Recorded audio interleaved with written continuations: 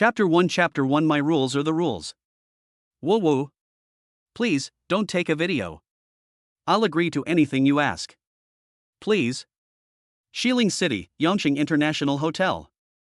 In the luxurious suite, a young girl knelt on the bed, crying and banging her head against the bed. On one side of the bed, there was a high-definition camera and some strange sex toys. Hiss. What the hell are you doing to me? Is this still China? Peiji shook his dizzy head and felt the world spinning. The scene in front of him gradually became clearer. Peiji understood. He traveled through time. Blue Star, China, Jiangnan Province, Xiling City. Double Flower Red Stick of the Qinglong Gang, the top fighter under the command of the West Hallmaster, nicknamed Red Bone. He is now 27 years old. He dropped out of school at the age of 16 and joined the Qinglong Gang. Later, he was spotted by Chen Hu, the leader of the West Hall, and was recruited under his command. This is who he is now. A gangster thug similar to those in Hong Kong movies. Just now, the girl in front of him was taken to the hotel by Peiji and others because she couldn't pay back the loan. They planned to shoot a wonderful blockbuster first, and then forced the girl to work as a hostess in a club to make money. So this is the scene we have now. It is detected that the host's identity meets the system standards, and the violence-fighting violence system has been automatically activated. The next second, Peiji found a transparent void panel in front of him. No matter how bright the sun is, there are places it cannot shine on. This system is committed to using its own way to let a ray of light shine into the dark corners. The host can fight violence with violence, punish evil and punish crimes, eliminate violence and protect the good, and obtain random rewards and attribute enhancements. After reading the system introduction, Peiji finally breathed a sigh of relief. No system, no travel. Stop talking so much, take off your clothes quickly and let me take some close-up photos of you.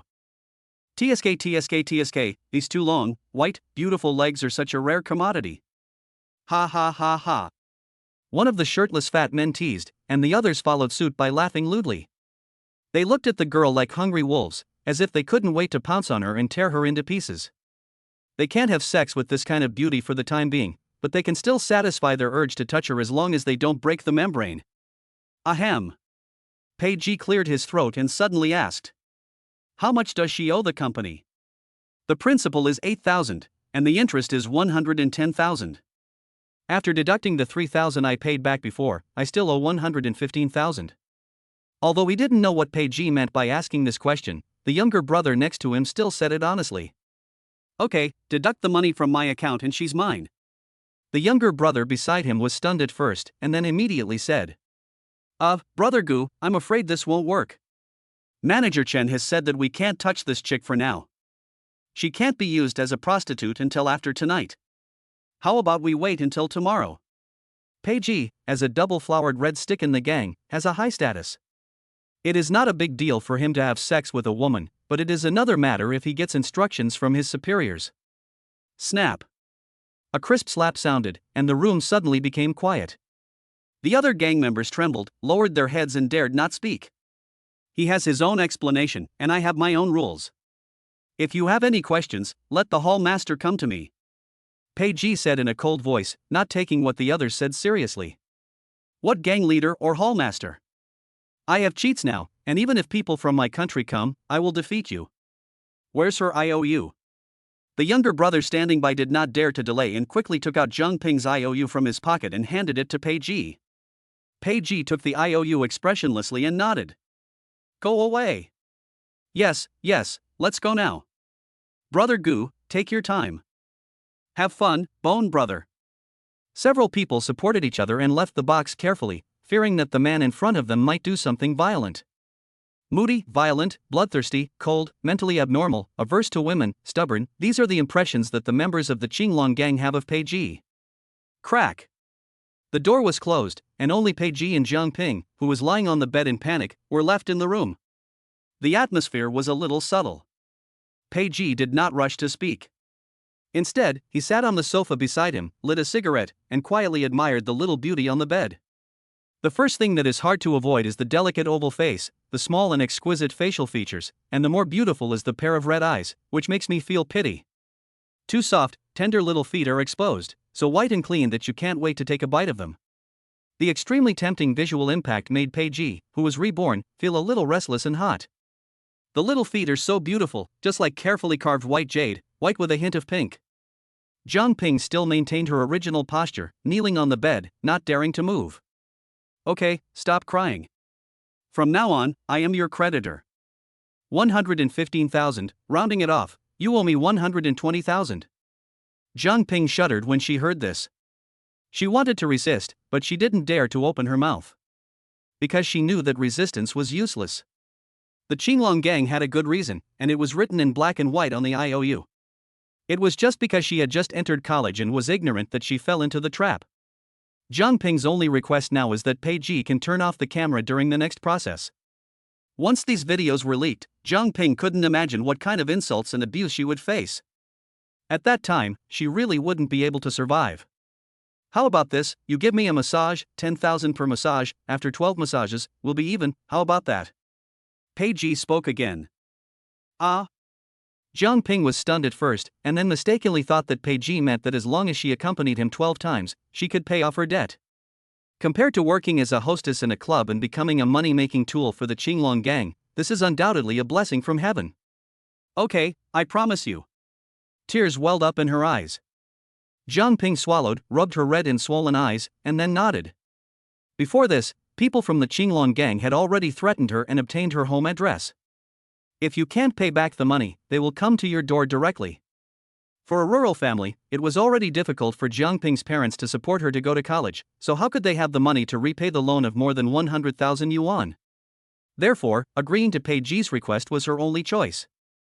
Then can you please not take the video? Please, I will try my best to meet your every request. Please don't take the video, okay? Jang Ping pleaded hard. Taking a video? What video? Pei frowned, but he quickly realized that this was a common tactic used by loan sharks. In the previous life, there were beauty loans and red face loans, and the lending methods of the Qinglong gang were exactly the same. As long as the other party cannot pay the money, they will force the other party to take a video, and then use the video as a threat to force the other party to go into the sea. Faced with this situation, most people can only give in. It's just a massage, what are you thinking? Pei shrugged helplessly, then took the camera off the shelf and placed it on the table. After doing all this, Pei took off his shirt and lay on the bed. Do you know how to press it? No. I don't know. Use your strongest force and press it like they do on TV. Okay. Jang Ping was still immersed in what Pei had just said and hadn't come back to her senses. Just a massage? Isn't that what he meant? Don't I need to accompany him to do those embarrassing things? Feeling confused and uneasy, Jang Ping wiped away her tears and slowly sat down next to Pei. Soon, Pei felt a pair of soft hands on his shoulders. Although the strength was not strong, it was still very comfortable. As he kept pressing, Pei gradually felt sleepy, closed his eyes and fell asleep. Snoring. Chapter 2 No matter who comes, it will be useless. Soon, 2 hours passed. Seeing that Pei showed no sign of waking up, Jang Ping became increasingly anxious. Because it's already 10 o'clock, and the dormitory curfew will be over in another hour.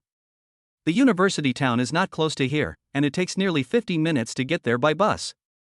If she doesn't leave, she will have to sleep on the street today.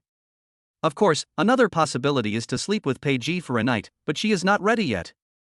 After some hesitation, Jang Ping gently pushed Pei shoulder and whispered. Elder brother. What's wrong? Hearing the voice beside his ear, Pei slowly opened his eyes. Brother, can I go now? The school has curfew at night, and I'm afraid of being locked out.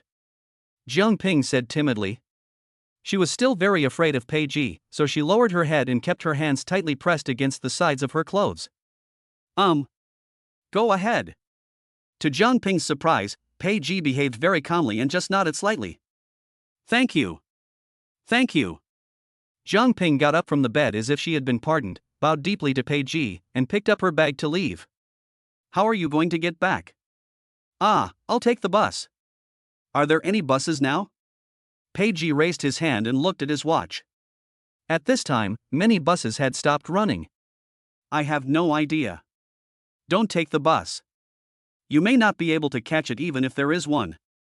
Take a taxi back. Oh. Jang Ping nodded, feeling bitter in her heart. How could she have money to take a taxi? All the money had been taken away by the people from the Qinglong gang. The next second, several red banknotes were thrown at Jang Ping's face. Get out of here now, or I'll kill you tonight, Pei Ji said deliberately viciously. Jang Ping wanted to say something, but Pei Ji frightened her so much that her face turned pale. She picked up the money on the ground and left. And that IOU appeared in the trash can at some point. After Jang Ping left, Pei Ji slowly sat up from the bed and stretched. He hadn't felt so comfortable in a long time. Congratulations to the host for rescuing an innocent girl. Since the host has stopped before it is too late and upheld justice for the first time, the reward will be doubled. Chinese Army Forbidden Techniques, 18 Black Dragon Moves, mastered. Firearms Shooting Mastery. Proficient in Driving Skills. Golden Kylin Kidney. Strength Enhancement plus 10, Speed Enhancement plus 10, Physical Enhancement plus 10. As soon as the system finished speaking, Pei Ji felt a current running through his whole body. Azure Dragon Claw. Dragon Girl looking in the mirror. The python turns over. Pushing the monument with one palm. A huge and complex memory appeared in my mind as if it was copied and pasted. Then my whole body started to feel hot, veins popped, muscles tightened, and bones thickened. A crackling sound like frying soybeans came from Pei Ji's body. After a moment, Pei Ji felt the surging explosive energy in his body slowly subside. Pei Ji clenched his fist. If he could break 8 ribs of a person with one punch before, now he could kill a tiger with one punch. The strength is more than 10 times stronger than before. With the modified Golden Unicorn Kidney, Pei Ji felt that he was now extremely powerful. Now he is not only a gangster killer, but also a young women killer and a widow savior. Ding ling ling. The cell phone rang and the word Xiao Jingang appeared on the screen. Xiao Jingang is Pei Ji's follower and the most capable fighter under his command. He is honest and loyal. Hello? Hey, Brother Gu. Something happened at the Diamond Casino. The other party is Uncle Dong's people. We are in trouble. The Uncle Dong mentioned by Xiao Jingang is the head of the East Hall of the Qinglong gang, Xiaodongyang. He is a cruel and ruthless person, and his status in the gang is second only to the gang leader Long Xiaotian. If it were in the past, Pei Ji would really have to weigh his own methods. Although he is good at fighting, Dongtang is also no shortage of experts. If a real fight breaks out, he may not be able to gain the upper hand. Okay, I got it. You hold the other person steady first. I'll be there soon. Okay, do you want to ask the hallmaster? Need not. Pei Ji hung up the phone, with a hint of ruthlessness in his eyes. Came downstairs to the hotel. Manager Chen, Brother Gu is here. In the hotel lobby, a young man in a suit and tie was walking in aggressively from outside. Behind him were 7 or 8 thugs in suits, all of them were tall and strong, with sharp eyes, and they didn't look like they were someone to be trifled with. Bah, Brother Haogu, you are just a jerk who can only use brute force, and you dare to block my way to wealth. Chen Gang spat and said ferociously. He is the general manager of this hotel and also the nephew of Chen Hu, the leader of the West Hall of the Qinglong gang. Stop. Pei Ji heard the voice and stopped. Manager Chen, what can I do for you? Humph, Chi-gu, don't say that I, Chen Gang, am not considerate. There are so many girls in our place, you can play with any of them you want, but that female college student is the one that Master Ding wants, you fucking intercepted her. Do you know how much loss you have caused to the company? Ha? Chen Gang said angrily. The Mr. Ding he mentioned is the son of a district leader, named Ding Lei, who often comes to his place to spend money. Today Chen Gang has promised Ding Lei and prepared a beautiful female college student for him. Unexpectedly, Pei Ji intercepted him halfway. If it were any other time, it would be fine, but the problem was that Chen Gang just needed a favor from Ding Lei tonight, and this matter was very important. If Ding Lei's father didn't agree, Chen Gang would not get the project. Seeing that he had spent a huge price to capture Ding Gang, he did not expect something to go wrong at the critical moment. No wonder Chen Gang was so angry. You're done? Pei Ji glanced at Chen Gang and walked straight to the gate. Damn it, Pei Ji, what do you mean? You broke the rules first, and even if I kill you, the hallmaster can't do anything to me. Seeing that he was being ignored, Chen Gang felt humiliated and started cursing. He is the nephew of Chen Hu, the master of the West Hall, while Pei Ji is just a thug under Chen Hu. In terms of status, he is not as good as himself. Okay, then you try it. Fuck, you think I don't dare? Come on, damn it. At the command, none of the 7 or 8 sturdy men in black standing behind Chen Gang stepped forward. They looked at each other. Everyone thought, your head must have been caught in the door when you went out this morning. Why did you provoke this devil for no reason? Pei Ji's fighting ability is obvious to everyone in the gang. He will not take action easily, and once he does, blood will be drawn. If you offend the hallmaster's nephew, at most you will be scolded and slapped twice. But if you offend Pei Ji, it will not just be a scolding. If you are not careful, you may never be able to stand up again in this life. What did you just say? Pei Ji turned around, squinted his eyes, and slowly walked towards Chen Gang. Chen Gang's heart skipped a beat and cold sweat broke out on his back, realizing that he had just said too much. But his inner arrogance did not allow him to apologize to Pei Ji immediately. What do you want to do? There are rules in the gang. You can't attack your fellow gang members. Chen Gang stammered and began to step back. You're the first person who dares to talk to me like that. As he spoke, Pei Ji took a step forward and appeared in front of Chen Gang. His right hand stretched out like a dragon, grabbed Chen Gang's neck and lifted him up. Soon, Chen Gang began to have difficulty breathing, his face turned red, and his eyes began to blur. Brother Gu, I was wrong. Please spare me. Chen Gang instinctively waved his hands, trying to pry open the devil-like hand, but found that it was of no use. Slowly, Chen Gang began to close his eyes, and his hands dropped down, without any movement. The next second. Bang! Pei Ji swung his hand casually, and the fish tank in the hotel lobby was instantly smashed to pieces by Chen Gang's fat body. Glass shards were scattered all over the floor, and several precious dragonfish were jumping on the ground. The customers and waiters in the hotel lobby were so frightened by this sudden scene that they stood there in a daze, fearing that they would be affected. After doing all this, Pei Ji put his hand on the body of one of the bodyguards in suits and wiped it, then strode out of the hotel as if he had just done something insignificant. Chapter 3 Diamond Casino. The Diamond Casino is located inside the Shanshui Hotel, and Pei Ji is responsible for managing security and other behind-the-scenes work. The Diamond Casino does not do business with ordinary people. It only receives big bosses, dignitaries, and celebrities. In short, it does not cheat the poor. 10 minutes later, Pei Ji drove to Shanshui Hotel. Before the black Escalade came to a complete stop, a dozen burly men in suits with tattoos came trotting over to greet it. Hello, Brother Gu. The group of people stood in 2 rows, making such a grand scene that many people looked at them sideways. Brother Bone. At this time, a short man walked out from the lobby. He was about 1.7 meters tall, but had a strong build, and his ugly ears were the most eye-catching. The man who came was none other than Pei Ji's top subordinate, Lei Dong, also known on the underworld as Little King Kong. Anyone who knows about mixed martial arts or has been involved in it knows that these short, muscular men, with ears higher than their eyebrows, are often very good fighters. What's going on? The two of them walked towards the interior of the Shanshui Hotel while talking. According to Xiao Jingeng's account, today Dongtong's second-in-command, Leopard Head Shui Wan, was unlucky and lost 16 million in the Diamond Casino and refused to admit it, so Xiao Jingeng detained him. Shui Wan's identity is quite special. In addition to being the second-in-command of Dongtang, he is also a veteran in the gang. If the gang gives the order, Xiao Jingeng must release the person, otherwise he will inevitably arouse hostility from other gang elders. Brother Gu, the hall master called us before you arrived and told us to be careful and not to hurt the relationship. Peaceful? It is only natural to pay back a debt.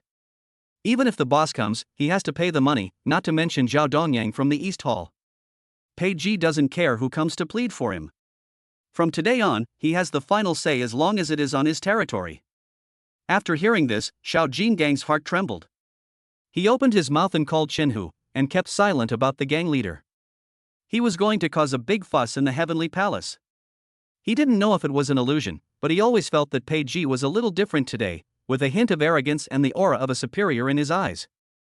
Yes. Surrounded by the crowd, Pei Ji took a special elevator and passed through several secret doors before arriving at the floor where the Diamond Casino was located. Hello, Brother Gu. Hello, Brother Gu. Outside the casino gate stood security guards all dressed in black suits. Pushing open the 2 heavy metal doors, soft music and the noise of the crowd interweave together, feeling neither monotonous nor dull. The first thing that catches your eye is the dazzling giant chandelier. Countless crystals reflect colorful light, which falls on the spacious hall like stars. The floor is paved with luxurious marble that is mirror clear, and every step feels like stepping on art. The tall pillars are carved with exquisite patterns and outlined with gold lacquer, showing nobility and elegance. The gambling tables are arranged neatly, the green tabletops are spotless, exuding a mysterious atmosphere. The hot and beautiful dealers wearing custom-made slit cheongsams, with their standard smiles and professional gestures, all highlight the luxury of this casino. It was the first time for Pei Ji to come to such a place of extravagance and decadence, and he couldn't help but be slightly shocked by the gorgeous decoration. This is a veritable gold spending den. In addition to the Diamond Casino, there are 2 bars and a footbath city, all managed by Pei Ji. Most of the profits from these places are handed over to the gang, with West Hall leader Chen Hu retaining a portion, and the rest belongs to Pei Ji. At the end of the year, it's about 2 to 3 million. Of course, this is mainly under the premise that the original body is not greedy or possessive. VIP lounge, reception room. Bang! As soon as Pei Ji and others arrived outside the door, they heard the sound of wine bottles breaking from inside. Xiao Jingang thought to himself that something was wrong and quickly kicked the door open. Inside the box, a waiter from the Diamond Casino was stabbed in the head by Cui Wen, with blood all over his face. Cui Wen, what the hell do you mean? Little King Kong asked angrily. In his place, his own people were hacked to pieces. This was purely a slap in his face. If he doesn't do something, how will he convince his subordinates in the future? It's nothing. People here don't know the rules. I'll help you discipline them. Don't worry. It's free. Cui Wen didn't care at all. He threw away the bottle of wine, sat down, and did not forget to put his hand into the chest of the beautiful dealer next to him and rub it. So, I have to thank Master Cui. Hearing the voice, Cui Wen's heart tightened and he slowly pulled his hand out of the collar of the beautiful dealer. As Pei Ji walked in slowly from the door with a smile in his eyes, the box instantly became quiet. No need to thank me, we are family and we should keep our differences. Cui Wen glanced at Pei Ji cautiously and said. He knew that Pei Ji was not a good guy. Not only was he bloodthirsty and cruel, but his fighting skills were also extraordinary. Normally, 7 or 8 people could not get close to him. But he was not afraid of Pei Ji, after all, he came prepared today. Let's put this aside for now. Is the 16 million that second master owes in cash or by check? Pei Ji went straight to the point. He didn't think that Cui Wen was someone who was short of 16 million. After all, he was a veteran in the gang. Even if he wasn't worth hundreds of millions, he must have tens of millions. Ahem. I'm having a hard time cashing out lately, so I'll just owe you the money for now. Cui Wen laughed. If Chen Hu came, he could still put on airs by relying on his status as a gang veteran. But Pei Ji is different. This guy has always been a loner and is ruthless when doing things. A typical traitor, the kind of person who would turn the table when the boss picks up food and change the song when the boss takes the microphone. To put it nicely, it means being honest. To put it bluntly, it means having no emotional intelligence. No wonder I haven't even become a deputy hall master after working for so many years. Cui Wen thought to himself. Then a hint of imperceptible disgust appeared at the corner of his mouth. You owe me? Can. Lazy, bring me some paper and pen, and have the second master write an IOU. The interest will be calculated based on the interest rate our company lends. As soon as the words fell, Cui Wen's eyes widened with disbelief. Damn, according to the loan interest rate of your Shitong Yongxing company, it is 16 million today and 32 million tomorrow. Even if he has several hundred million, it will not be enough to pay it back. Chi Gu, we are all members of the Qinglong gang. I won't be so embarrassed. I told you that I can't make ends meet. I'll pay you back in a few days. Cui Wen was already starting to feel angry, and his tone gradually became colder. He could take out 16 million, but it would be a huge loss. After all his funds added up to only 30 or 40 million. Could he be willing to take out 16 million at once? Brothers still settle accounts clearly? Besides, I'm not someone who needs 16 million. I'll just accept the loss if I lose the bet. Pei Ji fiddled with the skull ring on his ring finger and looked at Cui Wen with a smile. Little King Kong standing by saw Pei Ji's little movement and slowly put his hand on his waist. Chi Gu, don't be shameless. To put it nicely, you are the double flower red stick in our gang. To put it bluntly, you are just a dog under Chen Hu's command. What the hell are you qualified to show off in front of me? I'm not going to give you this 16 million. I don't think you can do anything to me. Chui Wen slammed the tea table hard, then quickly took out a two-shot gun from his waist and aimed it at Pei Ji's head. Seeing this, the dozen or so Dongtang members behind him also gathered around. Xiao Jingang's eyes turned cold. The security in the casino was very strict. Not to mention a gun, even a pair of nail clippers could not be brought in. However, Chui Wen was a veteran in the gang and the Diamond Casino was owned by the Qinglong gang, so he did not allow anyone to search him. Due to the sudden change, the atmosphere in the box instantly became tense. Come on, hit here. Pei Ji smiled jokingly and pointed to his forehead. You think I don't dare? Of course Chui Wen didn't dare to shoot, but he still made a gesture to open the safety. Chapter 4 style remains unchanged. Whoosh. As soon as Chui Wen finished speaking, Pei Ji disappeared from the spot like a ghost, leaving only a residual image. The next second, Pei Ji appeared in front of Chui Wen and used the green dragon claw. In the blink of an eye, Chui Wen's gun was confiscated by Pei Ji. The whole process took less than 1 second. Even the Dongtang disciple standing behind Chui Wen didn't see clearly when Pei Ji moved, and Chui Wen's gun was taken down by Pei Ji. Brother Gu was still hiding his incompetence. This move of the green dragon claw, which snatched the weapon with bare hands, shocked little King Kong Leidong's heart. He originally thought that his strength was at least 40% to Pei Ji's, if not 50%. But now it seems that saying it's 20 hours 80 minutes is an exaggeration for him. Crack. It was the sound of the safety being opened. Chigu, no, Brother Gu, don't be impulsive. Impulsiveness is the devil. It's easy for people to get out of control. Chui Wen raised his hands, tilted his head back, and spoke incoherently. Looking at the dark hole pointing at him, Chui Wen felt his heart in his throat. The leopard head that was so majestic in the last second is now more obedient than a little kitten. Give it or not? Here, 16 million, I'll transfer it right away.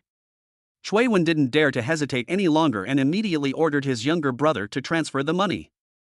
Compared with one's own life, what is 16 million? Wait, Lei Zi, what are the rules of our casino? Anyone who brings a weapon into a casino will be fined 5 million. Lei Dong understood and immediately fabricated a fictitious rule. After hearing this, Chui Wen was angry but dared not say anything, his teeth were chattering. When you live under someone's roof, you have to bow your head. A few minutes later, 21 million was deposited into the Diamond Casino's bank account. After transferring the money, Chui Wen stood up and was about to leave, but the people from Shitong showed no intention of giving way. What do you mean? Bang!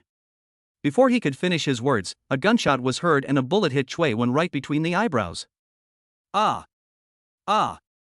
The beautiful dealer and princess in the box were so frightened that they screamed shrilly and covered their ears and closed their eyes. I asked you to pay back the money but didn't tell you to leave. You are such a fool with wild ideas. Pei Ji curled his lips and casually threw 2 shots to Lei Dong. After what happened just now, Pei Ji has confirmed that after being enhanced by the system, this little gadget no longer poses any threat to him. From drawing the gun, loading the gun, aiming, to pulling the trigger, this series of actions is impossible unless you are a well-trained soldier. Otherwise, Pei Ji could have broken his neck during this period of time. Brother Gu, how do we deal with this? Lei Dong did not expect Pei Ji to open fire directly without any warning, and his voice was trembling. Sure enough, his brother Gu was still the same moody, cold-blooded double-flowered red stick who never played by the rules. The elders in the gang can be killed at will. No regard for the consequences at all. Isn't there a crocodile farm in the west of the city? Let's go. Yes. After all, he is my brother Gu, a ruthless man who doesn't talk much. Lei Dong shook his head and asked someone to pack up Chui Wen's body. The rest of the Dongtang disciples were also escorted out. Host, punish evil, reward, enhanced immunity, immune to all poisons. In Pei Ji's body, a type of immune cell grew and multiplied rapidly until it merged into the blood. Great, another layer of protection. Pei Ji was very satisfied. After all, no matter how good his kung fu was, he would still die if he was infected with an HLV virus or something. Boom boom boom. There was a knock on the door. Enter. Brother Gu, good evening, I hope I didn't disturb you. The door was pushed open and Pei Ji turned around curiously. Gu Dong. Under the dim light, Pei Ji couldn't help swallowing. I saw a young woman in her 30s, wearing a wine-red suspender skirt, with most of her snow-white round balls exposed to the air without any cover. Under the proud chest, the waist is very slender and can be held down by one hand. Two long, round and fleshy legs swayed, and on the feet were a pair of black high heels, highlighting the woman's charm and confidence. Even though Pei Ji had the memories of two lives and had experienced countless storms, he was distracted at this moment. Who are you? Pei Ji searched his mind carefully and found that he had no impression of the woman at all. Brother Gu, I'm the financial director of the Diamond Casino, and I just took up the position. Oh, what's the matter? Pei Ji nodded after hearing this and asked. It's like this. I want to ask you for your advice. The casino's equipment and decoration need to be updated. Can you withhold a portion of the profits first and make up for it at the end of the year? Diamond Casino's profits are remitted to the headquarters every 3 months and no unauthorized withholding is allowed. How much money is in the company's account now? There are still more than 130 million. Add the 21 million just transferred in, there are still more than 150 million. Pei Ji was secretly shocked when he heard this astronomical figure. According to the previous distribution, the Qinglong gang took at least 500 billion, and the West Hall Master Chen who took 20 million. Add to that other expenses, employee salaries, etc., and 100 million was gone. The rest will basically remain in a public account as development funds for the casino. Well, how about this? You open another account, and all the profits of the Diamond Casino will be transferred to the new account. Don't worry about the headquarters. I will take care of it. Pei Ji would have to be out of his mind to give away such a big piece of fat meat to others for nothing. Immediately ordered. Okay. Su Qing bent down and shrugged, revealing a large area of spring light, that unfathomable ravine. Even when he glanced at it with his peripheral vision, Pei Ji felt his blood boiling and it was difficult to control himself. That's not right. I'm not a wage earner anymore. I'm a member of the Qinglong gang with 2 red sticks. Do I still need to hide? Thinking of this, Pei Ji no longer had any scruples and stared directly at the 2 big buns on Su Qing's chest. Should I tell you or not? Su Qing was still having an intense psychological struggle at this time. Anything else? Seeing that Su Qing seemed to be hesitant to talk, Pei Ji took the initiative to ask. It's like this, Brother Gu, I have a personal matter that I would like to ask you for help. Don't be so nervous, sit down and talk. Pei Ji patted the sofa. Su Qing was no longer a virgin, so she sat next to Pei Ji sensibly and poured him a glass of red wine. It was impossible not to be nervous. She was not deaf after hearing such a loud gunshot in the casino just now. Then we saw Xiao Jingang and others coming out of the box carrying black sacks. Even a fool would know what had happened. But for the sake of her children, Su Qing had no choice. With a beautiful woman beside him, the alluring scent of perfume and mature woman's aura emanating from Su Qing made Pei Ji feel itchy. Pei Ji was not idle either, and placed one hand on Su Qing's waist. It's just. I have a daughter, and I want her to go to Yueying Primary School in the East District of our city. Can you help me? Su Qing mustered up the courage to speak out. Yueying Primary School is the best primary school in the East District. You must have a local hukou to attend the school. Su Qing is from another place and she is alone with her child, so she wants to send her child to a better school so that she won't have to worry about the child being bullied. She had tried all her connections some time ago, but to no avail, so she thought about where she worked. Anyone who could run an underground casino must be a big shot with great power. Coincidentally, she learned from her colleagues in the casino that Pei Ji was the person in charge here and was good to his subordinates, but he was sometimes quite bloody. If Pei Ji is willing to help, he can definitely send her daughter to Yueying Primary School. Brother Gu, is this convenient for you? Of course I won't let Brother Gu work in vain. If you are willing to help me, I will stay with you tonight. Is that okay with you? After saying the last few words, Su Qing's face turned red enough to squeeze water out of it. Apart from herself, Su Qing couldn't think of anything else about her that Pei Ji would value. But at the same time, she was afraid that Pei Ji would despise her. After all, she was already in her 30s. Pei Ji remained calm, picked up the wine on the table and took a sip. He had never heard of Yueying Primary School, but he did know a leader in the East City District, so getting a child into the primary school should not be a big problem. It's not a big deal. I'll give you an answer tomorrow. Thank you, Brother Bone, thank you. Chapter 5 Reverse Tiangang. Seeing that Pei Ji agreed to help, Su Qing excitedly threw herself on Pei Ji, wrapped her arms around his neck, and then sat on Pei Ji's lap. Pei Ji half leaned on the sofa, lit a cigarette, and put one hand into Su Qing's dress. Let Su Qing kiss his body, and then go all the way south. It's not that he is aloof, he just wants to experience this kind of service without having to do anything himself. Ding ling ling. At this moment, the cell phone rang again at an inopportune time. Pei Ji winked at Su Qing, motioning her to continue, and then answered the call. Hey, Hall Master. Where are you now? I'm at the Diamond Casino, what can I do for you? Pei Ji stretched out his big hand and touched Su Qing's soft hair. He rolled his eyes with comfort. It felt so good. This little kitty can also do some tricks. Where is Cui Wen? How should I know? I'm not his wife. Does he have to report to me where he goes? On the other end of the phone, West Hall Master Chen Hu frowned. Pei Ji's tone and attitude today seemed a little unfamiliar to him. Normally, he was at most cold and emotionless, but today he felt rather aggressive. He felt that Pei Ji was the big brother and he was the younger brother. Okay. I heard that you beat up Xiao Gang today. Is that true? Yeah, that's right. Pei Ji knew that Chen Gang would go to Chen Hu to complain. What a fool. On the other side, Chen Hu stared at the phone and waited for a long time, but found that Pei Ji had no intention of explaining to him at all, and he couldn't help feeling angry.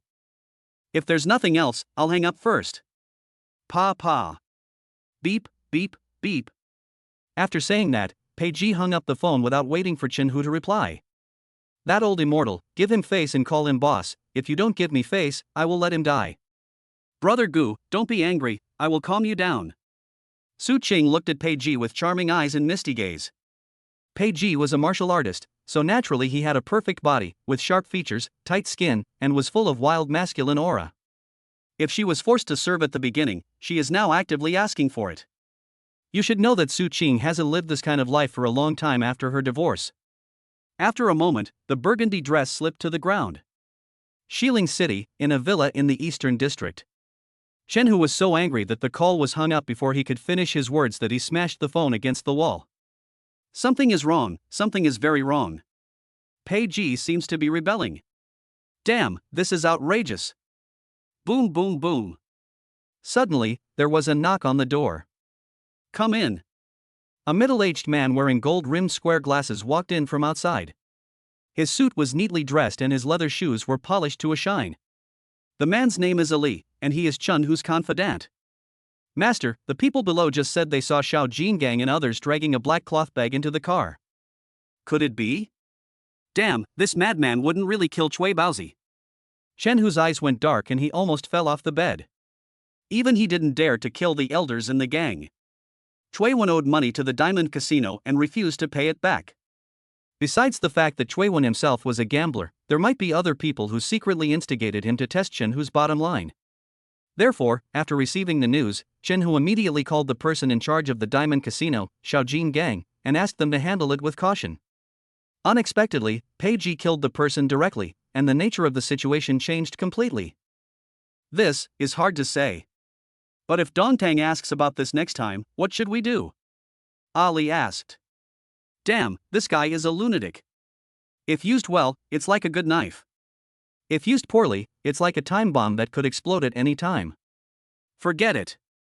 If the East Hall comes to ask for someone, you can tell that old fellow Zhao Dongyang that this matter has nothing to do with the West Hall. Whether it is asking for someone or an explanation, let him go to Pei Ji to ask for it himself. We know nothing about this. Chen Hu lit a cigar and started puffing smoke. Although Pei Ji was still of some use to him, there was no need for him to turn against Zhao Dongyang because of Pei Ji. Moreover, judging from Pei Ji's attitude towards him just now, there is a possibility of rebellion. Chen Hu himself has not participated in the fights in the Jianghu for a long time. All the big and small matters in the hall are handled by Pei Ji. This also led to Pei Ji's increasing prestige in the hall. It is also a good opportunity to let Dongtang and Pei Ji fight against each other. While getting rid of Pei Ji, it can also weaken Zhao Dongyang's strength. By then, when he supports his nephew to take the position, the resistance will be much smaller. Yes, I'll do it right away.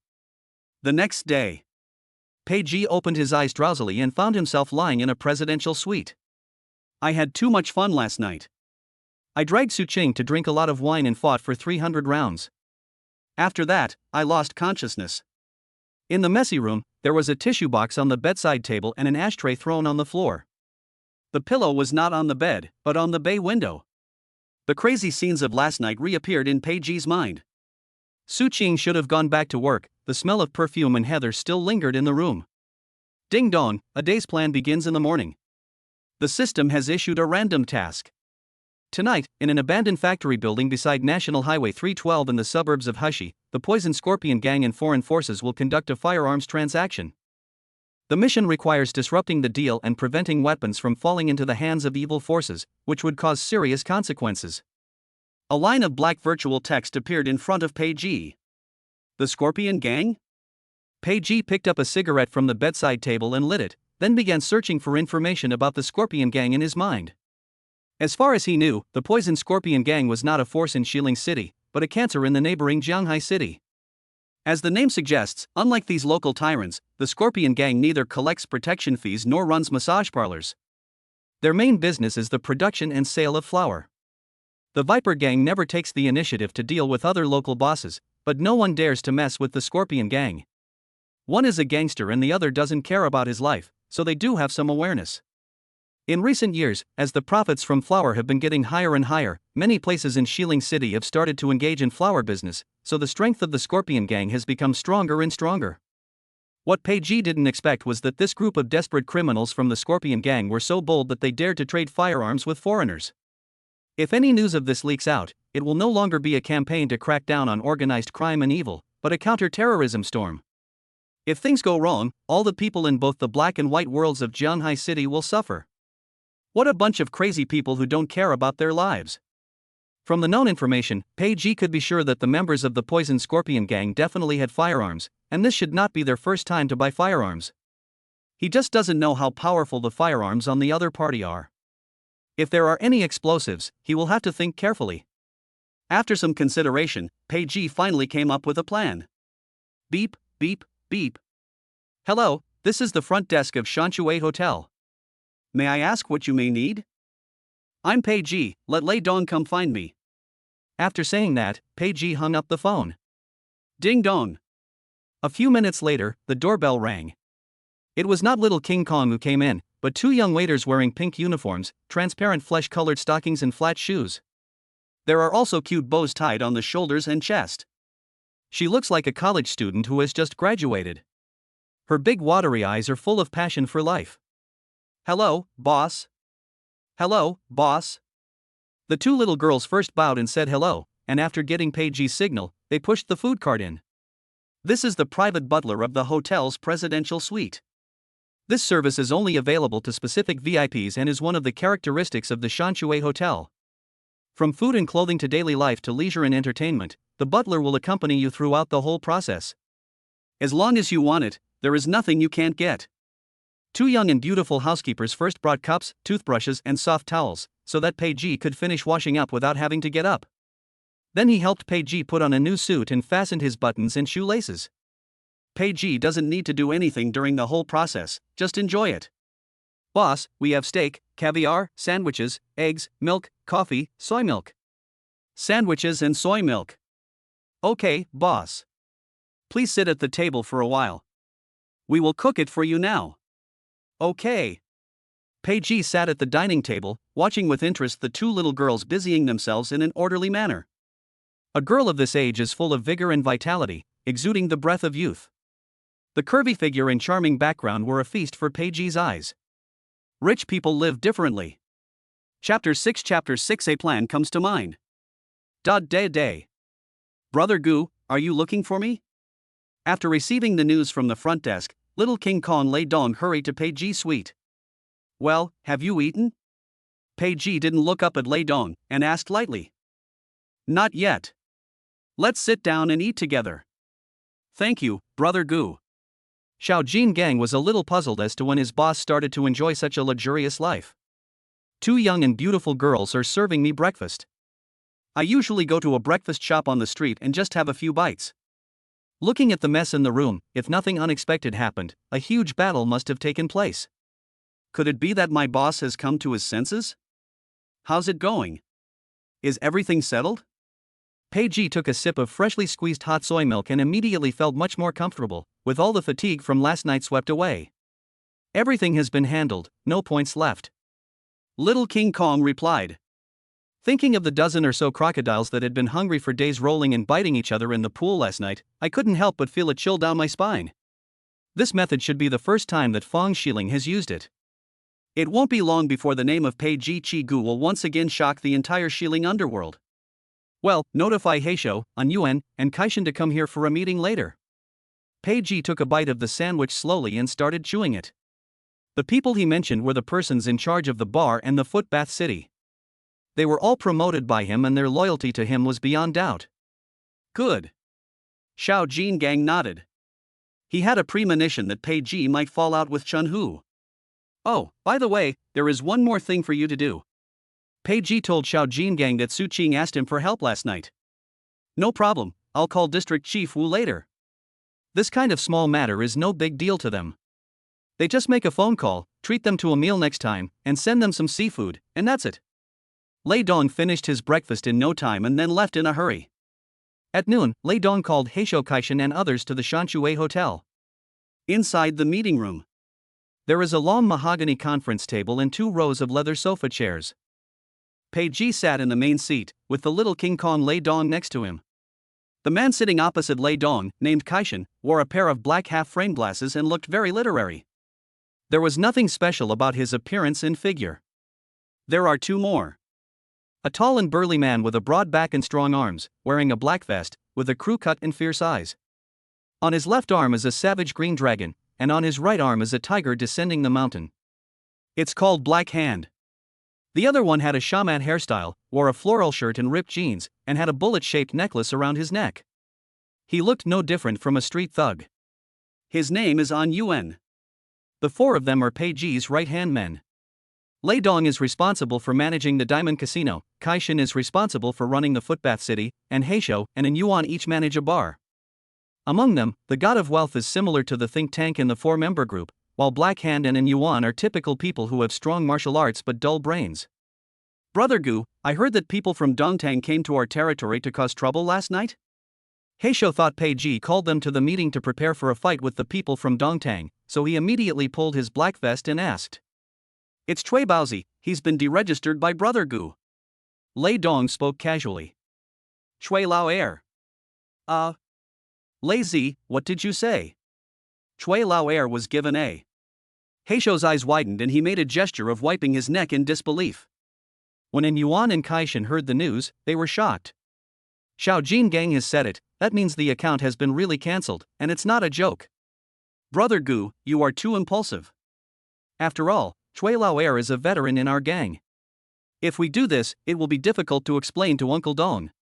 The God of Wealth took a deep breath and felt that this matter was a bit tricky. The Qinglong gang is divided into 3 parts, the main hall, the east hall, and the west hall. There are at least a few hundred people in the gang, not including the thugs who watch the horse racing. In Shitong, Chen Hu is in power, Pei Ji is in charge of people, and Chen Gang is in charge of finances. Chen Hu and Chen Gang are a family, and with all the power and wealth added together, there are probably very few people who are really willing to follow Pei Ji. If a quarrel really breaks out, Pei Ji and his men will have no chance of winning and might even be hacked to death on the streets. Fuck you, what are you afraid of? And Yuan slammed the table hard and stood up. Boss, when do you decide to start? I'll call all my brothers to join us right away. Afraid? Is this a question of being afraid or not? Then tell me what the problem is. Why are you still hanging around in the underworld? Go home and plant sweet potatoes. The God of Wealth was not to be outdone and started to curse at Heisho and Yuan. Dad, you're fine, let's go. Throw the thunder and hug the mother, and the childbirth will be smooth. Snap. Pei Ji ignored him, silently lit a cigarette and took a deep puff. After they finished arguing, he slowly spoke. What are you thinking? Who said we were going to start a fight with Zhao Dongyang? Well, if not with Zhao Dongyang, then who? Heisho showed a puzzled expression. Weren't they called here to discuss how to deal with Dongtang's revenge? The Scorpion Gang. Pei Ji exhaled a large puff of thick smoke, raised his head and slowly uttered 3 words. Poison, Poison Scorpion Gang? Those cancerous people in Zhanghai? Brother Gu, when did you offend those lunatics? Compared to Zhao Dongyang, the 3 words venomous scorpion gang are obviously more frightening. There is still some gap between those who are involved in gangs and those who really don't care about their lives. At least they lose in momentum. The Qinglong gang is an old-fashioned local tyrant. They know what they can touch and what they cannot touch. They definitely wouldn't dare to get involved in a high-risk industry like flour. Oh, I remember now. Last month, a bald guy came to our place. He seemed to have a green scorpion tattooed on his arm. He must be from the poison scorpion gang. It seems that the guy was intoxicated by drugs in our place and was insane. He said that our leader was a worthless person. He was later kicked out by Brother Gu. Could it be because of this? Heisho slapped his forehead and told the whole story. Pei Ji still had some impression of this incident. He even consulted Chen Hu at that time. However, after Chen Hu learned that the bald man might be a member of the poison scorpion gang, he did not care about it based on the principle of less trouble is more. After that night, the other party sent someone to the door in person and said that he was drunk. He also apologized to Chen Hu, and both parties shook hands and made peace. However, what Heisho said did give Pei Ji some advice. Since the two sides have a grudge, why not take advantage of the situation? Soon, an evil idea appeared in Pei Ji's mind. Chapter 7 Black Eats Black. Night falls. Shrouded in moonlight, an abandoned steel plant beside National Highway 312 in Xiling City looks particularly eerie. The rusty steel frame cast a distorted black shadow under the dim moonlight. Boom. Boom. The sky was covered with dark clouds and heavy rain was pouring down. Raindrops as big as beans hit the ground with a crackling sound, splashing water. From time to time, lightning flashed across the sky, illuminating the entire steel plant in a pale white, followed by deafening thunder, as if beating the drum to cheer for the upcoming fierce battle. Apart from a few large trucks passing by from time to time, there would be no one around here. Soon, 2 black vans slowly drove into the steel plant that had been abandoned for more than 10 years under the cover of night. Inside the factory, 5 pairs of black eyes suddenly appeared behind the huge steel rack. It was Pei Ji, Xiao Jingang and others. The heavy atmosphere was like a sword hanging over the hearts of several people, which could fall at any time. Gu Dong. Brother Gu, are you sure this will work? And Yuan asked Pei Ji with a look as if he was about to cry. He always felt that he was fooled by Pei Ji. I guarantee that my brother won't die. Pei Ji patted his chest and gave everyone a reassuring look. As long as you control the situation in the first place, you are sure to win. But the prerequisite is to suppress the opponent, otherwise it will be a bloody battle. Suddenly, a strong light shot in from a distance. Squeak! The iron door of the factory made a harsh friction sound due to rust and corrosion. Immediately afterwards, a dozen ferocious-looking desperados with murderous eyes appeared in the sight of Pei Ji and others. The leader was a man with a scar on his face. A long scar ran diagonally from the corner of his eye to his chin, which looked particularly hideous under the dim light and occasional flashes of lightning. Scarface was wearing a black leather jacket, with a cigarette in his mouth and a scorpion tattooed on the lower side of his neck. The rain flowed down his cheeks, but it did not affect his cold and greedy eyes at all. There is no doubt that the scar-faced man should be the person in charge of the transactions sent by the Scorpion Gang, and his status should be quite high. The members of the Scorpion Gang next to them all had the same scorpion tattoos, some had bald heads and bulging muscles. Some of them had flesh on their faces, holding firearms tightly in their hands, and looking around vigilantly. The rain dripped down their gun barrels, making them look even more ferocious and ruthless. Pei Ji remembered one of the bald guys, the guy who took drugs in their Shitong place last month. After some observation, Pei Ji finally had an idea. The most lethal weapon in this group of people should be the shotgun in the hand of one of the strong men, and another one was holding a modified sniper rifle. The others were holding 2-shot and 5-shot rifles. The firepower is not too strong, but it is definitely countless times stronger than theirs. Yellowtail, how long will it take for those white-skinned ghosts to arrive? Scarface asked with an unhappy look on his face. It should be soon. They said 8 o'clock, so it won't be more than a few minutes late. The man called Yellowtail was wearing a green camouflage special warfare uniform and holding a small caliber gray-brown sniper rifle. Scarface looked at his watch. It was already 5 minutes past 8. According to the agreement, if the other party does not appear within 10 minutes, the transaction will be terminated. Bang! There was a loud noise, which startled everyone. I saw a black Mercedes-Benz crashing through the steel gate and rushing into the factory. Hi, Maud Howell. My fellow fruit growers, I'm so sorry. After the car was turned off, several tall foreigners with sharp eyes like hawks walked out of the car in a swagger, speaking broken Chinese. Son of a bitch. Scarface smacked his saliva and walked towards the few people with a forced smile. Mike, I advise you to keep a low profile. This is not the United States or the North of Cotton. If something happens, no one can save you. Oh my God. Of course I know, but we have already booked the tickets. We will go back after completing this order, he he he. The foreigner with blonde hair spread his hands and acted as if he didn't care. Okay, no more nonsense. Take out the things and let's see them. Scarface didn't say anything more and immediately urged. Mike gave a look to the tall and strong man next to him, and the latter returned to the car and carried out 2 long wooden boxes. Bang! Open it and take a look. I guarantee you'll be satisfied. Scarface then asked his younger brother to go forward and open the wooden box. Bang! The covers on the boxes were opened and a flashlight shone into the wooden boxes. 2 semi-automatic AK-47s, 6 Makarovs, and an American Uzi. The other box contained bullets and some detachable parts. When the members of the Viper gang saw the black gun, they all showed excitement and couldn't help but come forward to observe. Before this, their weapons were all homemade pistols and shotguns made by gun dealers. They were not only weak in power and accuracy, but also prone to explosion and jamming. Sometimes, before we even open fire, there are already several people lying on our side. Once they have this batch of weapons, no one in Shanghai City or even the entire Hanong province will dare to mess with them. Brother Scar, the goods look good. Since he had never seen the world before, Huang Wei could only rely on the photos he saw on the internet and basic knowledge of firearms to compare with the actual objects on site. It looks no different from the pictures on the internet. Scarface nodded, with an imperceptible vicious look flashing in his eyes.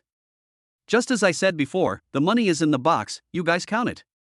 After saying that, Scarface took several black leather suitcases from his younger brother and handed them to Mike and others. After getting the money, Mike and others let down their guard, took the suitcase with a smile, and prepared to open it to count the money. Without noticing, several Scorpion gang members quietly moved behind Mike and the others. Click. The moment the suitcase was opened, green US dollars appeared in Mike's eyes. Just at the moment when Mike and his companions were extremely excited, the members of the Viper gang stabbed Mike and his companions in the waist from behind with lightning speed. Puff. Puff. The sharp scalpel instantly penetrated into the bodies of several people, and a large amount of blood gushed out.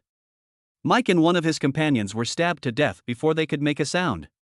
However, one of them was wearing a bulletproof vest and therefore escaped death. Fuck! The only remaining foreigner yelled loudly, and quickly pulled out his pistol and shot the Scorpion gang member who attacked him in the head. The other members of the Scorpion gang immediately pulled out their guns and shot at the foreigners. Bang, bang, bang. Bang, bang, bang. A gunfight is about to break out. Unexpectedly, the foreigner managed to dodge the Scorpion gang's bullets by making a sudden leap forward with his flexible movement in the dim lighting in the steel factory and the messy placement of abandoned steel racks. More than a dozen guns failed to kill the experienced white ghost, and instead another one was killed in the panic. Damn it! This son of a bitch is wearing a bulletproof vest. Yellowtail hid behind a steel plate, cursing. No one expected that at this time, the white ghost was still wearing a bulletproof vest. What's worse is that the enemy's combat experience and marksmanship are much better than these landlubbers who have hardly used guns. At the same time, Kaishin and others hiding in the corner were frightened by the sudden gunfight. He lay on the ground motionless, afraid of being hit by a blind bullet. This is not a TV drama. You could get killed if you're not careful. Chapter 8 The Yellow Bird Behind. Lazy, Yuan and Yuan go behind the Poison Scorpion gang and find Scarface's location. Black Hand, watch my position. As soon as I make a move, you shoot. It doesn't matter whether you hit the target or not, as long as you don't hit your thigh. Pei Ji's eyes darkened, like a tiger lurking in the dark, ready to pounce at any time and tear its prey into pieces. However, the target he wanted to hunt was not the Scorpion gang, but the surviving foreigner Reggie. The others are in the light while Pei Ji is in the dark, so he can have a firm grasp of the situation and no changes can escape his eyes. Got it, Brother Bone. Black Hand was holding a 2-shot pistol, the same one Shui Wen had in his hand, and he responded tremblingly. Originally, the two bursts of shots were in Lei Dong's hand, and later Lei Dong gave the gun to him. Bang, bang, bang. Bang, bang, bang. Another round of gunfire rang out. Huang Wei from the Poison Scorpion gang found an opportunity and shot the White Ghost in the left leg. The White Ghost knew he couldn't escape, so he fired randomly in anger. The result is that the bullets are exhausted and one can only hide behind the cover and wait for death. After waiting for several minutes, Scarface and Yellowtail knew that Reggie had run out of bullets. The group abandoned their cover, dispersed, and surrounded Reggie's hiding place with guns. On Reggie's side, all his attention was occupied by the Scorpion gang members, and he didn't notice that a figure had quietly appeared right behind him. Crack! With a crisp sound, Reggie's neck was twisted by a pair of big hands. His eyes were wide open, and he died with his eyes open. Reggie, stop hiding and come out. You can't get away. Huang Wei said as he cautiously approached where Reggie was. He didn't laugh until he saw Reggie's lifeless body lying outside the bunker. Scar brother, Lei. Huang Wei turned around, and before he could finish his words, a shadow passed by and a gun was pointed at his head. Bang! The moment Pei Ji appeared, Heisho lived up to his expectations and fired a shot in the front. Although he didn't hit anyone, he still shocked the Scorpion gang members for 2 seconds. Lei Dong and In Yuan, who were lying in ambush on the other side, seized the opportunity, rushed out from behind the steel frame, and pointed their guns at Scarface's head. Don't move! Don't move! The members of the Scorpion gang who reacted immediately pointed their guns at Pei Ji, Xiao Jin gang and others. The incident happened suddenly and the people from the Scorpion gang were still confused. The two sides confronted each other for several minutes, and no one dared to act rashly. After a while, Scarface finally spoke. Brother, who's on that road? Tell me your number. Qinglong gang, Shitong Chun whose men, Shuanghua Red Stick, Shigu. Pei Ji reported Chun whose name without hesitation. Qinglong gang? Brother, my Poison Scorpion gang has never offended you, right? Scarface heaved a sigh of relief when he heard the words Qinglong gang. He thought the other party was a cop or someone from the provincial capital, but he didn't expect it to be a local tyrant. He had heard of the Qinglong gang, a long-established local gang in Xiling City with great power, but compared to the Poison Scorpion gang, it was still somewhat inferior. The Scorpion gang may not be as good as the Green Dragon gang in terms of numbers, but in terms of firepower, the Green Dragon gang is far behind. No offense? Are you sure? Pei Ji lowered his voice and glanced at the members of the Poison Scorpion gang, finally stopping at the bald man. The moment their eyes met, the bald man immediately remembered that a month ago, it was Pei Ji who slapped him twice and then threw him out of the Night Rose bar. Originally, the bald man was planning to take revenge, but the top leaders of the Scorpion gang told him to behave himself and not to cause trouble for the Azure Dragon gang, so he gave up on revenge. Unexpectedly, a month later, the other party came to kill him. Brother Scar, last month After the bald man's reminder, Scarface slowly remembered. A month ago, their Poison Scorpion gang did have some conflicts with the leader of the West Hall of the Azure Dragon gang, but they were minor matters and both sides shook hands and made peace. How come it took you a month to think of this? The local gangs are so short-sighted that they don't even have this much tolerance. They really don't know how high the sky is and how deep the earth is. Scarface thought to himself, but still kept a smile on his face. So that's what it is. Since you're here to ask for an explanation, I'm definitely willing to give it to you. Scarface looked as if he had suddenly realized something, and then winked at another subordinate. The next second, the bald man saw a dagger on his waist. Bang! Baldy would never have thought that he would be offline so soon. How is it?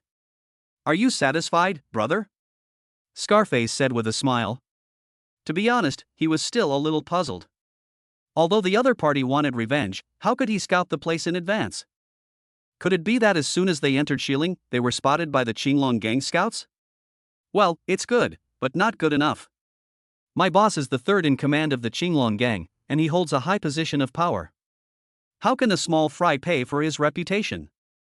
If there is any compensation, it should be paid by you, the big brother.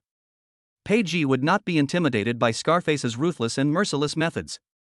Boy, don't be shameless. What's wrong with being shameless? Do you know where the word Ling in Xiling comes from? Pei Ji flicked his wrist and smashed the butt of the gun heavily on Huang Wei's head. Several streaks of blood immediately appeared on Huang Wei's face. You have 5 guns here, but we have 11. Are you sure you want to try? As soon as Scarface finished speaking, the members of the Scorpion Gang loaded their guns and approached Pei and others. They are all people who keep their heads on their belts, and no one is afraid of anyone. But what he didn't know was that among the 5 guns Pei had, only 2 were real. Even the gun against his head was a fake. Just give it a try. At this moment, and Yuan on the side became ruthless, roared loudly, and tore off his clothes with an attitude of not caring about his life. Under the dim light, I could only see a row of yellow things with fuses tied to both sides of the clothes, similar to dynamite tubes. Come on, shoot.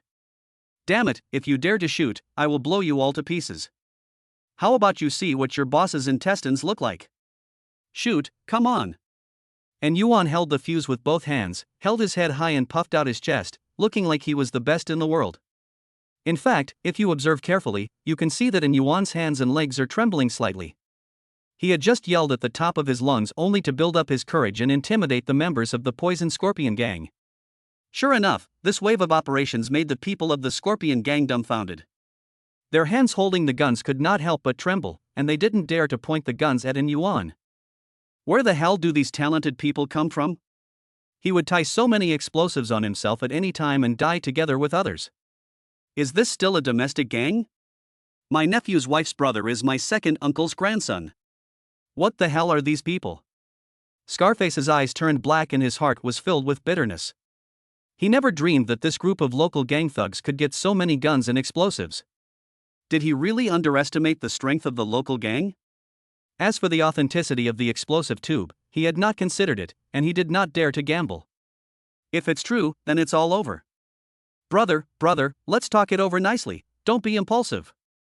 Scarface knew that he was doomed this time, and began to beg for peace with Pei in a humble manner. The other party just wants to ask for an explanation. I think it will be enough to pay more money and apologize later. There is no need to hold on to it. Tell your man to put down his gun, or I will shoot him now. Pei threatened, tapping Huang Wei's face with his gun. Okay, I'll put down the gun, and we can talk about any misunderstanding slowly. Scarface swallowed his saliva. He couldn't see a trace of warmth in Pei eyes. This guy is a natural-born killer. Although he doesn't look very old, he doesn't show any panic at all in this situation. You can tell at first glance that he is a tough guy. The boss has spoken, and the rest of the brothers have to lay down their weapons no matter how reluctant they are. Seeing this, Heisho and Kaishin did not hesitate and immediately went up to seize the weapons from the Scorpion Gang members. A few minutes later, all the members of the Scorpion Gang were tied up and squatting on the ground. The heavy rain was still falling outside, and the rain fell on the iron sheet outside the factory, making crackling sounds. Chapter 9 No One Left Behind. TSK, an Uzi submachine gun, you can even get something like this, you must be really capable. Pei walked to the wooden box that Mike brought, squatted down, picked up a micro submachine gun inside, and admired it with great interest.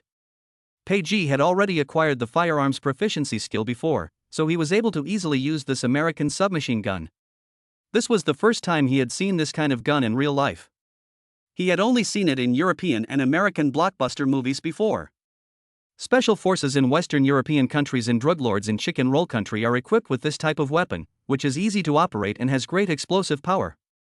After being in the Qinglong gang for so many years, Chen Hu is the only one in the entire Shitong who has a 5-shot rifle. Pei, as the double-flowered red stick in the gang, didn't even have a firearm for self-defense. Of course, it is not ruled out that Chen Hu was worried that after giving Pei firearms, Pei would be like a tiger with wings and even more difficult to control. Haha, excuse me for making fun of you, brother. If you like it, just take it. Scarface said in a flattering manner. But he had another idea in his mind. You are a local tyrant, but you have so many goods, aren't you afraid of being stuffed to death? As long as he can return to the Poison Scorpion Gang safely, he can take the goods back from the Green Dragon Gang. As for Pei, Scarface had already thought of no less than 10 ways to make his life a living hell. Joke.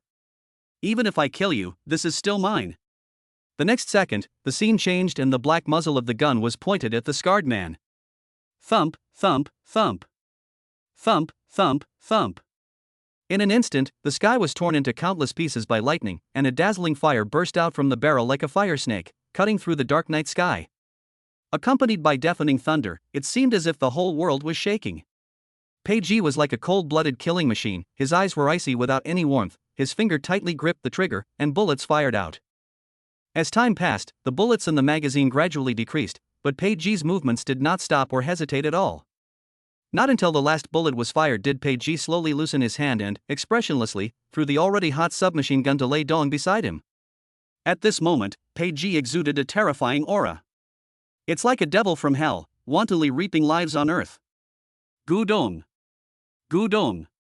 A long time. The god of wealth and others on the side were still having a hard time recovering from their shock and fear. Among the broken walls and ruins, there were countless bodies that had been shot by submachine guns, with broken limbs and arms and blood flowing like rivers, which was a shocking sight. Broken arms lay alone in a pool of blood, with pale bones sticking out abruptly from the torn flesh. They knew that from today on, the sky and Shilling would change. Ding Dong, the host, eliminated the second in command of the Scorpion Gang and successfully completed the mission. Reward item, a perspective card. Strength enhancement +5, speed enhancement +5. Perspective card. After use, you can get 10 minutes of perspective time. Half an hour later, the heavy rain gradually stopped. Boom! Accompanied by a huge explosion, the factory building burst into flames.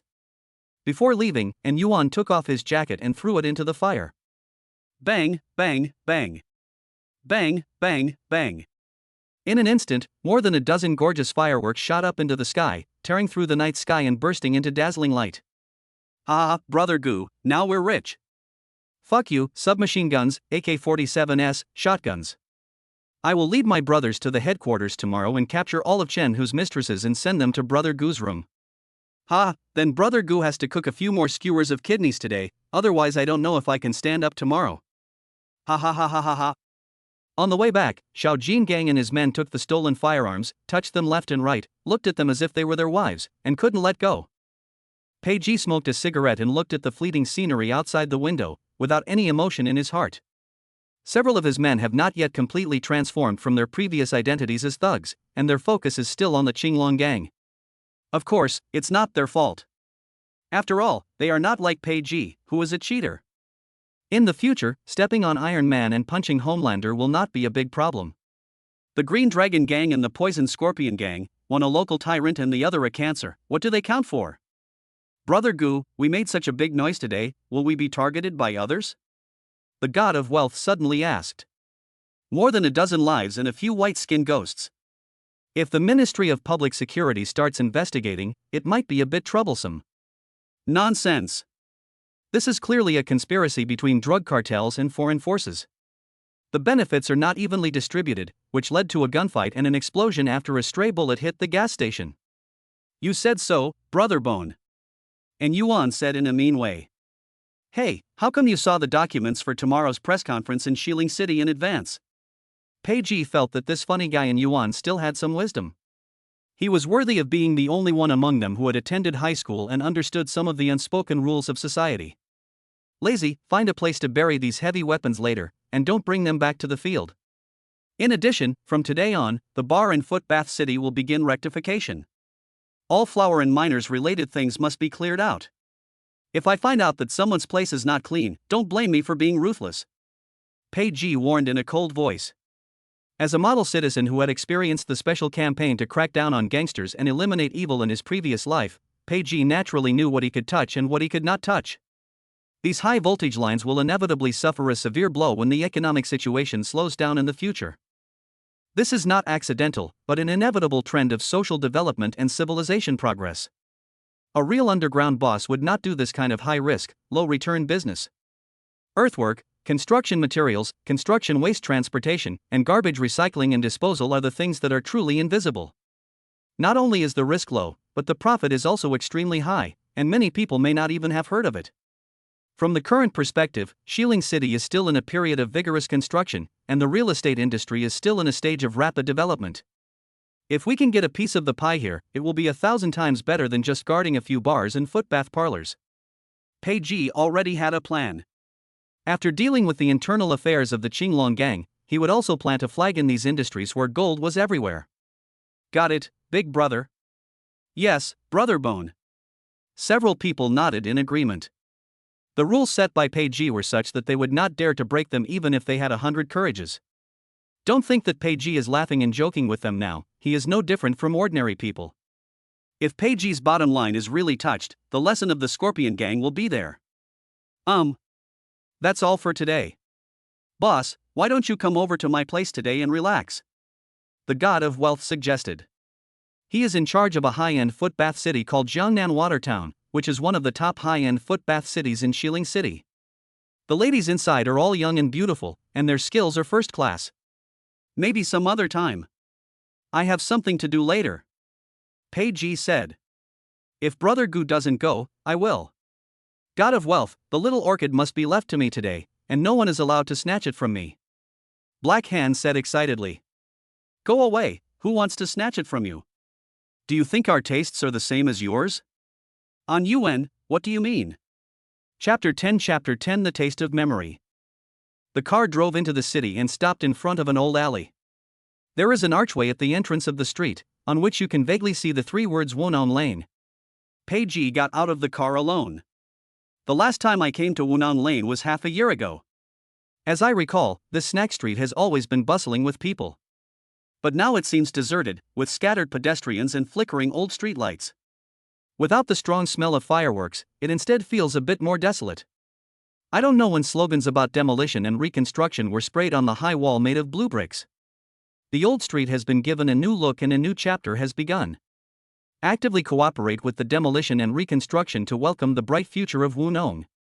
Walking under the dim light, Pei-ji's shadow was stretched out, and the occasional honking and roaring of horns broke the silence. Seeing that several snack bars that used to be very popular were now closed, Pei-ji felt inexplicably nervous and his pace quickened unconsciously. Walk to the end of the alley, and you will see several colorful sign lights flashing. Seeing that the familiar sign of Shin's beef waffle shop was still lit, Pei-ji's nervous heart finally calmed down. Da-day-day. Da-day-day. Pei-ji walked slowly towards the beef waffle shop. There are several small wooden tables and some red plastic stools outside the beef waffle shop. It was already past 10:30, the time when people who had just got off work came out for a midnight snack. Pei-ji remembered that at this time in the past, the store was always packed with people. Many customers had no place to sit and had to stand outside eating with disposable bowls. But now there are only 2 tables of guests, with a total of 5 people, who seem to be nearby residents. Hey, handsome guy, do you want to eat beef waffle? I bought all of them at the market today. They're very fresh. There are both rice noodles and noodles. Seeing Pei-ji walking towards them from afar, the shop owner greeted him. It was not until Pei-ji was less than 5 meters away from the shop that the woman who had just waved at Pei-ji was visibly stunned, and a hint of loneliness flashed in her eyes. However, the woman quickly concealed her loneliness and replaced it with a warm smile. Xiao Pei is here, hurry up, I haven't seen you for a long time. Auntie Pang, you're welcome. I can do it myself. Seeing Pang Shufan was about to help him put the stools aside, Pei-ji immediately stepped forward to stop her and said apologetically. Oh, it's okay. The child's father, Xiao Pei, is here. Hurry up and cook a bowl of noodles. Cook more. Pang Shufan shouted into the house. Oh, okay, it will be ready soon. After inviting Pei-ji to sit down, Pang Shufan went to prepare beef waffle for him. Everything is still the familiar layout and familiar taste. A few minutes later, a middle-aged man walked out of the inner room with a bowl of steaming noodles in his hand. Noodles are coming. Thank you, Uncle Shun. You kid, why are you being so polite when you come to your uncle's place? Don't you say thank you? You're still the same as when you were little. The speaker may not mean it, but the listener may take it seriously. Shenli's simple words made Pei-ji, a big devil who kills without blinking an eye, feel a lump in his throat, and tears welled up in his eyes instantly. Just like when I was a kid, this sentence carries so many memories. Pei-ji knew that this was not only the obsession that remained from his original body, but also his own recollection of his childhood. When they were young, Pei-ji and Shenli's son Shen Shuyang were from the same village and were the same age. From catching shrimps and fish to going to school together, the two were always inseparable. Sometimes when they were having so much fun playing in the countryside that they forgot about time, Shenli would ask Pei-ji to stay for dinner at home, which was usually a bowl of fragrant noodles and shredded radish dipped in chili peppers. After eating, Shenli took a flashlight and sent Pei-ji home. Later, Pei-ji found out that Shenli would only cook 2 big bowls of noodles for the 2 little ones when he was around. Pei-ji and Shen Shuyang went from the countryside to school, and from school to society, and have never been separated. Xin Shuyang is a bit stupid and not very good at studying. He just does whatever Pei Ji does. So when Pei Ji chose to leave the campus and enter society, Xin Shuyang followed Pei Ji without hesitation and came to the city center. The two newbies knew nothing and could only do odd jobs to make a living, and sometimes their wages were deducted by unscrupulous businesses. Later, Pei Ji took Xin Shuyang to join the Qinglong gang and started to mix in society. Pei Ji is good at fighting, and Xin Shuyang is good at resisting fighting. The combination of the two of them has made a name for themselves. But, as the saying goes, if you walk by the river, you'll get your feet wet. When a member of the rival gang hit Xin Shuyang hard on the temple with a hammer, he, who had always been resistant to beatings, never woke up again. At that time, Pei Ji was 19 years old. It was also from that time that Pei Ji began to become cold, violent, and inhuman. Pei Ji still remembers that when he told Xinli and Peng Shufan the news, the two of them seemed to have aged 10 years in an instant. There was no vitality in their eyes, only pain and torment. How to describe it? It was like a knife stabbing into Pei Ji's heart bit by bit, then rotating bit by bit until it was a bloody mess. But Pei Ji felt that this was not painful enough, and it was far less than 1/10 of the pain his parents endured. Come on, today's beef intestines and tendons are delicious, eat more. Peng Shufan brought several plates of beef offal, beef intestines, beef tripe, and beef brisket, each of which exuded an enticing aroma. Thank you, Auntie. Please sit down, don't stand. Pei Ji pulled two stools from under the table next to him and asked the two to sit down. Hey. Pei Ji picked up a piece of beef tendon, put it in his mouth and chewed it. It was crispy, chewy, and very tasty. Even the cooking skills in a 5-star hotel might not be as good as this. So delicious. Auntie's cooking skills are still as good as ever. Pei Ji ate with relish and praised at the same time. Ha, kid, if you like eating, eat more. Peng Shufan said with a smile, her eyes filled with love and sadness. By the way, Uncle Shen, I just saw the paint sprayed outside. Is this street going to be demolished and renovated? Pei Ji asked curiously. Alas. They started urging us a few months ago. They said the government was going to make Wunong Alley a business card for Xiling City. The Zhao Group contracted the project and is planning to renovate Wunong Alley. Xinli sighed deeply and then continued to tell the story. The demolition and reconstruction is originally for the benefit of everyone, and we are willing to obey the government's arrangements. But the problem is that the renovation plan is too overbearing. Not only does it require us to close down immediately, but it also does not provide any subsidies and the original lease contract is invalid. That's fine, but we still have to pay a fee to renovate the old house, which is quite a lot. How do you think this is appropriate? Well, as Xinli told Pei Ji everything, he already had a general understanding of it. The Zhao Group took on a government project and then added unfair terms, causing serious damage to the interests of the merchants. Many shops in Wunong Alley could not accept this renovation plan and closed down. Some were unwilling to leave, so the Zhao Group sent some hooligans to harass them every day. Some of them could not bear it and finally had to move away. Chapter 11 If life could only be like the first time we met. Uncle Shen, Aunt Peng, what are you going to do? If it's a matter of money, you don't have to worry about it, I'll pay for it. Pei Ji asked. Hey kid, why are you worrying about this? You are such a fool, father of the child. Why are you talking about this? Xiao Pei came here to eat, not to listen to your complaints. Xiao Pei, don't listen to your uncle. You've brought in so much money over the years that your uncle and I can't use it all. If you really want to move, then move. Peng Shufan rolled her eyes at Xinli. She didn't want Pei Ji to worry about their affairs. Dad, Mom, I'm back. Suddenly, a clear and pleasant voice like a silver bell rang out in the alley. Pei Ji raised his head and saw a girl in a blue and white school uniform with a high ponytail. A few strands of hair were playfully scattered around her fair cheeks. Her face is a standard oval face, and her skin is as delicate and smooth as white jade, with a faint pink hue, as if water could be squeezed out with a light pinch. The small nose is slightly upturned, which looks very cute. Her lips were as pink as cherry blossoms, and her slightly upturned mouth corners revealed a brilliant smile. However, this extremely brilliant smile disappeared immediately after seeing Pei Ji. Xin Chujian? A familiar yet unfamiliar name appeared in Pei Ji's mind. Xinli and Peng Shufan have 2 children.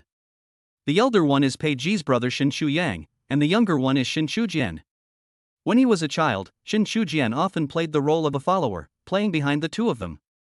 However, since Shin Shu-jian is young, Pei Ji and Shin Shu-yang are usually unwilling to play with the little guy, thinking that Shin Shu-jian is just a little burden.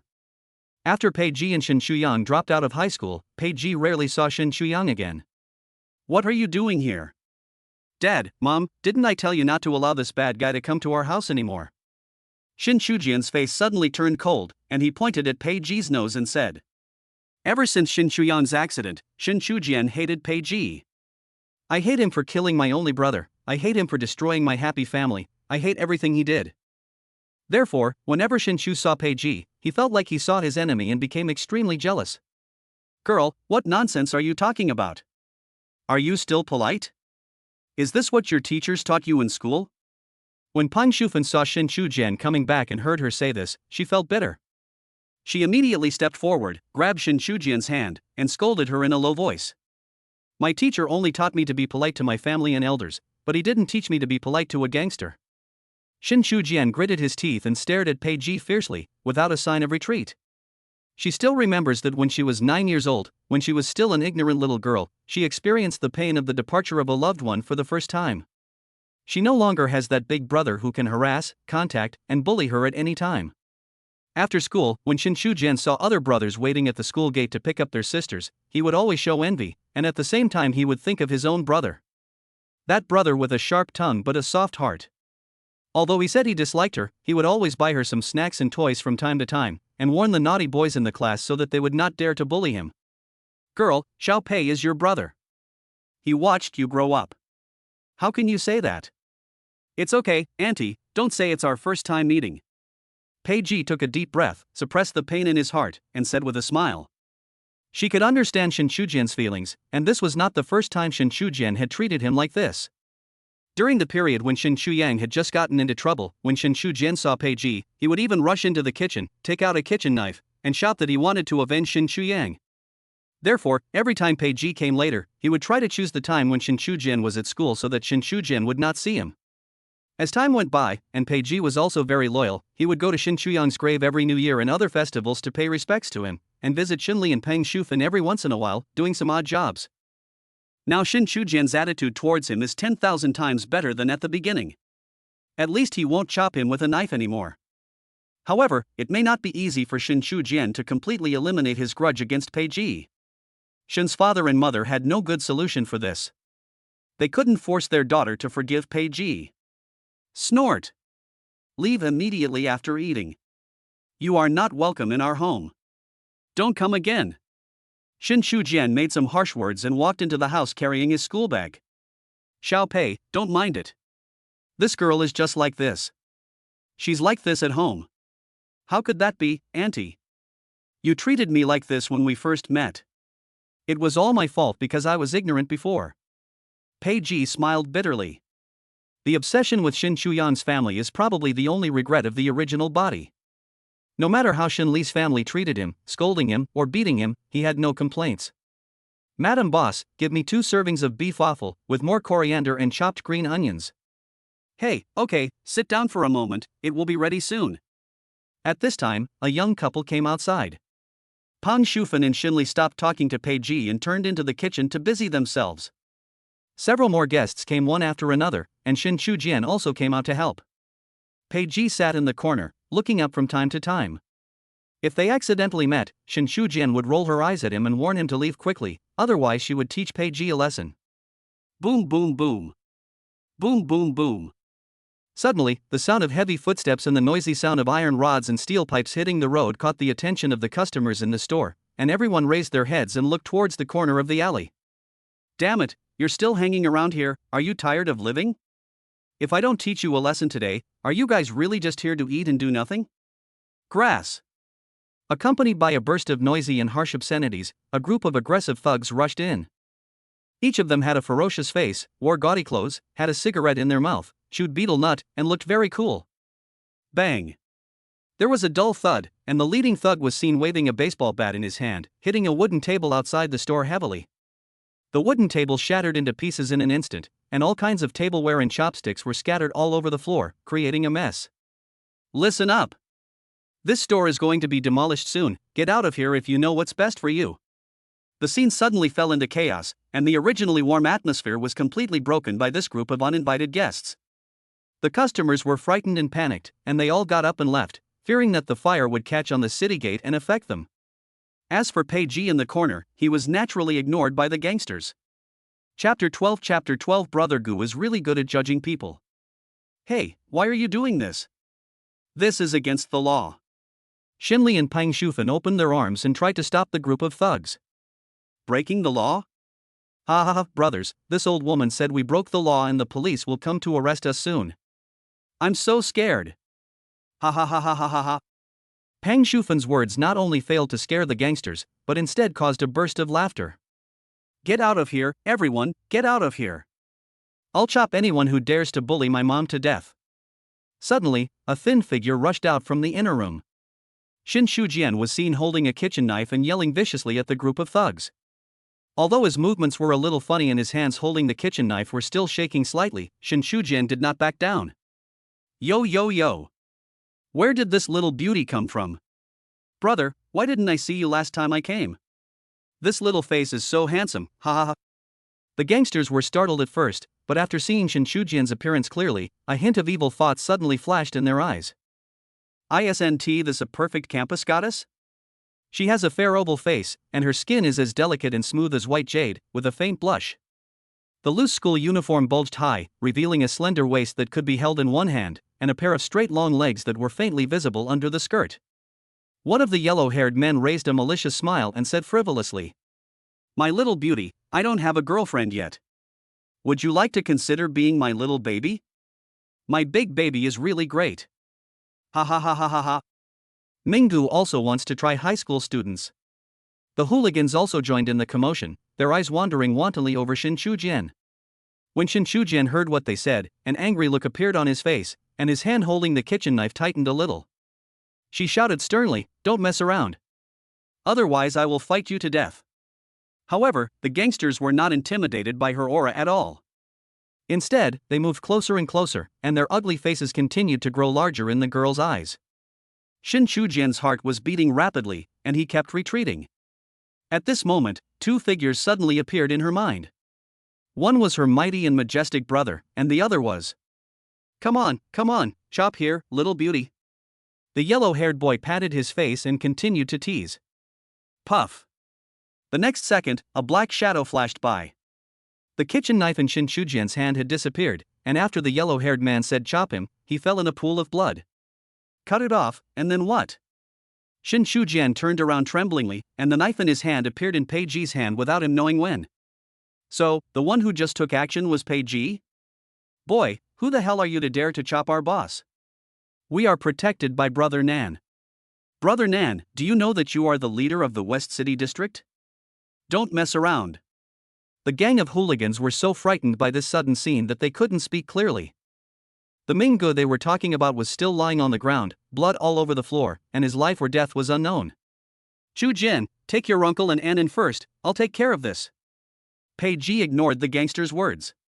What Brother Nan and Brother Bei, even if Chen Haonan came, he would just lie down. He was afraid that if he started fighting, he would scare Shinli and others.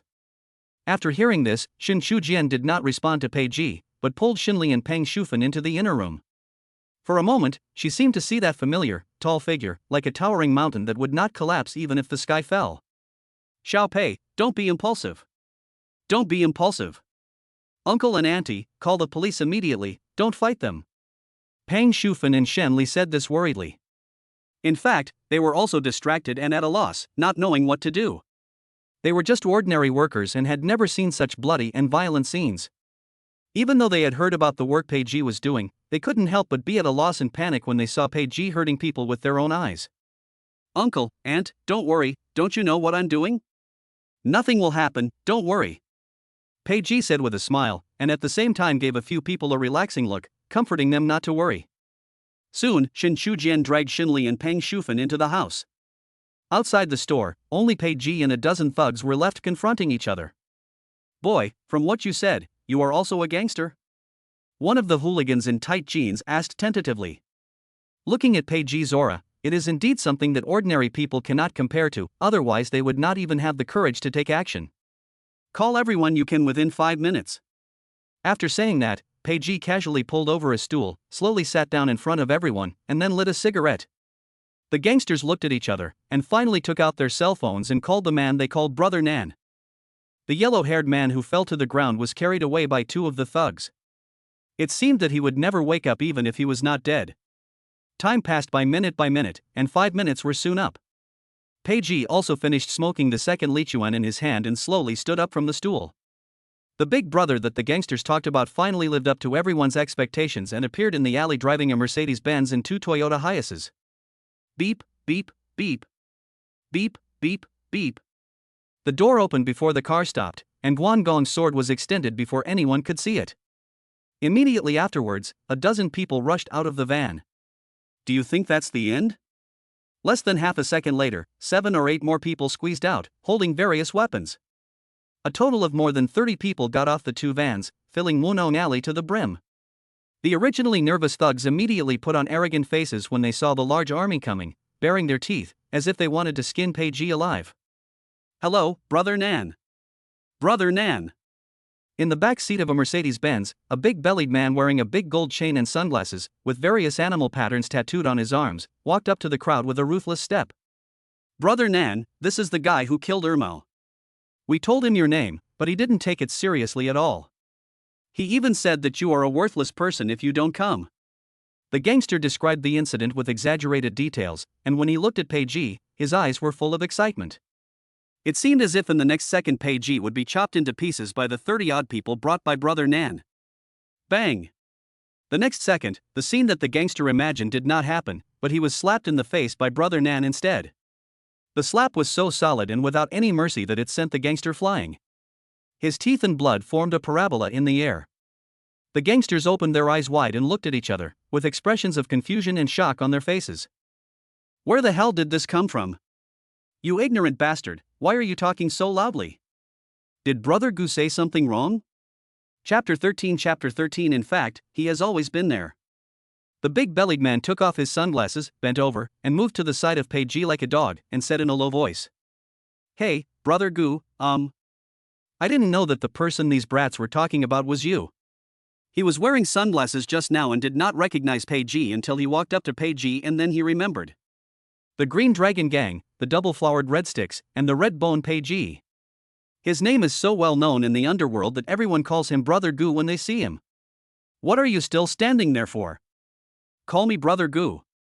Wang Ernan kicked the younger brother beside him and yelled loudly. Brother Bone. Brother Bone. The scene of 30 or 40 social people holding machetes and hammers bending down in unison was quite spectacular. The gangsters finally realized that they had hit a wall this time. Their big brother, whom they were so proud of and always talked about showing off, was now like a well-behaved cat in front of Pei. In these streets around here, Wang Ernan is considered a well-known figure, but he is obviously not as good as Pei. Brother Gu, to be honest, I really didn't know the owner of this store was related to you, otherwise I wouldn't dare to cause trouble even if you gave me 800 guts. This is all ordered by second young Master Zhao. We are just following orders. What do you think? Wang Ernan brought up Zhao Tai, the second son of the Zhao family, and his meaning was very obvious. I'm just a small person. If you, Pei, have the ability, go and challenge the big person behind me and see if you have what it takes. It is an ironclad fact that Wang Ernan could not afford to offend the Qinglong gang before, but now that he has climbed up the big tree of the Zhao family, doesn't he have to look at the owner before beating the dog? You don't need to use the Zhao group to pressure me. I just want this store to be the same as it is now when I come. If anything changes, I'll bury you in this alley. Do you understand? Pei didn't care whether it was the Zhao group or the Chun group behind him. Since Shenli and Pang Shufan wanted to stay here and continue to run the store, he had the responsibility to let them run the store with peace of mind. The atmosphere at the scene suddenly became subtle. On one side was the double-flower Red Sticks of the Qinglong gang, and on the other side was the new force supported by the Zhao group. If you lose face at this time, it will be difficult to regain it later. Although the Zhao group is the leading enterprise in Xiling City and a moneybag in the eyes of the government, it has abundant funds and great influence. But the strong dragon will not defeat the local snake. The Qinglong gang has been deeply rooted in Xiling City for many years and has made friends with many social leaders and politicians. If they really come into conflict, they may not lose badly, and in the end both sides will suffer losses. Wang Ernan couldn't make up his mind for a moment. It was not right to answer, nor was it right not to answer. His original intention was to use courtesy before force, to give Pei Ji enough face first, and then to bring out the Zhao group so that Pei Ji would give up. This way, we can avoid conflict with the Qinglong gang and solve the trouble of demolition and reconstruction, which is a good thing that kills two birds with one stone. But no one expected Pei Ji to attach so much importance to this small shop that he would even go against the Zhao group. He didn't believe that Pei Ji, a thug, had such courage. Wang Ernan was more worried that this was instigated by the top leaders of the Qinglong gang. Before he figured out the relationship behind it, he didn't dare to act rashly. If this is a fight between a powerful dragon and a local snake, then a street rat like him will definitely become a victim. Okay, since Brother Gu has spoken, let's do this. Walk.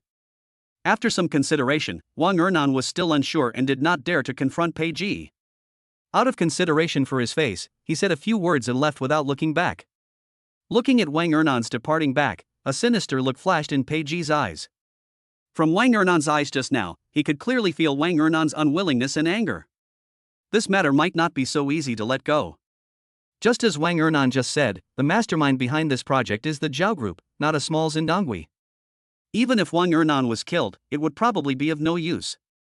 Instead, it would easily provoke revenge from the Zhao group too early. Pei Ji himself didn't care, but Xinli, Peng Shufan and others would be in danger. He would never allow such a thing to happen. Swish, swish, swish. A few minutes later, Pei Ji washed away the bloodstains outside the store, cleaned up everything, then took out an envelope from his pocket and placed it at the door. After doing all this, Pei Ji took another look at the sign of Shen's beef waffle shop, and then disappeared into the night. Squeak. Not long after Pei Ji left, the door of the beef waffle shop was opened and Shen Shujian walked out. She had been lying in the crack of the door and saw clearly everything that happened outside. Seeing the bulging envelope on the ground, Shen Shujian felt it looked very familiar and immediately bent down to pick up the envelope. When I opened it, there was a stack of brand new banknotes inside. Shen Shujian suddenly remembered that there was a time when Peng Shufan had a serious illness and the surgery would cost a lot of money. When Shenli was paying for surgery at the hospital, he was holding dozens of such yellow cowhide envelopes, which were filled with bundles of banknotes. Before he knew it, Shen Shujian felt a little sore in the corners of his eyes. Pei Ji did not escape over the years. Every envelope represented a visit to the beef waffle shop. Girl, what happened? Is your brother Xiao Pei gone? Peng Shufan and Xinli walked out, looked around, and found that Pei Ji was nowhere to be seen. Let us go. Nothing happened. He whispered something to that group of people, and then they left. After saying that, Shen Shujian stuffed the envelope into Peng Shufan's arms and returned to the room.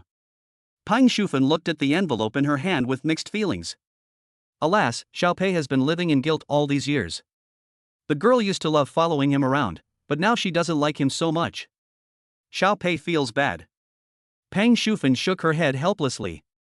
Over the years, their attitude towards Pei Ji changed from indifference and rejection at the beginning, to gradual acceptance, and then to the same as before. Now, they have regarded Pei Ji as half their own son. After Shen Shujian gets married, they still hope Pei Ji can take care of them in their old age. From what Pei Ji had done over the years, they were also sure that they had not misjudged him. Forget it, let's not meddle in the affairs of young people. One day the girl will understand. It's not easy for Xiao Pei either. Shenli patted Peng Shufan on the shoulder and comforted her.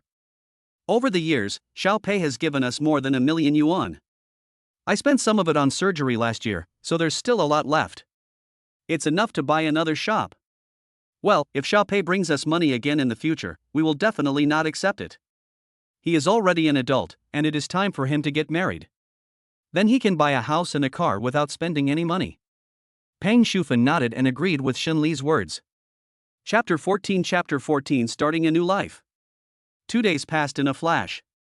In the past 2 days, citizens in the streets and restaurants of Xiling City have been discussing the fire in the suburban industrial park.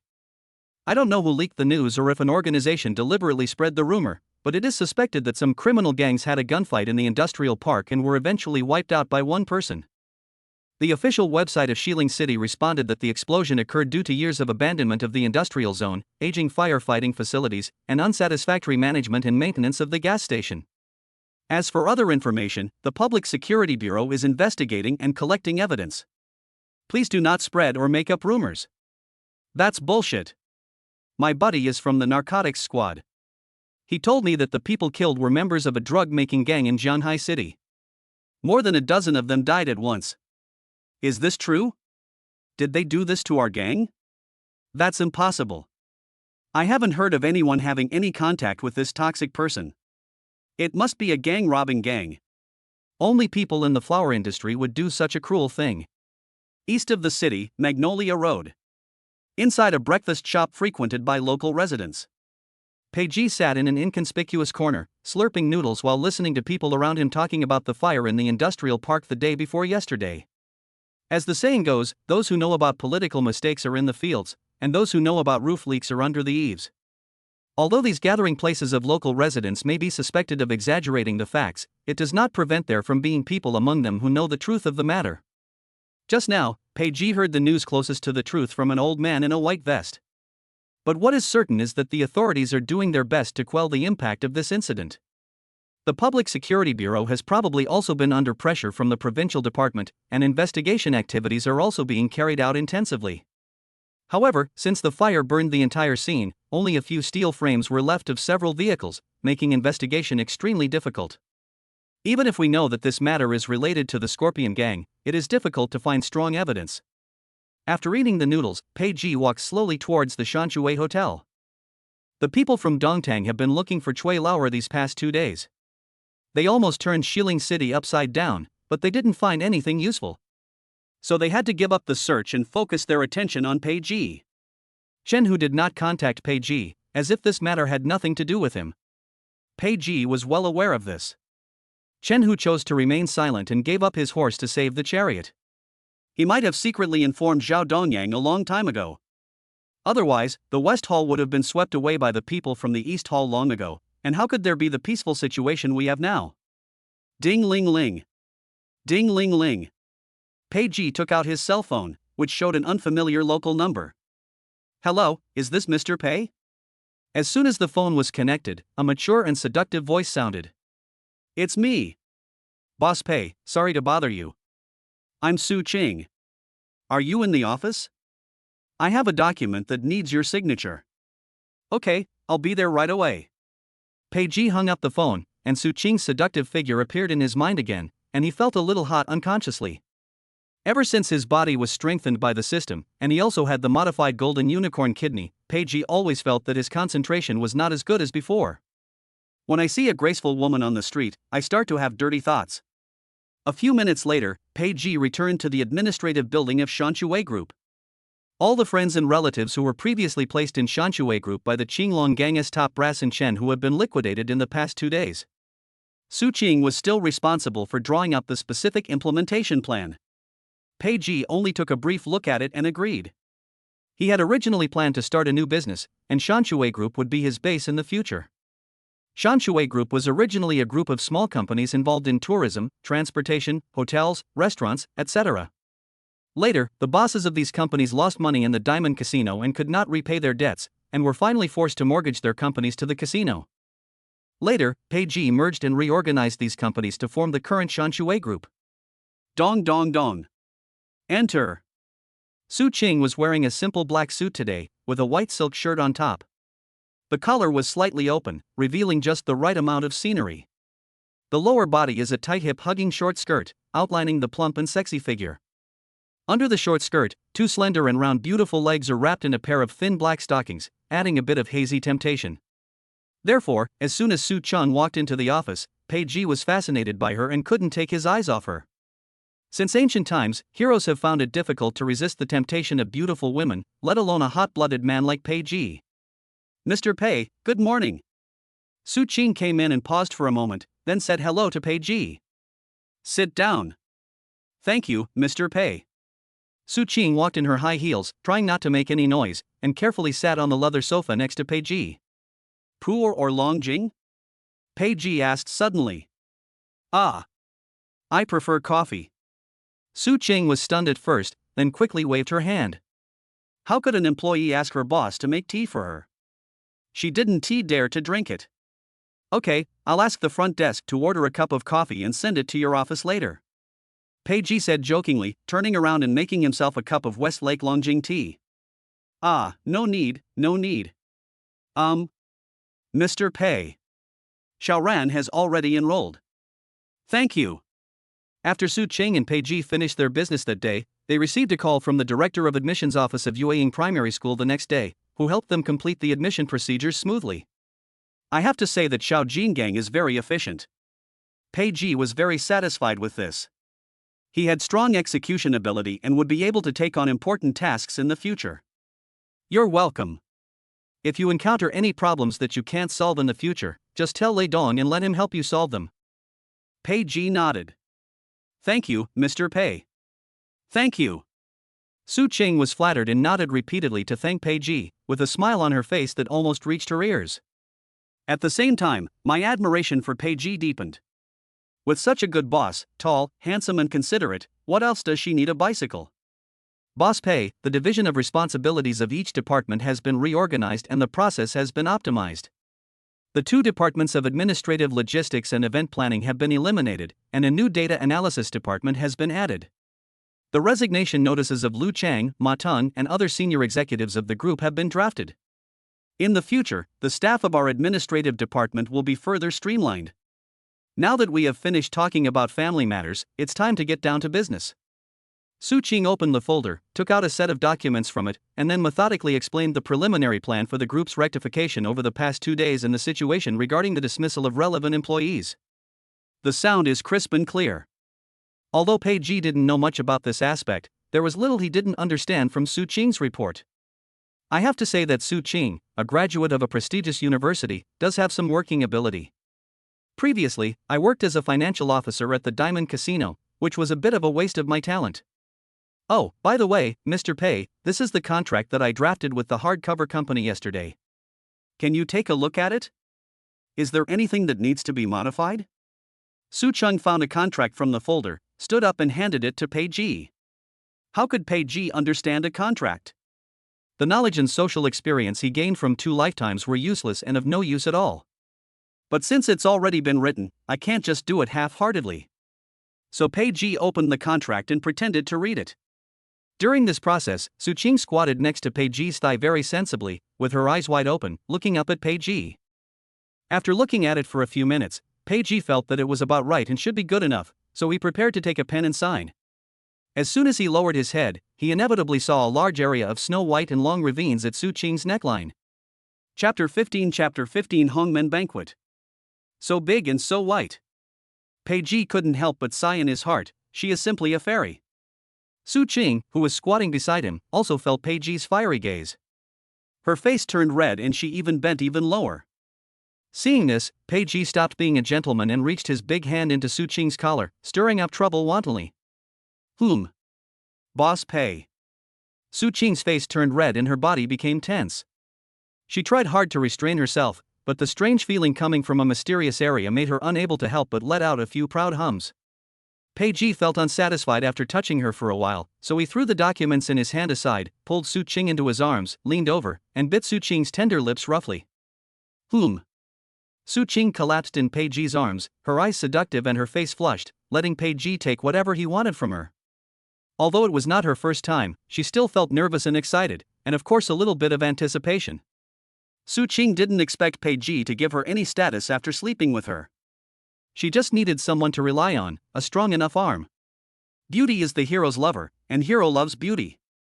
As for whether Pei Ji can be considered a hero or a tyrant, it doesn't matter anymore. Boss Pei, will this happen?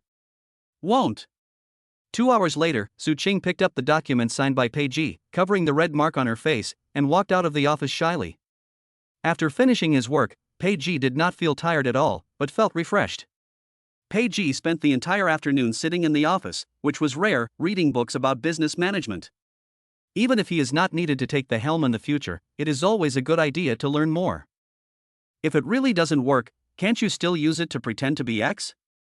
Character panel. Name, Pei Ji. Age, 28. Identity, Qinglong Gang Double Flower Red Stick.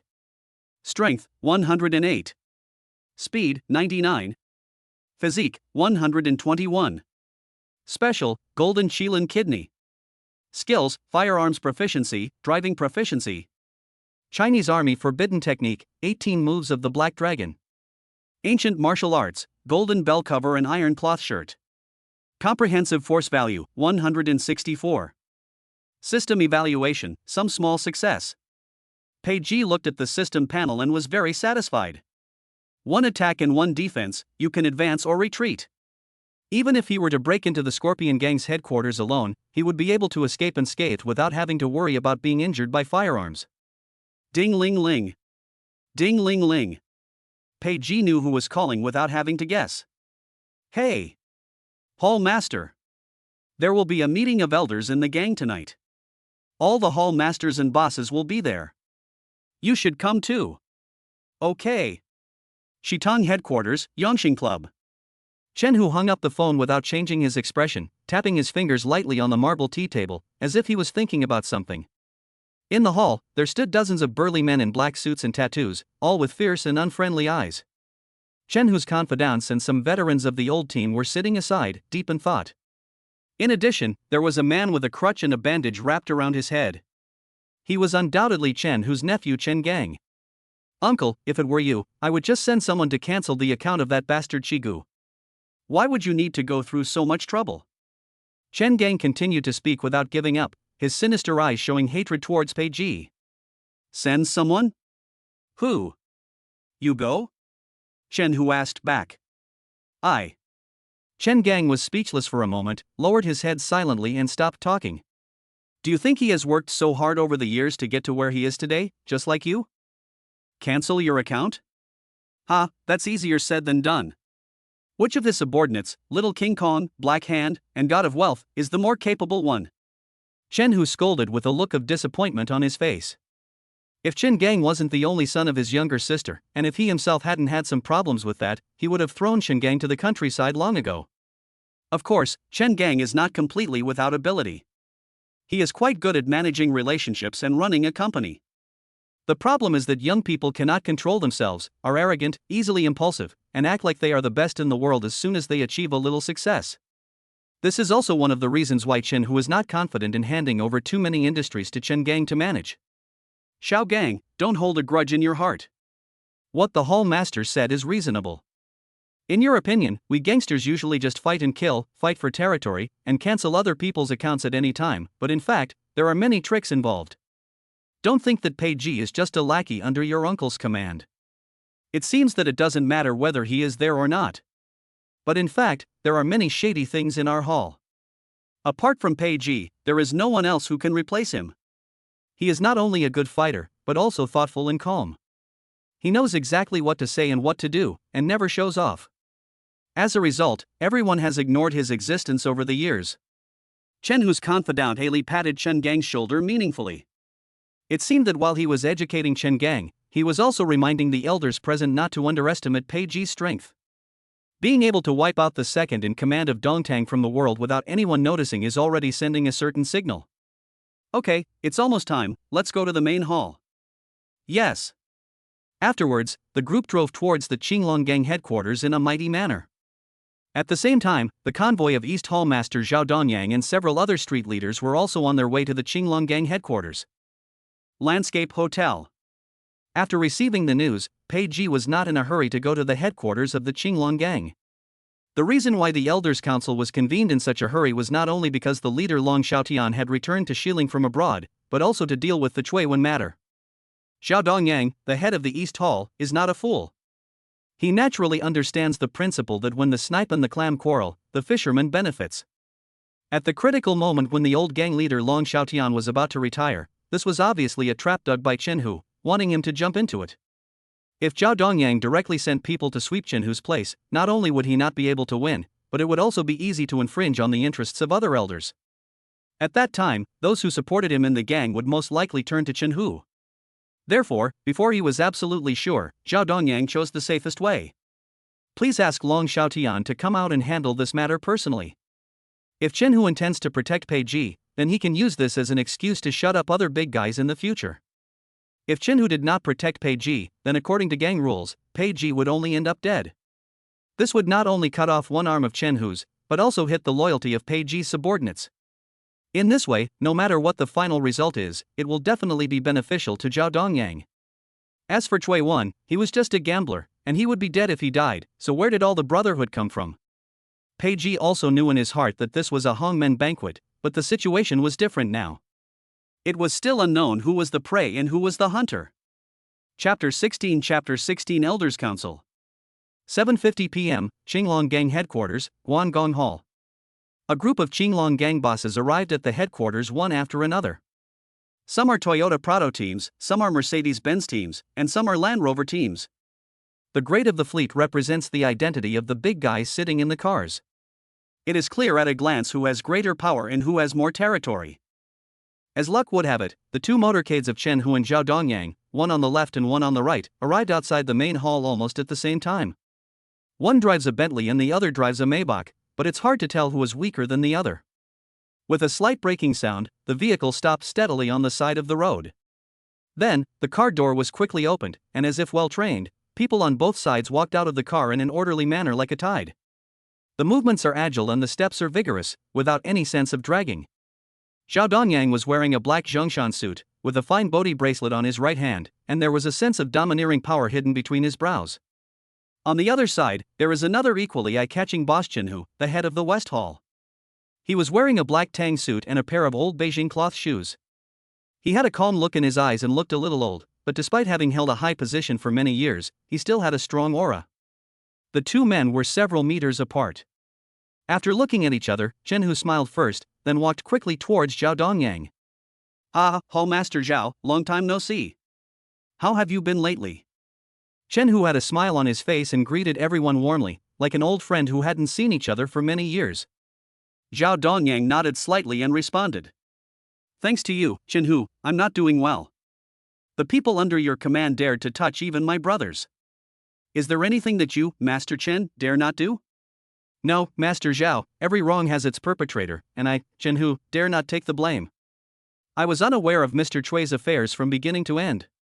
Chen Hu waved his hand and spoke righteously. At this time, the elder of the Qinglong gang who was in charge of welcoming them outside the hall saw the two men at loggerheads and hurried over to greet them. "Master Zhao, Master Chen, you are still as charming as ever." "Ha ha, old naughty boy, you are the same. I heard that your concubine gave birth to another son for you last month." "Which one is this?" Not many, just 8 or 9. "More children, more blessings." "Ha ha ha ha. It seems that Boss Lin's gun is still polished." "Of course not. How can a gun not shine if it is sharpened every day?" "Ha ha ha ha." On the surface, everyone seemed to be chatting and laughing, and the scene was full of joy. In this seemingly harmonious atmosphere, undercurrents are surging. Everyone is waiting for the meeting to begin with ulterior motives. A war without gunpowder is about to start in this Guangdong Hall. Led by Lin Wanrong, the group walked into Guangdong Hall. The space inside the main hall is spacious, but the atmosphere is solemn and depressing. A majestic statue of Guangdong stands in the hall, with a red face and bright eyes, as if examining everyone in the hall. The black marble floor was shiny and reflective, yet exuded a coldness. On the walls hang magnificent paintings and calligraphy, showing the gang's heritage and majesty everywhere. In the center was a huge solid black wooden table, surrounded by heavy carved chairs with high backs. The first thing the big guys who came in first did was to burn incense and pay tribute to Guangdong to show their loyalty and righteousness. Some of these people were big and strong, with flesh on their faces, fierce eyes, and their hands folded in front of their chests, looking very arrogant. Some had gloomy faces and flickering eyes, as if they were thinking about something. In short, none of them are good. Suddenly, a steady sound of footsteps was heard from behind the black screen, and everyone's attention was instantly focused. An old man wearing a navy blue stand-up collar and double-breasted tang suit, with short silver hair, an upright posture and a strong aura, walked into the main hall with steady steps. This person is none other than the leader of the Qinglong gang, Long Xiaotian. Behind him followed a young man and a man with a crew cut. The young man looked somewhat similar to Long Xiaotian in appearance and physique, but was far inferior in terms of aura. The man with a crew cut followed behind Long Xiaotian with his hands pressed against the hem of his trousers. His face was as calm as water and his eyes were staring straight ahead. He had an ordinary appearance, but his round ears and barrel neck were very prominent. Long Xiaotian narrowed his eyes slightly, and his gaze swept across the entire audience like a sharp sword, making people shudder. Everyone's heart was startled. Those arrogant people immediately restrained their expressions and bowed their heads respectfully. The big guys, each with their own little plans, stopped talking and kept quiet. The young and energetic gang members had admiration on their faces and excitement in their eyes. Long Xiaotian walked to the main seat and sat down slowly. Zhao Dongyang, Chen Hu, Lin Wanrong, Wei Lingfeng, Xiao Xinyue and other main gang leaders also took their seats one by one. No one dared to make a sound in the silence, and the entire hall was utterly silent. The club seems to be a little bit unstable lately? Long Xiaotian's voice was deep and powerful, breaking the silence. Everyone's heart trembled, knowing that a storm was coming. Thanks to you, the leader, for coming back to take charge of the situation. Otherwise, some people would have thought that the Qinglong gang was ruled by you. The people from the East Hall took the lead in launching the attack, targeting the West Hall. Humph, the bad guys are good at complaining first. The people on Shitan's side were not willing to be outdone and immediately retorted. Fuck you, who do you say is the bad guy? I didn't say anything about you, why are you so anxious? What's the matter? Are you hiding something and I told you about it? The two sides were confronting each other and neither was willing to give in. If Long Xiaotian had not been here, I'm afraid both sides would have overturned the table. Everyone, be quiet. The gang leader and several elder hall masters haven't said anything yet. Why are you guys messing around here? Lin Wanrong, as the former head of the gang's law enforcement hall, immediately began to reprimand. This calmed the troops on both sides down. Is Qi Gu not here yet? Long Xiaotian took a sip of tea, looked at Lin in the room, and asked. It was obvious that Pei Ji, a key figure in this elders' meeting, was not present. Chen Hu turned slightly sideways, and Ali immediately gave him a look and shook his head. Boss, I've already called, I think I got delayed on the way. Chen Hu said. Pei Ji is his subordinate after all. Although he is in name only, he still has to put on some superficial effort in such occasions. This way he doesn't have to worry about people gossiping that he is disloyal. The gang leader is here in person, at the Elders' Council, such an important matter was delayed by your words, you really gave me a lot of face. Zhao Dongyang teased. It doesn't matter. Since we've been delayed, just wait a while. After saying this, without giving Chen Hu a chance to speak, Long Xiaotian closed his eyes, leaned back in his chair, and rested. When Zhao Dongyang saw this scene, he became even more arrogant, as if he had already seen Pei Ji being cut into pieces. In this way, after waiting for more than 10 minutes, someone came from outside to report that Pei Ji had arrived. Day. Chapter 17 Do I have the habit of arriving early? Pei Ji was wearing a black suit and his leather shoes made a tapping sound on the marble floor. Xiao Jingang and others followed behind him. Sorry everyone, there was a traffic jam on the road and I'm late. After entering the hall, Pei Ji clasped his hands together and said something apologetically, but there was no trace of apology on his face, instead there was a hint of arrogance. Qi Gu, couldn't you come earlier for such an important meeting of the Elders' Council? Uncle Wei, I think you are getting old and confused. Do I, Qi Gu, have the habit of arriving early? Pei Ji spread his hands and said with a smile. It can be said that from the time Pei Ji came in to now, in just a few seconds, he shocked everyone present several times. Fuck you, what the hell did you say? Wei Lingfeng's men immediately cursed at Pei Ji, and they looked like they were going to rush forward and tear Pei Ji to pieces. Crack. Come on, speak louder, I didn't hear you just now. Without any hesitation, and Yuan took out a big black star from his arms, pulled the bolt to load the rifle. The crisp sound of metal collision was particularly loud in the silence. Hiss. When Wei Lingfeng's people saw this scene, they immediately wilted. They were as embarrassed as they were just now. They all raised their hands and squeezed to the back. Hey, you street thug, put the gun away quickly, what if you scare others? Look at all the uncles and aunts here. Every one of them has one foot in the coffin. What if you send them directly into the coffin? How rude. Pei Ji rolled his eyes at Yuan and said sarcastically. Hey, okay boss. And Yuan smacked his lips and put the gun back behind him with a smile. Okay, the people are here, Dongyang, you can continue. Hearing the voice, Long Xiaotian slowly opened his eyes and spoke. At the same time, he looked Pei Ji up and down with a subtle look. Wei Lingfeng was so angry that his face turned red, but he couldn't do anything about Pei Ji. Are young people nowadays so aggressive? However, Long Xiaotian had already spoken, so he could only give up in disappointment. Pei Ji sat down on the table, and Lei Dong immediately took out a cigarette from his pocket and lit it for Pei Ji. Similarly, he was also looking at Long Xiaotian and the crew-haired man behind him out of the corner of his eye. Based on Pei Ji's many years of experience, the ordinary man standing behind Long Xiaotian must be a martial artist. The rows of calluses on his finger joints could not be produced without decades of practice. If Pei Ji, the former double-flowered red stick, were to fight the man with a crew cut, he would probably not be his match. Pei Ji had met Long Xiaotian many years ago, but at that time he was just a small fry in charge of guarding the place and collecting money. It now seems that Long Xiaotian has not been idle during these years abroad. He has probably made arrangements abroad and is ready to run away as soon as something happens here.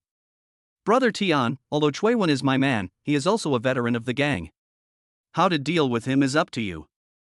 Zhao Dongyang first made his identity clear. As the hall master, he was not qualified to deal with Pei Ji. 3 days ago, as far as I know, Chui Wen lost 16 million in the Diamond Casino, but he actually paid 21 million. After paying the money, Chui Wen and the dozen or so brothers he brought with him did not return. According to what the guests in the Diamond Casino said that night, they only heard a gunshot from the box where Chui Wen was, and then. Stop, Uncle Don, why are you talking so much nonsense? What do you want to know? I can tell you. After all, I am not like you. I respect the elderly and love the young. I never argue with the elderly. Pei Ji waved at Zhao Dongyang and interrupted his speech. Jigu, please be more respectful when you speak. Do you think you're the only one with a gun here? Let me tell you, I, Dongtang Black Crow, don't take you seriously. Do you have the guts to fight with me? Behind Zhao Dongyang, a burly man who looked like a black iron tower spoke arrogantly. Black Crow in the east and Red Bone in the west are known as the two sharp knives of the Qinglong gang. It's just that Jigu became famous earlier than Haya, so he is more famous. Pfft, ha, Dongtang Black Crow, did you hear that? His name is Black Crow. A group of crows are swimming under the bridge in front of our house. Are those black crows? Ha. After the Black Crow jumped out, and Yuan and the others immediately held their stomachs and laughed, accompanied by a burst of mocking and harsh sounds that echoed in the hall. There was no disguise at all, it was simply a naked insult. Damn, this is too much. When Heya saw that several people were making fun of his name, he could no longer tolerate it, so he pulled out a 2-shot rifle from his waist and aimed it at Yuan and the others. Black Crow, put your gun down. Master. Put the gun down. Yes. After being stopped by Zhao Dongyang, Heya reluctantly put down his gun. On the other side, Yuan and his friends were still covering their faces and laughing. Gu, I remember when I left Shilin, you were still Shi Lin Kai's subordinate. At that time, Shi Lin Kai was still the incense master under Chen Hu. Long Xiaotian said meaningfully. That's right, the gang leader has a good memory. All these years, it's all thanks to the gang leader and hall master's promotion. In the past 12 years, you have gone from being a street thug to the de facto second in command of the West Hall. During this time, the contributions you have made to the gang are second to none in the entire Qinglong gang. But, in dealing with Chui Wen, did you go too far? Long Xiaotian paused and continued. You killed someone, and then you had your men dump Chui Wen's body into a crocodile farm on the outskirts of the city to feed the crocodiles. Do you really think that no one can stop you? When these words were spoken, everyone was shocked. Everyone, including Chen Hu and Zhao Dongyang, was shocked, and the way they looked at Pei Ji changed. There is less contempt and more fear. No wonder the people from Dongtang searched for several days without any results, and ended up being fed to the crocodiles. I'm afraid that apart from Pei Ji, there is no other ruthless person in the Qinglong gang who could use such cruel means. Pei Ji acted very calm.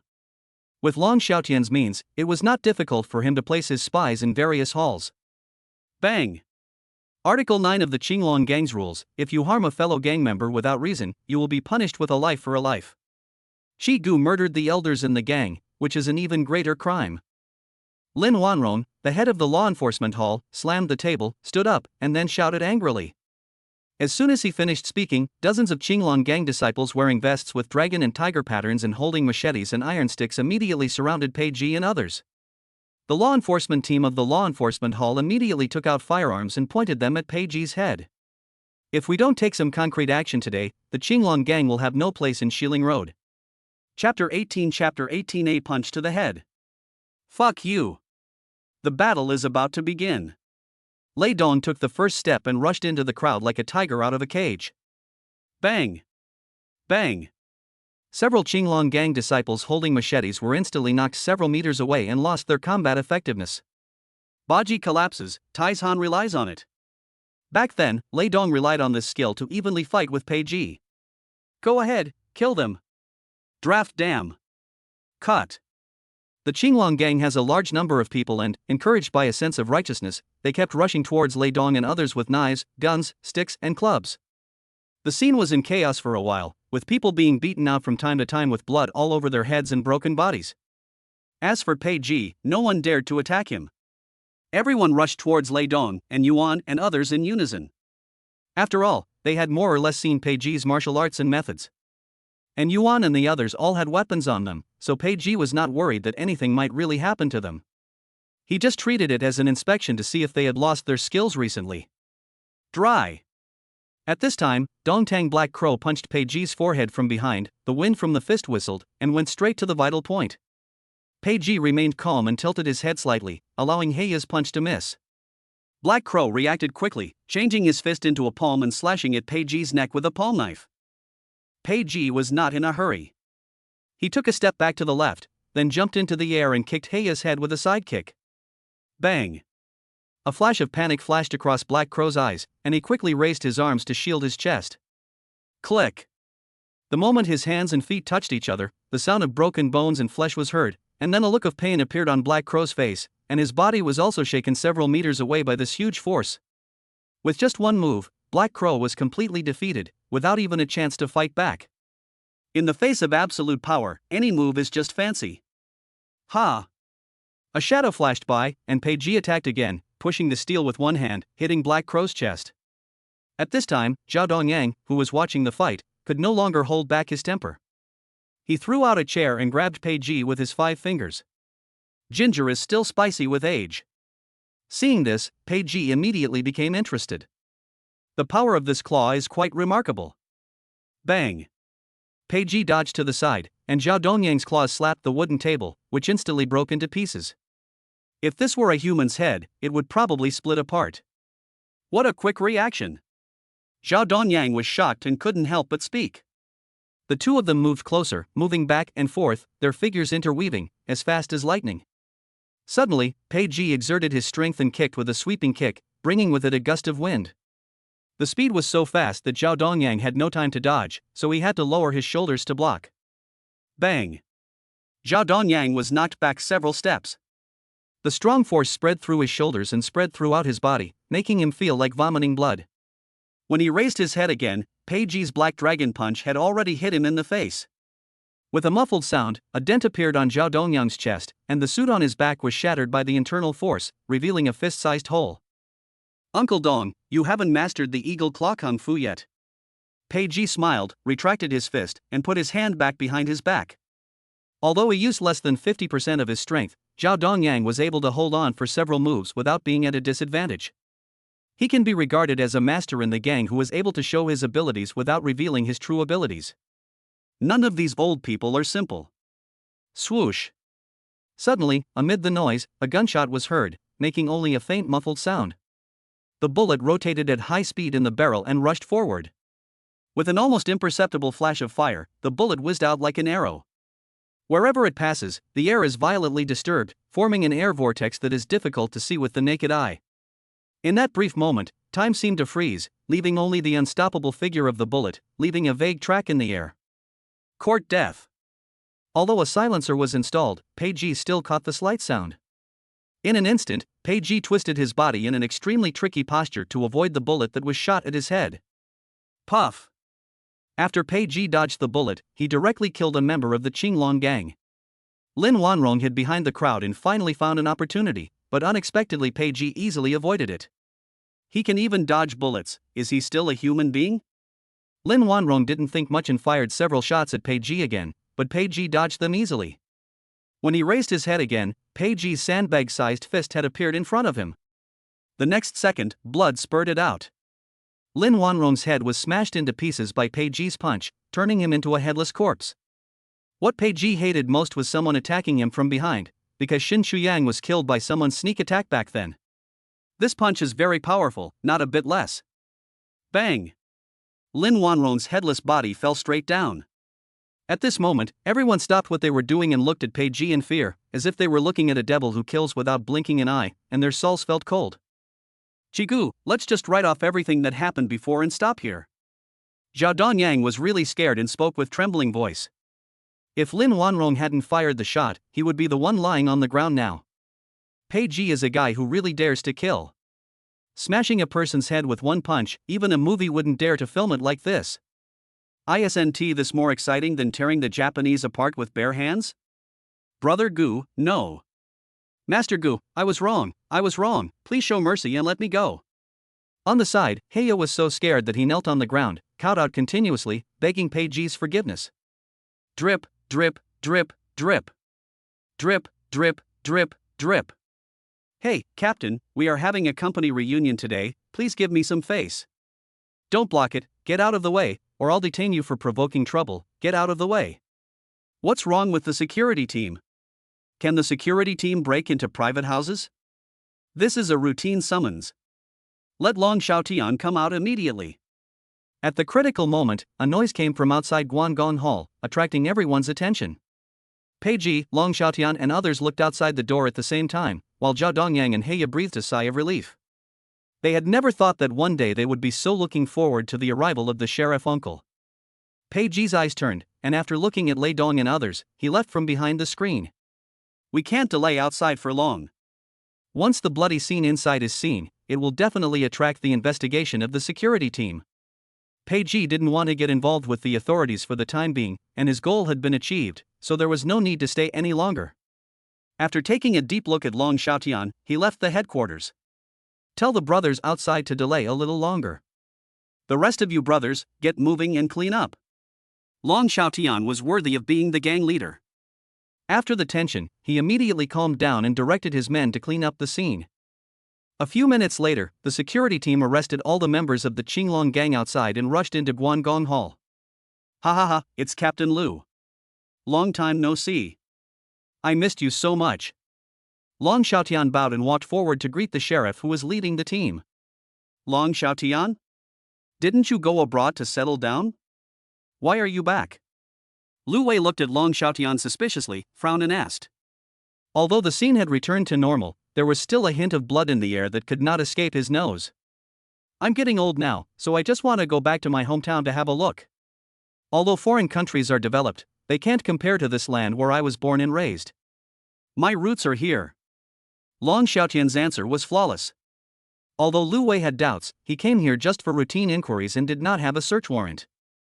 After asking a few more irrelevant questions, Lu Wei led the team back. Before leaving, he did not forget to remind Long Xiaotian to stay well when he came back and not to cause trouble. Ah Chang, how is it? Now you believe that there are always people who are better than you, right?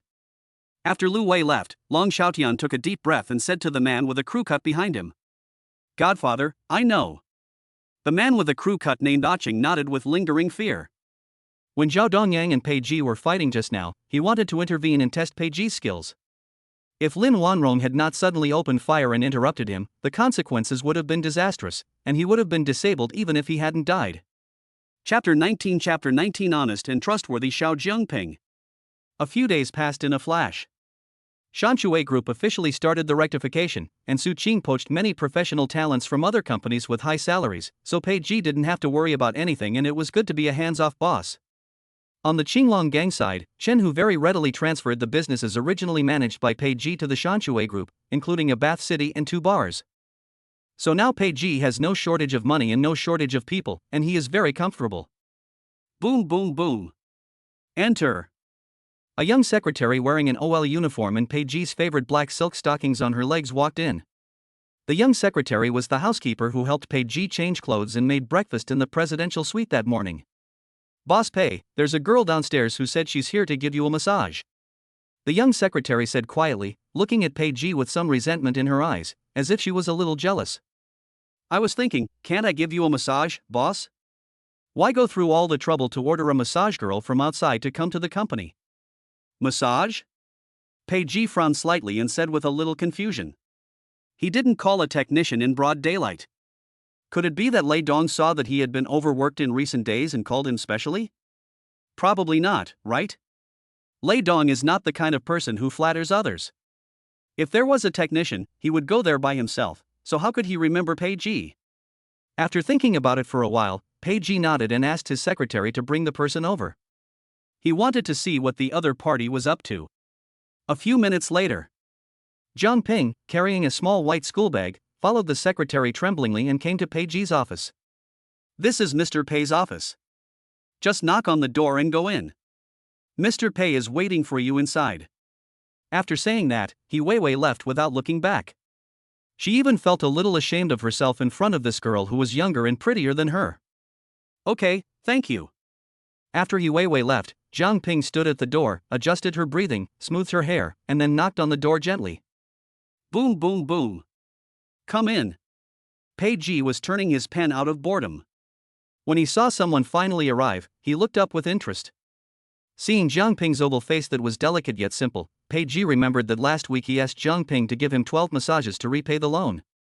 But I didn't expect that this little girl was so trustworthy and came here as soon as Saturday. Brother, I'm here to give you a massage. I just went to Yangqing International Hotel to look for you, but they said you weren't there, so they asked me to come here to check on you, so I came here. Jang Ping said timidly. The two little hands were clenched together, looking uneasy. The blushing little face and the tiny beads of sweat on the forehead showed that Jang Ping had spent a lot of effort. Ha, sit down. I was just saying it. I didn't expect you to take it seriously. Pei Ji sat down on the sofa and started making tea. In fact, after he threw away the IOU, he no longer took what he said seriously. That's impossible. It's only natural to pay back debts. Since I promised you, I will definitely do it. Jang Ping raised her head and finally raised her voice a little louder. Her life motto is to do what she says and to be honest and trustworthy. Okay, I got it. Sit down first, like a little kid. Pei Ji smiled helplessly. Today Jang Ping was carrying a school bag, wearing a short-sleeved shirt with cartoon patterns, pale jeans, and white canvas shoes. If it weren't for her well-developed figure, she would easily be mistaken for a kid who just entered high school. Okay. Jang Ping nodded, then sat on the sofa obediently, watching Pei Ji fiddling with the tea set with curiosity. The water in the teapot was poured in and out, and the cup lid was scraped back and forth with tweezers. Did they give you any trouble when you went to Yangqing Hotel today? No, when they heard me say I was here to see you, they were very polite to me and even offered to drive me there, but I didn't dare to get in, so I took the bus myself. Jang Ping answered Pei Ji's question seriously, just like a student answering his teacher's question. Why don't you dare to do it? Because I'm afraid. What are you afraid of? Afraid? I don't know. Then why aren't you afraid to come to me? I have no idea. Jang Ping was speechless and had to lower her head, occasionally stroking her catfish whiskers to ease her inner embarrassment. In fact, she had the answer in her heart, but she didn't dare to say it, or she was embarrassed to say it. She said she was afraid of the people at Yangqing Hotel because they had threatened her before. Although Pei Ji was in the same group as them, he did not touch her or scare her, so she was not very afraid of Pei Ji. On the contrary, she now feels that Pei Ji is a very good person, the kind of person with a sharp tongue but a soft heart, not a bad person. So she came to find Pei Ji and gave him a massage. To this end, Jang Ping specially learned massage techniques and knowledge from the internet this week, in order to be able to serve Pei Ji better and make him feel comfortable. Okay, let's get started. After drinking a pot of tea, Pei Ji finally stood up from the sofa. Okay, bro. Jang Ping followed Pei Ji into a small cubicle in the office. The small cubicle is actually a lounge, and the furnishings inside are simple, with just a tatami mattress and some office supplies. Usually, when Pei Ji felt sleepy at noon, he would lie here and take a nap. Pei Ji took off his clothes in front of Jang Ping, revealing his muscular body and hideous scars. Jang Ping turned her head away shyly, not daring to look Pei Ji in the eye. After Pei Ji slowly lay down on the mattress, Jang Ping carefully came to the position of Pei Ji's back and placed her legs on both sides of Pei Ji. After hesitating for a second, Jang Ping tried hard to overcome her trembling legs and slowly sat on Pei Ji's waist. This is a video she saw on the internet. It is easier to exert force by sitting on the body, and the massage can be more thorough. Hiss. Ah, brother, did I hurt you by sitting on you? Jang Ping was startled by Pei Ji's hissing and immediately raised her buttocks, her face flushed. No. No, this is good, keep going, keep going. Pei Ji didn't cry out in pain, he cried out because he was extremely comfortable. The soft and elastic squeezing feeling, even through his jeans, made Pei Ji feel distracted. He didn't expect that Jang Ping, this little girl, looked so small but had such a great figure. Brother, if you feel that something is not right, just tell me. Yeah, okay. Pei Ji closed his eyes comfortably and began to enjoy himself. So Jang Ping started to experiment on Pei Ji's strong and broad arms according to the movements she learned from the internet. Not bad. A pair of delicate little hands rubbed back and forth on Pei Ji's shoulders and back. Pei Ji groaned from time to time, expressing his approval of Jang Ping's massage techniques. Although it can't compare with professional technicians, it is much better than the first time. He. Jang Ping was so happy to hear Pei Ji praising her that she couldn't help but raise the corners of her mouth slightly. As he kept pressing, Pei Ji began to feel sleepy, so he simply emptied his mind and body and fell asleep. Chapter 20 Stockholm Syndrome. Hulu. After a while, Pei Ji began to snore softly. It's like a napping tiger. Even when it's asleep, it still gives people a strong sense of oppression. Ah, he fell asleep again. Jang Ping muttered something. The same thing happened last time when she gave Pei Ji a massage. Pei Ji fell asleep after just a few minutes. This made Jang Ping doubt whether what she was learning was hypnosis massage. On Pei Ji's back, there was a scar that ran diagonally from his left shoulder to his right rib, as if he had been severely scratched by a wild beast, which was shocking to the eye. This scar not only did not destroy the beauty of his muscles, but instead added a bit of wildness and vicissitudes to him. Jang Ping lowered her head and moved closer to Pei Ji's eyes, staring at him for more than 10 seconds. After making sure that Pei Ji would not wake up. So, she plucked up her courage, moved her soft little hand from Pei Ji's shoulder to the shocking red scar that looked like a centipede, and gently stroked it. This scar looks really scary. It's so long. It must have been very painful for you, right? How did this happen? Was it hit by a car? Was it accidentally scratched by a machine? Was it caused by those bad guys? The police should put them all in jail. This is so abominable. In an instant, many strange thoughts flooded into Jang Ping's mind. Time flies, the sun begins to set, and the sky is dyed orange-red, like a gorgeous painting. The large clouds seem to be ignited, burning with their last bit of passion. Pei Ji opened his eyes and stretched himself. His blurry vision gradually became clear. Looking around, Jang Ping was no longer in the lounge. Pei Ji guessed that Jang Ping should have returned to school, so he quickly put on his clothes and walked out of the room. Ha! Little guy, why haven't you gone back yet? When he returned to the office, Pei Ji found that Jang Ping had not left, but was cleaning the office. The scent of air freshener still lingered in the air, and the ground was so clean that one could see a person's reflection in it. On the desk, documents and stationery were neatly arranged, and the computer screen was wiped clean without a trace of fingerprints. The chairs were arranged neatly, and the backs and cushions were clean and new. Ah bro, you're awake. Jang Ping was startled, turned around and hid the rag behind her. Just now, she saw that Pei Ji's office was a bit messy, so she took the initiative to tidy it up. The main reason was that she thought her massage skills were not that good and were not worth that much money. Even if she only paid back the principal, she would still owe Pei Ji 5,000 yuan. So she tried her best to help Pei Ji by doing as many things as she could, so that she could feel at ease. Why are you so stupid? The office is cleaned by a special cleaning staff. Why are you wasting your energy? Pei Ji said unhappily that he felt Jang Ping was the kind of good girl who was very sensible and not greedy or possessive. It's just that such people are often easily fooled and bullied in society. Hey, it's okay. I'm not tired. Seeing that what she had done was discovered, Jang Ping smiled awkwardly. Although she was told off by Pei Ji, she did not feel uncomfortable. Instead, she felt warm in her heart. Okay, put your things down and come with me to eat. Ah, okay, I'll go carry my bag. Jang Ping wanted to refuse, but Pei Ji's unquestionable tone made her lose the courage to speak, so she could only nod like a chicken pecking at rice. Another thing is that she was really hungry. She had been massaging for several hours and her hands were sore. She also cleaned the room. It made sense for her to have a meal with Pei Ji.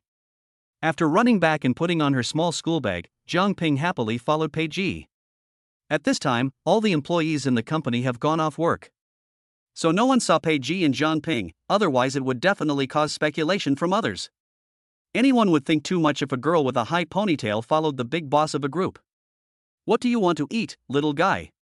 When they got outside the company, Pei Ji asked. "I don't know. I'll eat whatever you eat. I'm not picky." Jang Ping shook her head. She usually ate in the school cafeteria and had basically never eaten in a restaurant outside, so it was useless for Pei Ji to ask her. "Okay, then you wait here for me, I'll go drive." After Pei Ji finished speaking, he turned and went to the underground garage. Soon, accompanied by a low and powerful engine roar, a black Escalade slowly stopped beside Jang Ping like a giant beast. "Get in the car." Jang Ping was stunned for a moment, but did not dare to delay any longer. She carefully opened the car door and sat in Pei Ji's passenger seat. The luxurious decoration and spacious space in the car made her feel a little nervous and curious. Jang Ping's eyes kept looking around, her body was a little stiff, as if she didn't dare to move. She was afraid that she would accidentally damage Pei Ji's luxury car. She didn't know the Escalade, but in her impression, the bigger the car, the more expensive it would be. 10 minutes later, Pei Ji drove Jang Ping to a large shopping mall. The mall offers an all-in-one service for eating, drinking, playing, and shopping, so you don't have to worry about not being able to find a good restaurant. "We're here, get off." "I'll go park first, you wait for me at the entrance of the mall." "Okay." Jang Ping nodded, got out of the car, walked to the entrance of the mall and waited obediently. At this time, outside the mall, a short and strong middle-aged man with a fat face and a beer belly was staring at Jang Ping up and down, with greed in his eyes. The man was wearing a glittering silk shirt with an open collar, revealing a thick gold chain. The pendant on the chain was incredibly large, and she wore several huge gemstone rings on her hands, not leaving out any finger. He was wearing a pair of crocodile leather shoes with clearly visible patterns on the uppers and high, thick heels. It's a typical nouveau riche outfit, as if he wants to have the words "I'm rich" written all over his face. "Oh my god, this girl is so sexy. So tender and white. Such a small waist and a big butt, it must be so exciting to play with it, wow." Sun Guifa felt like there was a fire burning in his heart, making him feel hot and uncomfortable all over. He wished he could drag Jang Ping to get a room right away. When Sun Guifa saw Jang Ping for the first time, he was shocked by her beauty. She was so much prettier than the girls he had met in clubs and nightclubs. More importantly, Jang Ping still possessed the purity and vigor of a female college student, which aroused in him a strong desire to conquer her. From Jang Ping's attire and demeanor, Sun Guifa was certain that Jang Ping was a student from a nearby university town. Moreover, his family conditions are average, and he probably just came from the countryside. This kind of girl, who has just arrived in a big city, is most easily seduced by the colorful life of the city, and is therefore easy to be seduced. Soon, Sun Guifa came up with an idea and walked towards Jang Ping. "Girl, what are you doing here?" Chapter 21 Hitting the Wall. When Jang Ping heard the voice, she looked up and saw a greasy uncle who was half a head shorter than her standing in front of her, staring at her chest with lustful eyes. She immediately frowned. "Nothing, I'm waiting for someone." "Oh, waiting for your boyfriend?" "No." Sun Guifa was delighted, thinking that he had a great chance of getting started, and continued. "I have a brother who is the manager of this mall. Do you want to find a part-time job? I can introduce you. The salary and benefits are very good." "No, I already have a part-time job at school." Jang Ping shook her head and rejected Sun Guifa's invitation. There is no such thing as a free lunch in the world. She must understand this truth. Besides, the way Sun Guifa is dressed, you can tell at first glance that he is not a serious person. "How much money do you make in school?" "I'll give you 10,000 a month." "How about you come and work for me?" "Don't want," Jang Ping said in a decisive tone. The more Sun Guifa acted like this, the more reason Jang Ping had to suspect he was up to something.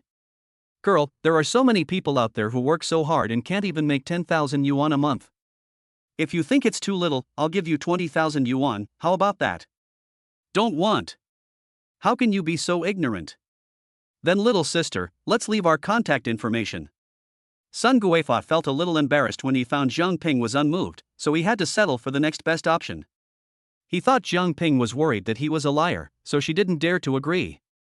As long as you get Jang Ping's WeChat, you can arrange a big red envelope for her every now and then and say some sweet words.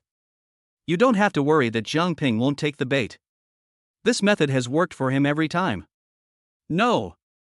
Unexpectedly, Jang Ping was very determined. She took a step back and rejected Sun Guifa's request to add her on WeChat. This half-step back immediately irritated Sun Guifa, making him feel like he was being looked down upon. When he was poor, people laughed at him for being ugly. Now that he is rich, he is still looked down upon. This makes Sun Guifa very unhappy. I have money, there is no woman I can't play with. Little bitch, why are you pretending to be innocent? Don't be so shameless. Who do you think you are? Believe it or not, I will have someone check your identity information right away and make sure you can't stay in school anymore. Sun Guifa's face suddenly turned gloomy and he roared in anger. Why are you swearing? Anyone would feel angry if they were insulted for no reason. Jang Ping pointed at Sun Gui and shouted angrily, her voice trembling with anger and her body shaking slightly with excitement. I'm going to scold you, you stinky bitch, you're shameless, you look innocent on the surface, but in fact, I don't know how many men you've slept with. Psycho, I want to call the police. Jang Ping cursed loudly and immediately took out her cell phone, ready to dial 110. After seeing this scene, Sun Guifa immediately stepped forward to snatch Jang Ping's mobile phone. You stinking bitch, how dare you call the police? However, Jang Ping was taller than him, and Sun Guifa failed to grab Jang Ping's phone after trying several times. He was so angry that he raised his hand and slapped Jang Ping in the face. Seeing the big hand waving towards her, Jang Ping's pupils suddenly shrank and her mind went blank. People passing by and watching the show couldn't help but close their eyes, afraid of seeing this violent scene. If this slap hits, Jang Ping's delicate little face will probably be disfigured. Just when Sun Guifa was feeling proud and ready to teach Jang Ping a lesson, he found that his hand was suspended in mid-air and could not move no matter how hard he tried. Who is so blind as to meddle in other people's business? Sun Guifa raised his head and found that his forearm was grabbed by a hand like an iron clamp. He was about to speak when Pei Ji suddenly exerted force, grabbed Sun Guifa's joints, and twisted them in the opposite direction. There was a horrifying crisp sound of crack, and Sun Guifa's hand was instantly twisted off. The flesh at the broken part was torn apart roughly, and the pale bones were exposed to the air. The sharp broken bones pierced the flesh, and blood spurted out like a fountain, splashing on the ground, forming pieces of shocking blood. The broken muscle fibers and ruptured tendons hung limply. With the current level of medical technology in the country, it is impossible to reconnect them. Ah! In an instant, Sun Guifa let out a heart-wrenching scream, his face turned as pale as paper, beads of sweat the size of beans rolled down from his forehead, and he collapsed to the ground like a puddle of mud. Oh! Oh! My hand! My hand! Save me, please! Save me!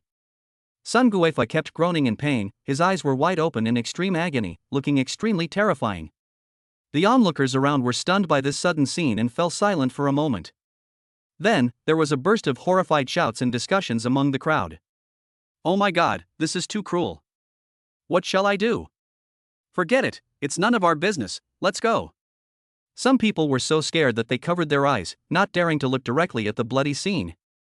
Some people gloated over his misfortune and thought that Sun Guifa deserved it. I told you to tease others, and now you hit a wall. You deserve it. Jang Ping was so frightened that she closed her eyes, but she did not feel the pain on her face. When she slowly opened her eyes and saw the scene in front of her, she was stunned. When Jang Ping saw Pei Ji's familiar and strong back, she felt aggrieved and surprised, and her eyes instantly turned red. But then she saw the miserable state of Sun Guifa. She was so shocked by the bloody scene that she could not bear it and her brain lost the ability to think. At this moment, Jang Ping's heart was full of mixed feelings, with gratitude, warmth, happiness, and guilt. The noise here quickly alerted the mall's security, and several old men in security uniforms and holding rubber sticks rushed over. Just as I was about to ask what happened, I saw blood all over the ground, and a short mule rolling on the ground, holding his bloody palm. What should I do? Call the police? Forget it. It's obvious that this guy is not someone you can easily mess with. Let's report it to the manager and let him handle it. Several security guards looked at the tall and strong Pei Ji, then at Sun Guifa lying on the ground, and decided to find the leader first. Why should I risk my life for just a few $1,000s a month? Pei Ji wanted to kick Sun Guifa twice more, so that he would never need to use that thing again in his life, but Jang Ping held him back. Don't do this, brother, don't be impulsive, let's go, please. Jang Ping cried with tears welling up in her eyes. Roll. There was no way, Pei Ji spat out a word coldly, and then took Jang Ping away. You little bastard, just wait for me. Sun Guifa looked at the backs of Pei Ji and the other man as they left, his eyes filled with resentment. He secretly swore in his heart that he would make the two of them pay the price. Chapter 22 Don't worry, brother, I know someone. This incident was just a small episode for Pei Ji. He turned his head and it passed. He didn't take it to heart and continued to do what he had to do. But Jang Ping couldn't pretend nothing had happened. She was so scared that she didn't even feel hungry. She was only thinking, what if the security team arrested Pei Ji later, or what if the other party found someone to take revenge? Brother, I'm sorry, I got you into trouble. If the security team comes later, I'll go to jail for you, woo woo. Jang Ping sobbed, wiped away her tears, and spoke firmly. If Pei Ji was arrested by the security team for saving her, she would never feel at peace in her life. Okay, little fool, don't worry. I was acting bravely. Have you ever studied law? You're a college student, but how come you don't have this common sense? Pei Ji patted Jang Ping on the back and comforted her. Really? Sure enough, Jang Ping raised her head and stared at Pei Ji with her innocent big eyes. Why would I lie to you? Don't worry, don't you know what I do? If I didn't have this little legal knowledge, I would have been arrested long ago, so don't cry, do you hear me? Pei Ji stretched out his hand, smiled and pinched Jang Ping's soft little face. It was bouncy and soft and felt very good. All right. Jang Ping nodded, her small chin slightly raised, with a hint of stubbornness, but unable to hide her fragility. It can be seen that the little guy was really scared. Pei Ji felt a little sorry. With a beautiful woman beside him, he did go a little too hard. At least there should be no blood. Jang Ping was definitely not in the mood for dinner now, so Pei Ji found a restaurant that combined Chinese and Western cuisine and walked in. After sitting down, Pei Ji ordered some steamed seafood, a pot of seafood porridge, and a small dessert, especially for Jang Ping. Hello, Starry Sky Blueberry Pudding, please enjoy. The waiter brought an exquisite appetizer and placed it in front of Jang Ping. Try it. If it doesn't taste good, we'll run away. Puff. I don't want to run. Jang Ping laughed out loud after being teased by Pei Ji. Under Pei Ji's gaze, she picked up a small fork, picked up a small piece and put it into her mouth. The soft and glutinous texture spreads on the tip of the tongue, and the aroma of pudding and the sweet and sour taste of blueberries mix together and instantly fill the entire mouth. How about it? Delicious.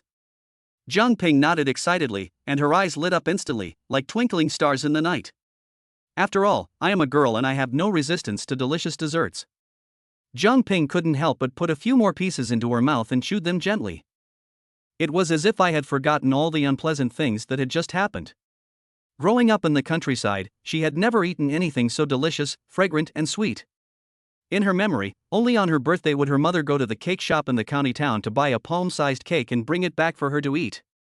At that time, Jang Ping thought that the cupcakes were the most delicious thing in the world.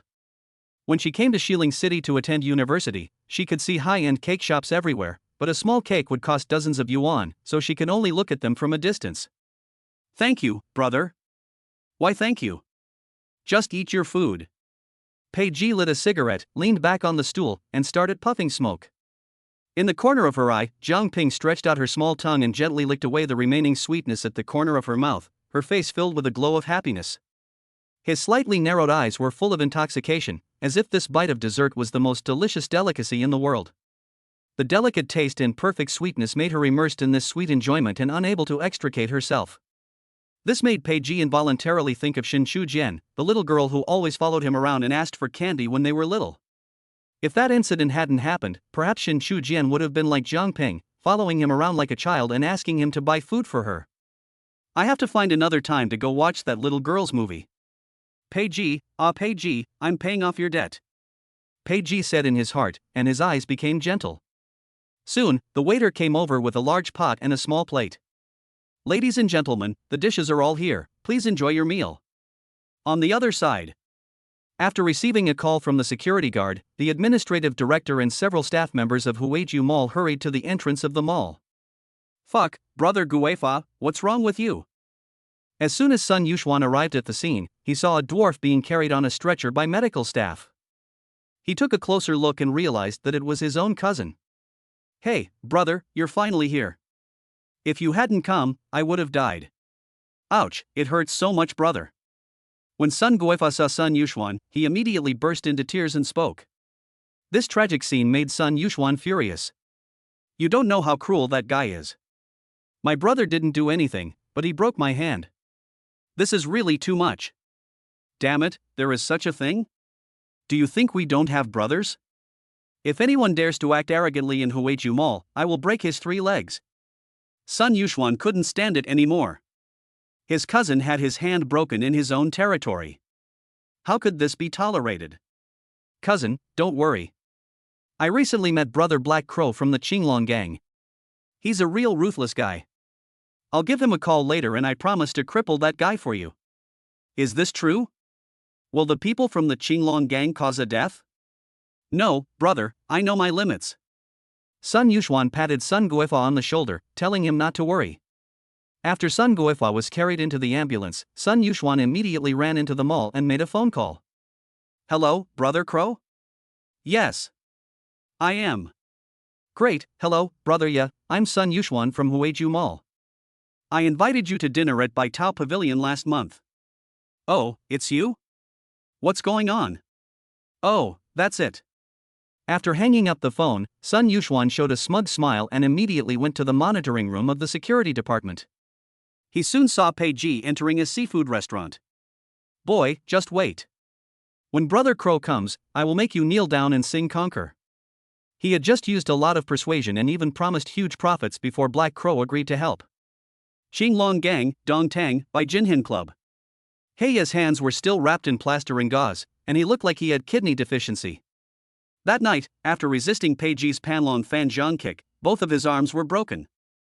Fortunately, he was born with a strong frame, so his bones did not break directly. Long Xiaotian asked someone to find him a very good old Chinese doctor, who spent a lot of effort to reattach his arm. "Brother Ya, why don't you take a few more days off and not work so hard?" When his subordinates saw that Heiya was still trying to get business in this state, they couldn't help but persuade him. "Not fighting hard? If I don't work hard, you will support me." What a joke. In our line of work, how can we not work hard? Black Crow cursed. "Humph, if that guy hadn't said that he would give me the management rights of the parking lot of Huiju Mall, I wouldn't have paid any attention to him. Fuck, the Juhui Mall is such a big territory, and the Wild Dog Gang couldn't agree on it after several negotiations. It still has to be you, Brother Crow." The younger brother next to him immediately gave Heiya a thumbs up, with admiration in his eyes. There are several streets around the mall, including the Night Snack Street and the Bar Street. At night, it becomes the Tang Dynasty city that never sleeps, with busy traffic and crowds of people. If Dongtang gets such a big piece of fat meat, it will be a considerable income. More importantly, it can also disgust the people of the Wild Dog Gang, which is what Black Crow wants to do most.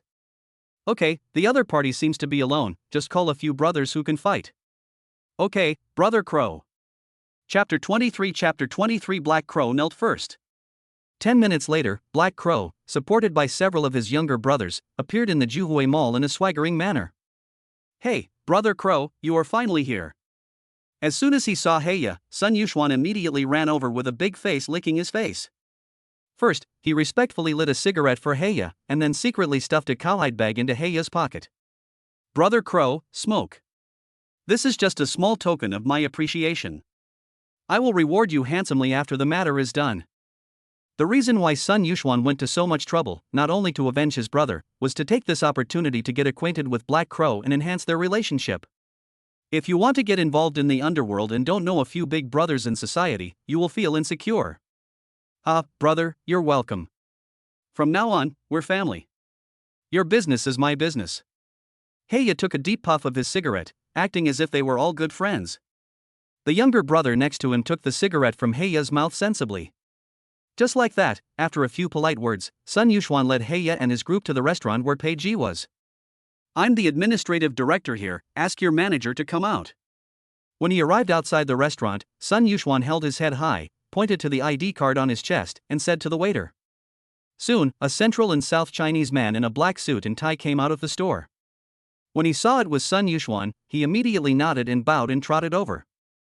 right, isn't this director's son? What brings you here? Looking for two people, a man and a woman, who just came to your restaurant to eat. Sun Yuxuan took out the video screenshot from his mobile phone and handed it to the hotel manager.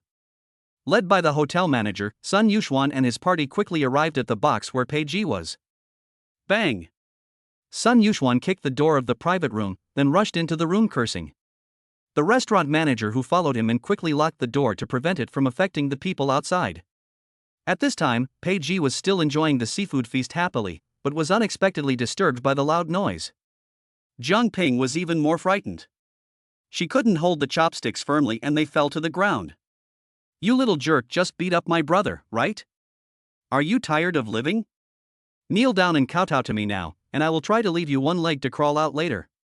Pei Ji first glanced at Sun Yuxuan, the clown, calmly, but soon he found the familiar figure hiding in the crowd. Hear that, kid? My patience is limited. If you don't kneel down now, you will never have the chance to stand up again in your life. Sun Yuxuan didn't realize that Heya and his little brothers behind him were almost crying and their bodies were shaking. Before Pei Ji could speak again, Heya knelt down first. The rest of the brothers could no longer bear the tremendous pressure and also knelt down on the ground, not daring to raise their heads. Forehead. Brother Crow. Brother Crow. After hearing some noise behind him, Sun Yuxuan turned around and was immediately stunned. No, brother ya, you're not drunk, are you? I asked this kid to kneel down, not you. After calling out twice, Sun Yuxuan discovered that brother Ya, the omnipotent gangster in his eyes, was kneeling on the ground, as if he was deaf, without even raising his head. Hey, is this the reinforcement you brought? The leader of the Qinglong gang, the leader of the East Hall, my brother Crow, right? Pei Ji stood up, took a few napkins from the table, wiped his mouth, then slowly walked to Heya and others and said jokingly. Brother Gu, I. Heya was trembling all over, sweating profusely, and the clothes on his back were soaked with sweat. Sun Yuxuan was suddenly struck by lightning. He stood there in a daze, staring at Pei Ji with blank eyes. Hearing the word bone and associating it with the Qinglong gang, no matter how dumb Sun Yuxuan was, he could guess that the person standing in front of him was the famous Qinglong gang's double flower red stick, Chigu Pei Ji. Moreover, there have been rumors recently that the internal structure of the Qinglong gang has undergone drastic changes, and Xuanhua Hongdan has become the leader of the Qinglong gang's West Hall. When he thought of this, Sun Yuxuan's eyes went dark and he felt like the sky was falling. This is not kicking an iron plate, this is clearly kicking a titanium alloy plate. Brother Bone. I'm sorry, I was wrong. Sun Yuxuan's legs went weak and he knelt down in front of Pei Ji, kowtowed repeatedly to apologize and beg for Pei Ji's forgiveness. He didn't want his body to sink into the sea tomorrow. He still has a bright future and many good things are waiting for him. Tell me, how did you get your hand to the central area? Pei Ji ignored Sun Yuxuan, the clown, and asked Heya. He remembered that this place seemed to be a no-man's land. The so-called no-man's land did not mean that the government did not care, but that the three major gangs of Xiling did not care. Precisely because this is the central business district, the authorities have been keeping a tight rein on it, and the three major gangs are fighting among themselves, resulting in no one being able to get a piece of the pie. Brother Gu, you misunderstood. I didn't reach out my hand. It was this bastard. So, Heya had no choice but to bite the bullet and tell the whole story from beginning to end. He told the whole story truthfully without any exaggeration. Okay, get up. Pei Ji didn't expect that although Heya was a little arrogant, he was really brave when something happened. Take this incident for example, Black Crow could have not come, but considering the interests of the gang, Black Crow still went into battle despite his injuries, just to help Dongtang make the pie bigger. The bigger the cake is, the more everyone can share, instead of holding a piece of cake and dividing it over and over again until no one has anything to eat in the end. Pei Ji still admired Heya for this point. Thank you, Brother Gu. Thank you, Brother Gu. Black Crow stood up from the ground tremblingly, feeling relieved. It seems that Pei Ji is not angry, thank God. Did you eat enough, little one? At the dining table, Jang Ping's eyes were wide open with a big mouthful of rice in her mouth, which she had been holding since Sun Yuxuan kicked the door. My inner emotions changed from fear to doubt, and from doubt to shock. Eat, I'm full, brother. Jang Ping nodded blankly, then quickly moved her cheeks and swallowed the rice. Hey, please pack 2 small cakes. Pei Ji nodded and pointed to the restaurant manager. Okay. After hearing this, the restaurant manager gave a signature smile, then hurriedly opened the door and walked out. It was a blessing in disguise that he was not involved in this matter.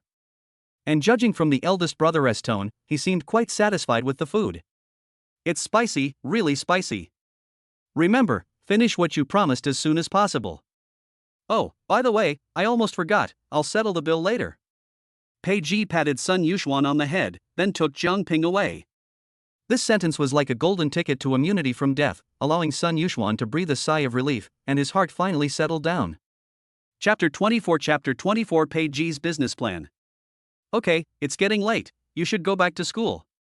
Pei Ji handed the 2 exquisite small boxes in his hand to Jang Ping. Yeah, thanks bro. Jang Ping happily took the cake, her face slightly red, and no one knew what she was thinking. There is a bus outside the mall that goes directly to the university town. After the two parted at the entrance of the mall, Pei Ji drove away. 8 o'clock in the evening. In the Jiangnan Water Town, inside the highest level administrative office. When you step into the office, the first thing that catches your eye is a huge oval conference table surrounded by comfortable black office chairs. On the wall on the other side, there is a huge electronic display screen. Lei Dong, Kai Shun, and Yuan and others have already taken their seats, waiting for Pei Ji's arrival. A few minutes later, with Pei Ji's arrival, the meeting officially began. Brother Gu, let me introduce you to these 2 people. I am the senior company managers I hired from the Shanghai Stock Exchange. Zhou Kong, Lu Yu. On both sides of the electronic display screen, there stood a man in formal attire and wearing gold-rimmed half-frame glasses. He had an upright posture and a gentle manner, which was completely different from the temperament of Pei Ji and the others. Hello, Mr. Pei. The 2 of them greeted Pei Ji politely. Before coming, the God of Wealth had already told them Pei Ji's information, so they didn't feel cramped or embarrassed. Good. Pei Ji gave a kind smile and nodded. Pei Ji has always had great respect for intellectuals and technical talents. Let us get started. Pei Ji raised his hand to signal. Okay, Mr. Pei. At present, we have found a fully qualified earthwork engineering company in the province. Because the company is not doing well, it is in urgent need of funds. The quotation is 130 million. At present, the demand for slag transportation, stone, concrete, steel bars, and cement in Shilin, Shanghai, and Beihai City is on the rise. The 2 goals are clear, and each has its own responsibilities. From the upstream industrial chain to the midstream developers, every link has a clear investigation report and a linear chart. At this time, Pei Ji and others had only one thought in their minds. Well, this is called professionalism. This meeting was exactly what Pei Ji had told the God of Wealth about a long time ago. He planned to enter the construction industry. It is impossible to make big money just by relying on the few bars and some cultural, tourism and transportation industries under Shanshui Group. Isn't it just for those 2 things that people live their whole lives? Why bother with something that can be solved with money? If money can't get you through, then use your fists. Of course, Pei Ji had another purpose. This industry was full of mixed people and social forces were entrenched. If Pei Ji wants to get a piece of this big cake, he will inevitably come into conflict with these evil forces. Doesn't this just solve Pei Ji's problem of killing monsters and leveling up? How are you, Brother Gu? These 2 are pretty good, right? The God of Wealth leaned close to Pei Ji's ear and whispered softly. Well done. We should recruit more talents like this in the future. We are not going to live by guarding these bars and commercial streets. We want to make big money. Do you understand? Pei Ji said confidently. Things on the surface, such as official mandatory requirements, company qualifications, and technical equipment, can all be solved by asking someone else to do the job as long as the funds are in place. What is happening under the table, such as intentional troublemaking, obstruction of construction, malicious extortion? Pei Ji can step in when ordinary people cannot solve these problems, and the authorities do not want to get involved. That's right. If you follow Brother Gu, you'll go hungry 9 times out of 3 days, and you'll get beaten with a small steel stick for no reason. Get lost. Pei Ji slapped the God of Wealth on the forehead, but the God of Wealth dodged it. He. Zhou Kong and Lu Yu spoke for more than 2 hours, their voices almost becoming hoarse, but they finally finished the report. Of course, this is worthy of the salary that the God of Wealth offers to their team. Okay, Manager Zhou, Manager Lu, we have arranged an activity for you downstairs, relax. The God of Wealth gave the 2 men a look that all men understood, and said with a smile. Thank you, Brother Chow. The original name of the god of wealth was Qin Chow, so both of them called him Brother Chow instead of the god of wealth. Zhou Kong and Lu Yu looked at each other with excitement in their eyes. From the reception floor on the first floor to the office on the top floor, the beauties of various styles along the way dazzled the two and made their hearts surge. With a boss like this, I would be willing to live in the company every day, let alone work overtime. Then Mr. Pei, we will leave first. The two did not forget to say hello to Pei Ji again, because he was the real sponsor. Well, have fun. I'll need your help in the future. Pei Ji nodded and smiled knowingly. What a man! Whether ordinary people or business elites, they are always vulgar. After Zhou Kong and the other man left, the god of wealth handed Pei Ji a document. The information reports just produced by Zhou Kong and Lu Yu were just some business secrets. How could the truly valuable information be known to the two of them? The information in the document was obtained by Kaishin from the senior leaders and heads of state-owned enterprises using various means. For example, 2 months later, there is a big river management project with dozens of small investment targets. Who is the leader in charge of the bidding, what are his hobbies, which companies will bid, and some of the shady things about their companies. In the document, Pei Ji also saw a familiar name, Zhao Group. Of course, knowing the news does not mean you can get the project. If everyone has connections and money, then we have to resort to some tricks. Brother Gu, why don't we start with Haotian Engineering in the south of the city? A few months ago, Big Headley from the East District, the one who often came to our place to show his support and spend money. That guy had a fleet of 100-ton trucks and was doing well in business, but he was tricked by the earth-moving gang from Haotian Engineering. He's still in jail now. The god of wealth said indignantly. Pei Ji knew the name Big Headley. When Pei Ji was still managing the bar, he often invited Pei Ji to drink. Those foreign liquors worth thousands or tens of thousands of dollars could be had in dozens of bottles at a time, as if they were free. Is there any solution? Pei Ji asked. Since the god of wealth specifically picked it, there must be a reason for it. This is a dung beetle yawning, it's so arrogant, it took on several big projects at once. I have found out clearly that if this guy is prevented from starting the construction and the construction period is delayed, the developers will definitely make trouble for him, and then they will make him fall from the sky in a week. Pei Ji nodded when he heard this. It was easy to hinder the construction, and it was not easy for the authorities to interfere directly, otherwise they might get into trouble. After some discussion, the few of them quickly decided on a specific plan. First, defeat Haotian Engineering, and then take over his business. Grow bigger and stronger, and create greater glory. Chapter 25 Sister Chan's Rebellion. Brother Gu, how about we have a midnight snack later and relax at my place tonight? After the meeting, God of Wealth asked with a smile. He heard from Lei Dong that Pei Ji had hired 2 young girls who had just graduated from college as secretaries for him at Shanshui Group. This is a beautiful woman hidden in a golden house. You used to act cool, but now you finally realize that you're getting old and it's too late to stop pretending. Your true colors are now showing. Pei Ji looked at his watch. It was already past 11 o'clock. He was more tired from the whole night's meeting than from fighting. This kind of mental labor consumed as much energy as physical labor. Coupled with the arousing massage Jang Ping gave him this afternoon, the soft and elastic touch made Pei Ji still reluctant to leave. In that case, why not stay and have some fun? Okay. Pei Ji nodded and agreed. Hey, Brother Gu promises that your visit will not be in vain. The Human Resources Department hired a new physical therapist today. I heard from them that she is a bit old, but she is very beautiful and has a lot of charm. Originally they were planning to train them for a while, but since you're here, Brother Gu, we'll leave it to you to enjoy. The god of wealth said this with a look of regret on his face, and this expression made Pei Ji want to kick him down the stairs. Pei Ji had been to the Jiangnan water town before, so he naturally knew the ins and outs of it. This place provides high-end services, including massage, foot washing, and SPA therapy. The prices are several times more expensive than those of ordinary clubs outside. Generally, those who do business bring customers here to experience it. The biggest feature of Jiangnan Watertown is the appearance and body shape of the technicians, and they are all professionally trained and provide first-class service.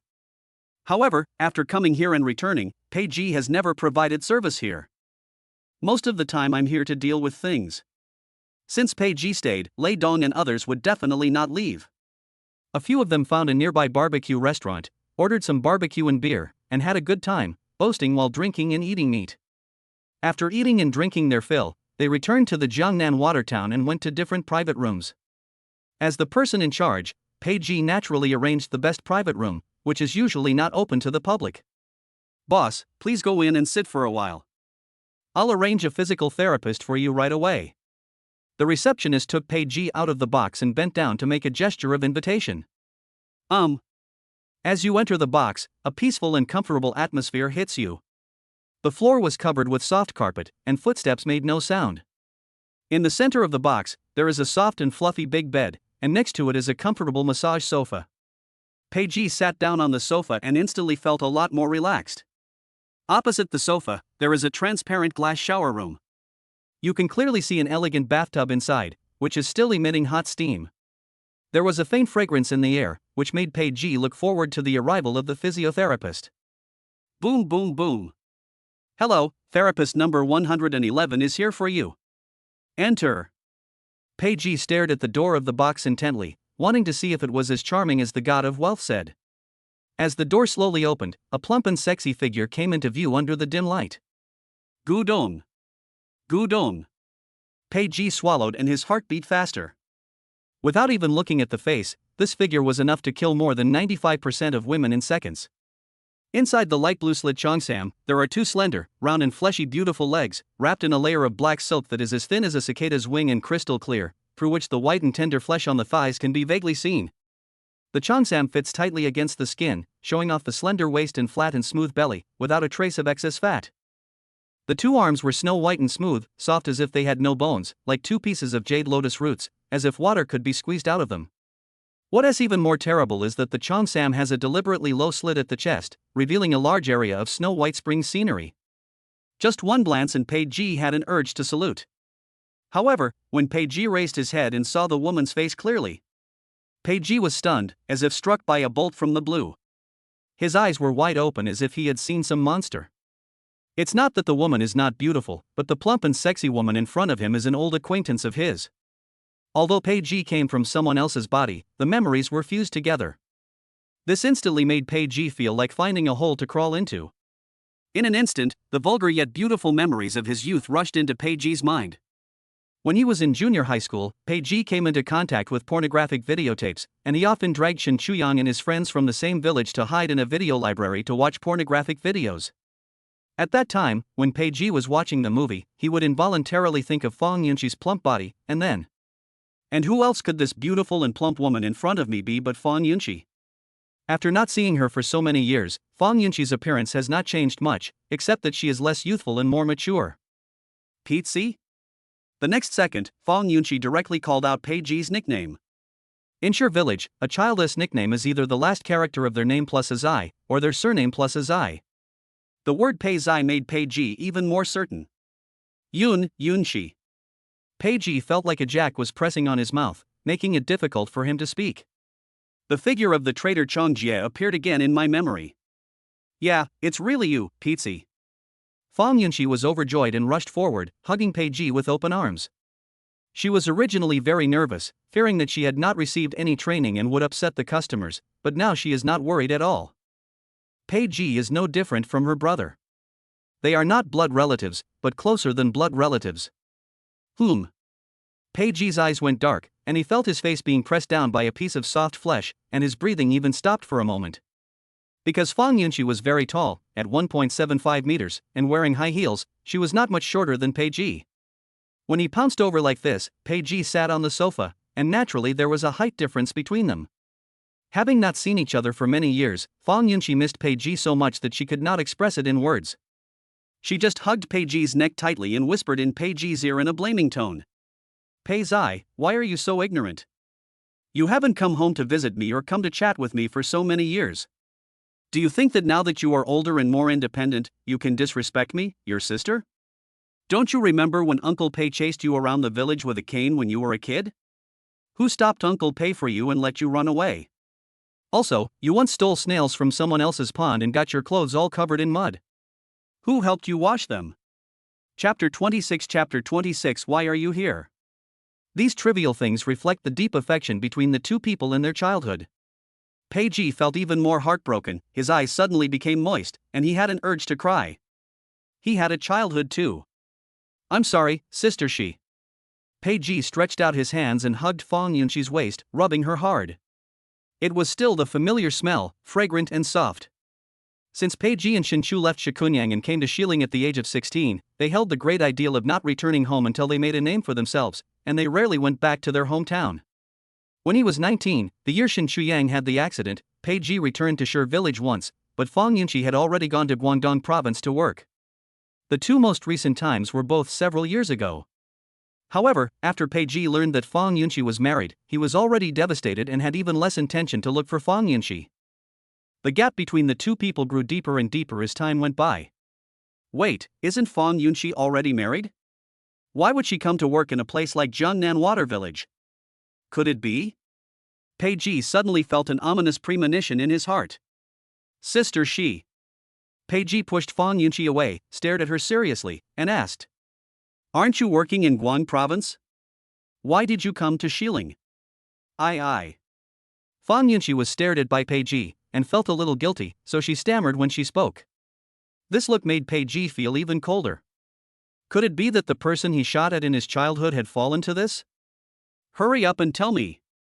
Pei Ji said sternly. After I married Chunming, I stopped working. But Chunming's father's farm was hit by swine fever, and all the pigs died. The family was broke, and Chunming didn't go out to work. He just played cards and drank alcohol. I had a fight with him, and then he beat me, and I divorced him. Fang Yunqi was shocked and had to tell the truth. When she mentioned her marriage to Shi Chunming again, Fang Yunqi avoided looking at Pei Ji and did not dare to look him in the eye. In fact, if it weren't for family reasons, the person she wanted to marry was Pei Ji. What?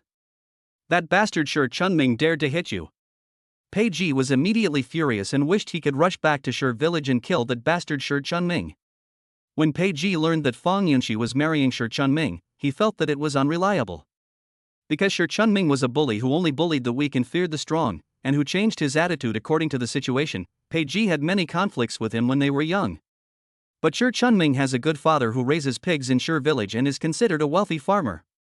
His family was willing to give a lot of dowry, and Fang Yunqi's mother was in poor health and needed money, so Fang Yunqi agreed. But no one expected that just a few years later, that bastard Shi Chunming squandered all the family fortune and ended up with his wife and children separated from him. Forget it, I won't talk about him anymore. I have nothing to do with him anyway. Fang Yunqi smiled bitterly and didn't care too much. She had never had much affection for Shi Chunming, and the two of them just seemed to be living together, one day at a time. Now that we're divorced, I feel relieved. All right. Pei Ji thought about it and realized that he hadn't contacted Fang Yunqi for many years. What qualifications did he have to care about her life now? Wait, why do you come to work in a place like this? Do you know what this place does, huh? With Fang Yunqi's personality, she would only work in electronics factories, garment factories, and the like. How could she come to a place like the Jiangnan Water Town? Pei Zai, can you please loosen your grip for a moment? I'm hurt. Pei Ji then noticed that he was out of control and accidentally scratched Fang Yunqi's arm, leaving it red. I'm sorry, sister Shi. I was too excited. Please speak properly. Pei Ji said with a hint of apology, and immediately picked up Fang Yunqi's arm and rubbed it gently. You know, my mother is in poor health and needs to take medicine every day. Xiling is not too far from Shi village and there are more factories there. So I found a job in a mobile phone assembly factory. Although it was a bit tiring, the salary was not bad. However, the foreman always touched me, and he already had a child, and he asked me to be his lover. I couldn't stand it, so I ran away secretly. When Fang Yunqi said this, she became a little depressed and lowered her head. Then I continued to look for a job outside, but I was accidentally cheated and lost my ID card and mobile phone. Later, I met an agent who said there was a job that did not require an ID card and the salary was high, so she sent me here. After I arrived, they told me that if I was willing to work, I could stay for training, and they would pay me when I started working. Pei Ji's heart trembled and his eyes felt a little sore. Fang Yunqi was sold out. With Fang Yunqi's looks and figure, she would be easily noticed even without dressing up.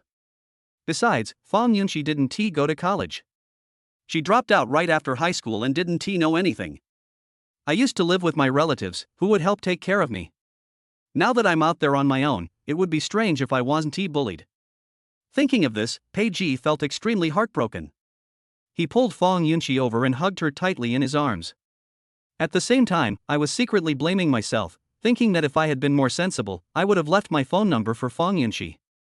At least Fong Yunqi wouldn't be left in a strange city, being bullied without any relatives or friends and unable to find anyone to help her. Pei Ji blamed himself for all this and secretly vowed to make it up to Fong Yunqi. The two of them kept this posture, snuggling together for more than 10 minutes, before Fong Yunqi reluctantly sat up from Pei Ji's arms. Then, Fong Yunqi seemed to not want the atmosphere to be so sad, fearing that Pei Ji would be in a bad mood because of her, and would take the initiative to talk about his childhood. Pei Ji listened, sometimes smiling, sometimes sighing, and his mood gradually improved. "Oh, by the way, Pizzi, my manager just told me that if I serve you well, she will give me a bonus." Fong Yunqi suddenly said that she didn't know the other meanings of the word serve and thought it was just a simple massage and back pat. "What are you serving?"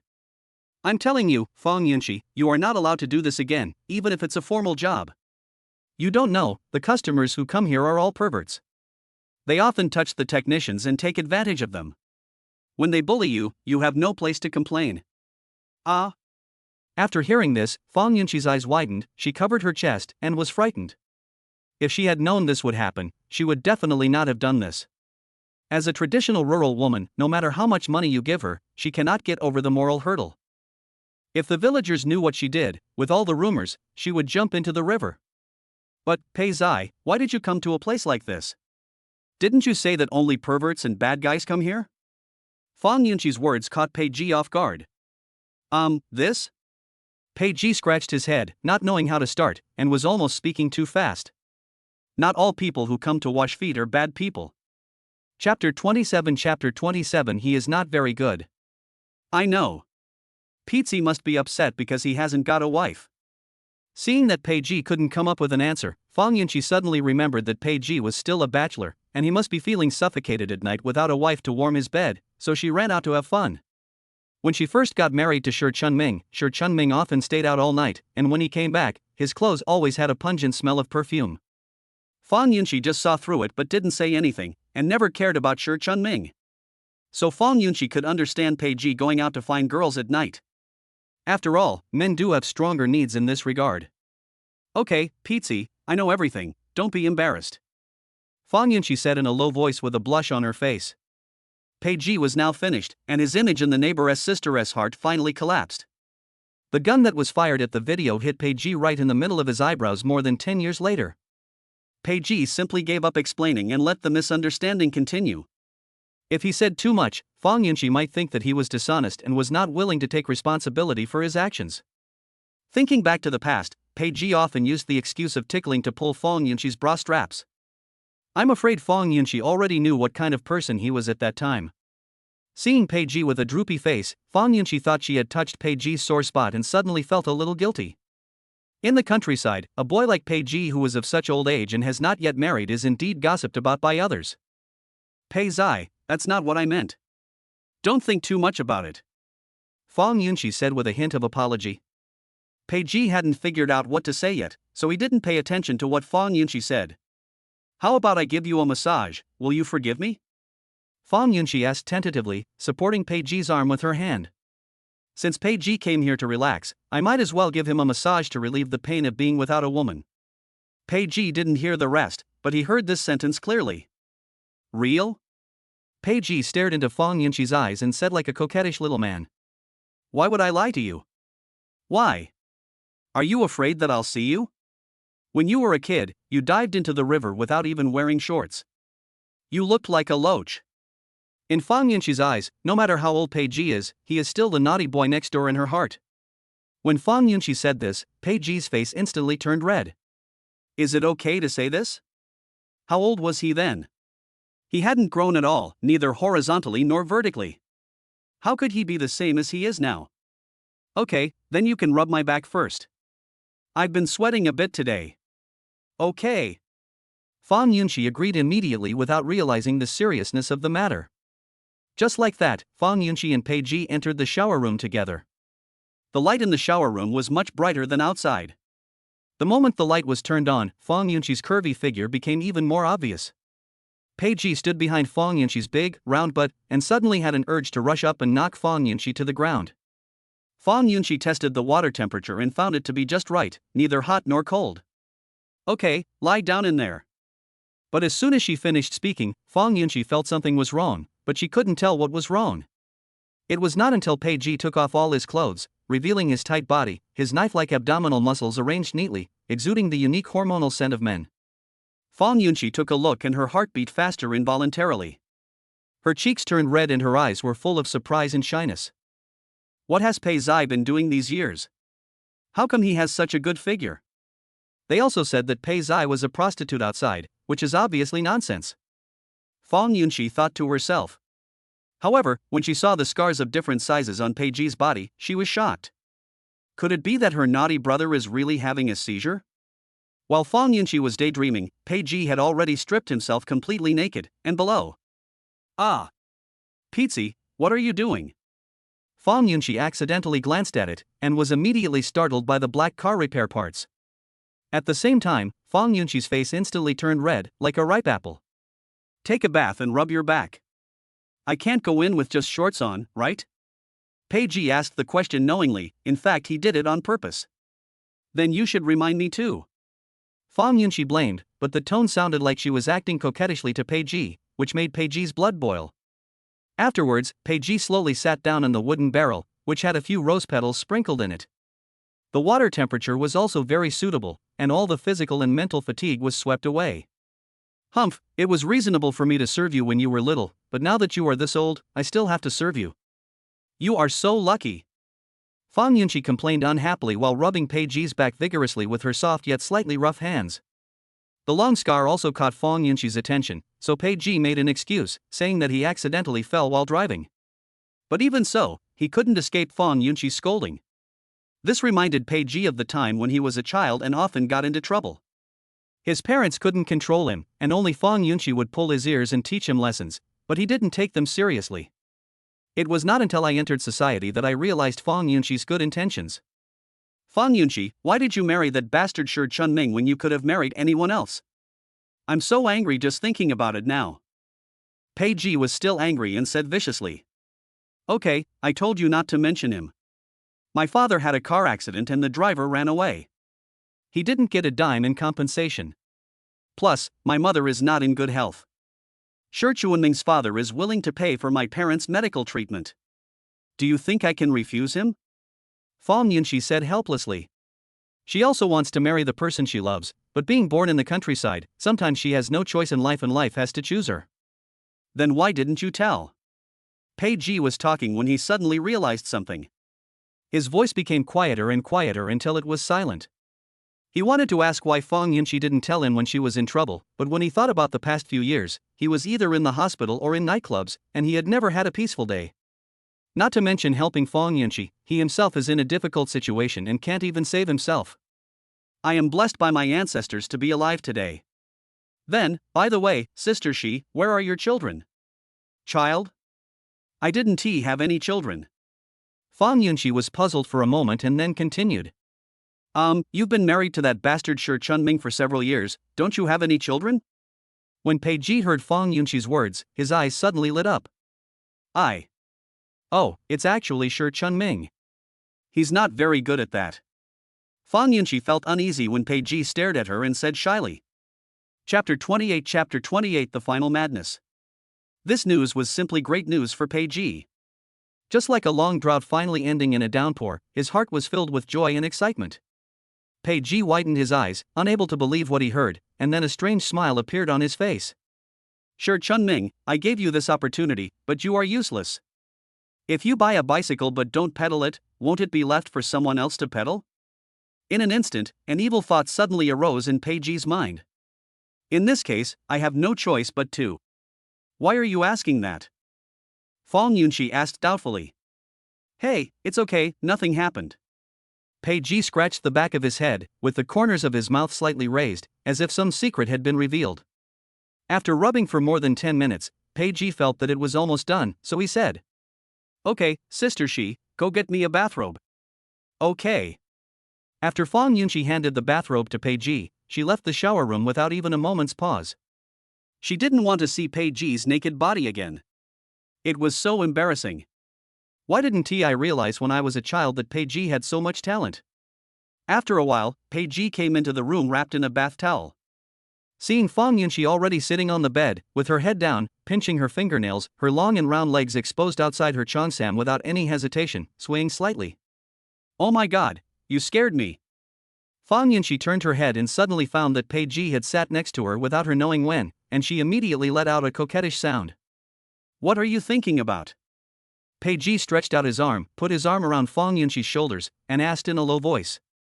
"What do you want?" Fang Yunqi pursed her lips, a hint of sadness flashing in her eyes. She is already 32 years old, and now she has a divorce label. If she marries again, she will either marry someone older or someone with poor conditions. Who in their right mind would want to marry a divorced woman? So what are we not going to do next? Pei Ji was itching to do it, but he couldn't just push Fang Yunqi down. After all, she was an old acquaintance of his. Do what? Fang Yunqi glanced at Pei Ji suspiciously. She always felt that there was something wrong with the way Pei Ji looked at her. "Give me a back massage first. I'll lie on my stomach and you sit on my back." After saying that, Pei Ji lay down on the bed without caring whether Fang Yunqi agreed or not. "You." Fang Yunqi gritted her teeth and finally agreed, carefully sitting on Pei Ji's back. Even through a thin layer of cloth, Pei Ji could still feel the soft and elastic touch, which was bigger and more elastic than Jang Ping's. "How about it, is it okay?" Fang Yunqi asked while pressing. "Okay." Pei Ji nodded and responded, but his big hands sneakily moved to Fang Yunqi's thighs and gently stroked them. Fang Yunqi soon noticed a pair of wolf claws sliding across her thigh, so she patted the back of Pei Ji's hand without hesitation. "Don't move." After hearing this, Pei Ji slowly put his hand down, but after a few seconds, he put it on Fang Yunqi's thigh again. Fang Yunqi took several shots and found that Pei Ji was pretending to be deaf. She had no choice but to let Pei Ji touch her. "Anyway, it won't cost you anything if you touch him a few times, so just let him touch you." After a few minutes, Pei Ji felt unsatisfied and began to move his hands inside Fang Yunqi's cheongsam, gradually moving closer to the exhaust pipe. "Xiao Pei, that won't work." Fang Yunqi trembled all over, as if she had been electrocuted, and immediately grabbed Pei Ji's hand tightly with both hands, preventing him from moving forward. Pei Ji was already feeling hot and uncomfortable, so he couldn't bear to listen any longer. He suddenly exerted force with his waist, and Fang Yunqi lost her balance and fell onto the bed. "Ah!" Fang Yunqi screamed. "Sister she!" Pei Ji was like a tiger in heat. He turned over and pressed Fang Yunqi under him. He hugged Fang Yunqi's waist with both hands, then leaned down and kissed Fang Yunqi's face with his mouth. "Xiao Pei, what are you doing?" Fang Yunqi turned her face to the side and tried to push Pei Ji out, but she couldn't move him away. She wanted to scold Pei Ji, but found that she couldn't open her mouth at all. After a while, Fang Yunqi's chest rose and fell, and her breathing became heavy. Under the dim light, you can vaguely see that the handsome face is covered with blush. The strong smell of hormones and wildness from Pei Ji brought life to Fang Yunqi's long-dormant woman's heart. "Sister she, you smell so good." Pei Ji was madly inhaling the charming fragrance from Fang Yunqi's body, and his rationality was being eroded bit by bit. "We just talked so much, wasn't it just to pave the way for now?" "Xiao Pei, please don't move, okay?" Fang Yunqi tilted her head back hard, gasping for breath. Little do people know that men are creatures that, once they start something like this, they will never stop until they achieve their goal. Pei Ji responded verbally, but his hands did not stop moving. Pei Ji really wanted to kiss Fang Yunqi's mouth, but Fang Yunqi was very resistant. As soon as Pei Ji's mouth got close, she immediately turned away. The stalemate lasted for a long time before Pei Ji had to turn his guns around and attack other territories. "Pa!" Just as Pei Ji reached out to unbuckle his belt, Fang Yunqi could no longer remain calm and slapped Pei Ji in the face in panic. This slap did not quell Pei Ji's evil fire, but instead aroused his desire to conquer. "Woo! Xiao Pei, please don't be like this, okay? I'm already a married woman. If you do this to me, how can I face you in the future?" Fang Yunqi held Pei Ji's face and said while crying. She didn't blame Pei Ji, but herself. She blamed herself for marrying Shi Chunming, becoming Shi Chunming's woman, and hurting Pei Ji's heart. "Fang Yunqi, I don't care whether you've been married or not, stop talking nonsense," Pei Ji said seriously. "Xiao Pei, you haven't married yet, you don't understand. If you do it with me, people will gossip about it. Rural people don't care about anything else, what they care most about is their reputation. Fang Yunxi begged desperately, trying to convince Pei Ji, but Pei Ji was already horny at the moment and would not listen to anything. I don't care about these things. At worst, I'll marry you and make you my wife. Pei Ji shouted loudly without even thinking. After these words were spoken, Fang Yunxi was visibly stunned. Then, her eyes blossomed with a brilliance like flowers, but this brilliance disappeared at a speed visible to the naked eye. Pei Ji didn't know yet that his casual words had completely broken the shackles in Fang Yunxi's heart. Woo woo woo. Pei Zai, this is just this once, it won't happen again. Fang Yunxi sobbed, her eyes blurred with tears, adding a sense of pitiful beauty to her. Since it is impossible for them to be together in this life, Fang Yunxi might as well indulge herself and have sex with the person she likes. Chapter 29 The company is out of money. The next morning, the first ray of sunlight shone through the gap in the curtains and into the messy room. Pei Ji opened his eyes drowsily and saw Fang Yunxi lying on his chest, sleeping peacefully. After gently touching Fang Yunxi's hair, Pei Ji closed the curtains and continued to sleep. On Fang Yunxi's fair and delicate back, there are marks that have not yet disappeared. Pei Ji felt a little distressed after seeing this. He was like a mad beast last night and was tireless. It's okay, it's still early, go to sleep a little longer. After kissing Fang Yunxi's forehead, Pei Ji pulled the curtains tight and continued to sleep. The two of them slept until 2 in the afternoon before waking up. Woke up? You still have the nerve to ask, you don't even know how to feel sorry for others. Fang Yunxi pouted and glared at Pei Ji angrily. Her whole body feels like it's falling apart and she can't move. I guess she won't be able to get out of bed for 2 or 3 days. Hey, that's because you're so beautiful. Pei Ji smiled complacently and looked at Fang Yunxi with pride in his eyes. Seeing my childhood sweetheart become my woman, this sense of accomplishment is incomparable. TSK, you may be able to fool little girls with this, but it won't work on me. Fang Yunxi said that she didn't care, but in fact she felt sweet in her heart, as if she was covered with honey. In fact, such words have little effect on young girls, but are more lethal to young women like Fang Yunxi. Okay, I have some things to take care of, so why don't you just stay here and rest? Pei Ji touched Fang Yunxi's head with a doting look on his face. Yeah. Fang Yunxi nodded slightly, then watched Pei Ji get dressed and leave. Crack. After the door was closed, Fang Yunxi lay alone on the bed, staring at the ceiling with empty eyes, full of emptiness and sadness. Last night's passion was like a dream. When the day dawned, the dream ended. Although Pei Ji said last night that he wanted to marry her, which made Fang Yunxi very happy, she did not take it seriously and would not do so. She didn't want to become a psychological burden to Pei Ji, as this would only harm Pei Ji and cause people in the village to poke holes in his spine. Fang Yunxi is already not young anymore, and status is not the most important thing to her. She is already content to be able to stay with Pei Ji and take care of him. If Pei Ji wants it, he will give it to her. She was tired and annoyed, and she was satisfied as long as Pei Ji could comfort her. Alas! Fang Yunxi, you are so confused. If uncle and aunt find out in the future, you will suffer.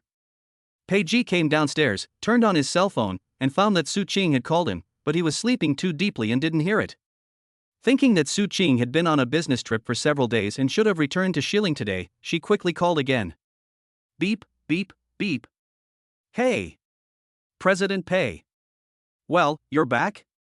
Yeah, the flight was at 3 a.m., I was exhausted. Su Qing spoke softly on the phone, her tone sounding a little tired. Thank you for your hard work these past few days. I'll ask the finance department to give you a raise when we get back to the company. After hearing this, Pei Ji felt a little guilty. The group had just started, and Su Qing was in charge of all the big and small matters, while he was enjoying the pleasure of love. TSK, I don't care. On the other end of the phone, Su Qing was quite dissatisfied, as if she was acting like a spoiled child. She just wanted Pei Ji to praise her, not to ask Pei Ji to give her a raise. So what reward do you want? I'll tell you when I get back. Bye. After hanging up the phone, Pei Ji smiled and shook his head. If he doesn't want money, then he wants the person. Soon, Pei Ji drove to Shanshui Group. After parking the car, Pei Ji walked into the office building and saw He Weiwei running towards him from afar in high-heeled shoes.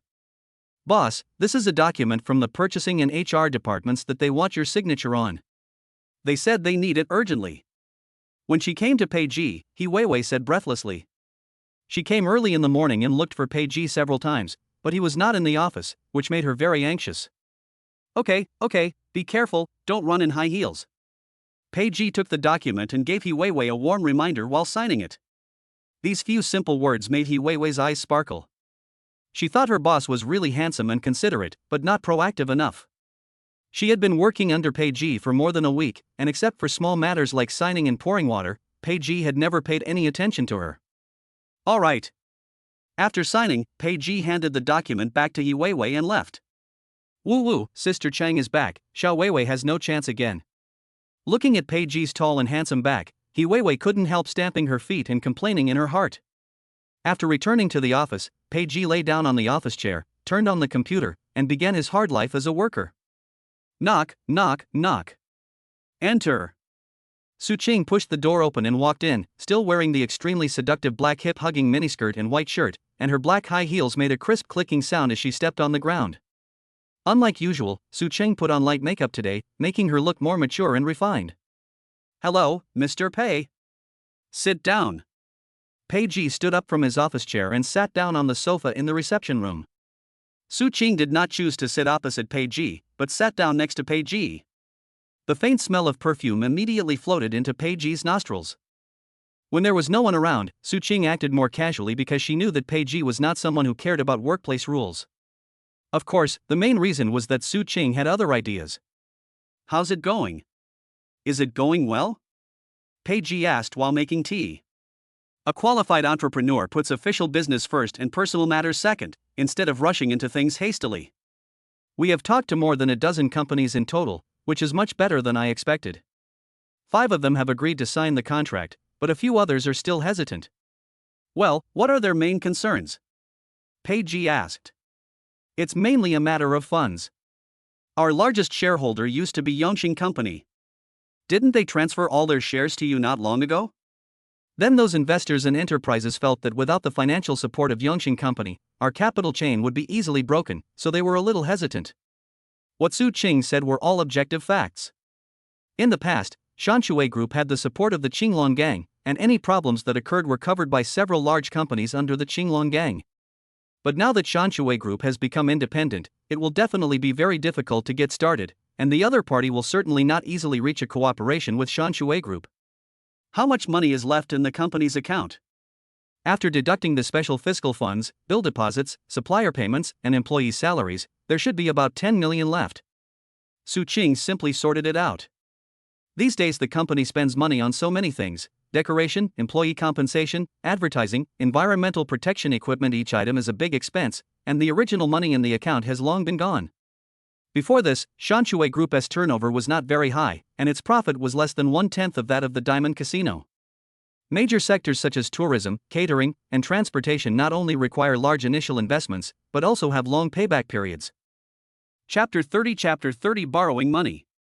Boss Pei, the staff of the Investment Promotion Project Department, suggested that we apply for a loan from the bank to make the transition. Su Qing thought about it and said, Okay, I'll think about it first. Don't worry about the funding. Just go for it. Pei Ji nodded, but he had no plans to borrow money from the bank for the time being. One reason was that the interest rate was too high, and after going through the whole process, he would not get much money and it would take a long time, so it was not cost-effective. Besides, Pei Ji still has a trump card that he hasn't used yet. Yeah, I understand. Since Pei Ji trusts her, Su Cheng will naturally not let Pei Ji down. By the way, boss, didn't you say you would reward me?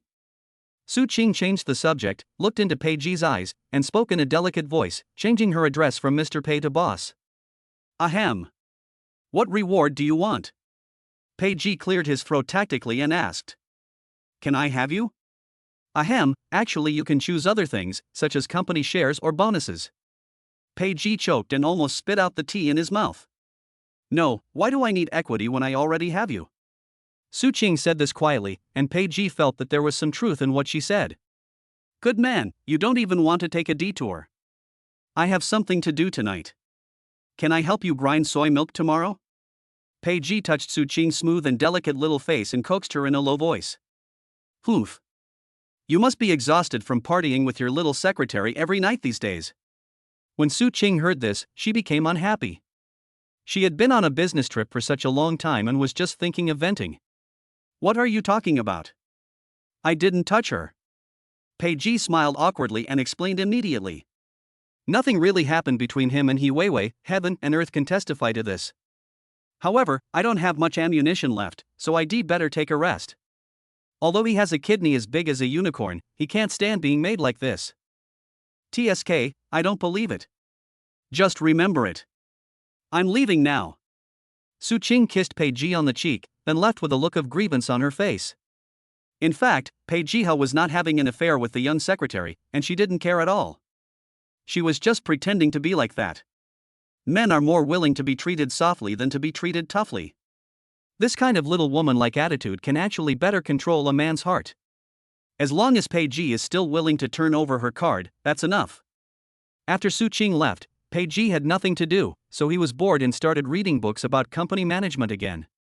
It was not until the evening that Pei Ji came out of the company. Lei Dong had already parked his car in front of the company. Brother Gu, where are we going? Lei Dong asked. Do you remember that half-human, half-ghost guy from the Blood Alliance 2 years ago? Pei Ji lit a cigarette and spoke slowly. Neither human nor ghost, Brother Gu, you are referring to the white ghost from the Blood Alliance, right? When this name was mentioned, Lei Dong's expression immediately turned serious. 2 years ago, the Qinglong gang had a conflict with another gang in Xiling City. The two gangs were fighting fiercely, but unexpectedly, an uninvited guest arrived. That person is Bai Gue, one of the 4 great Vidras of the Blood Alliance.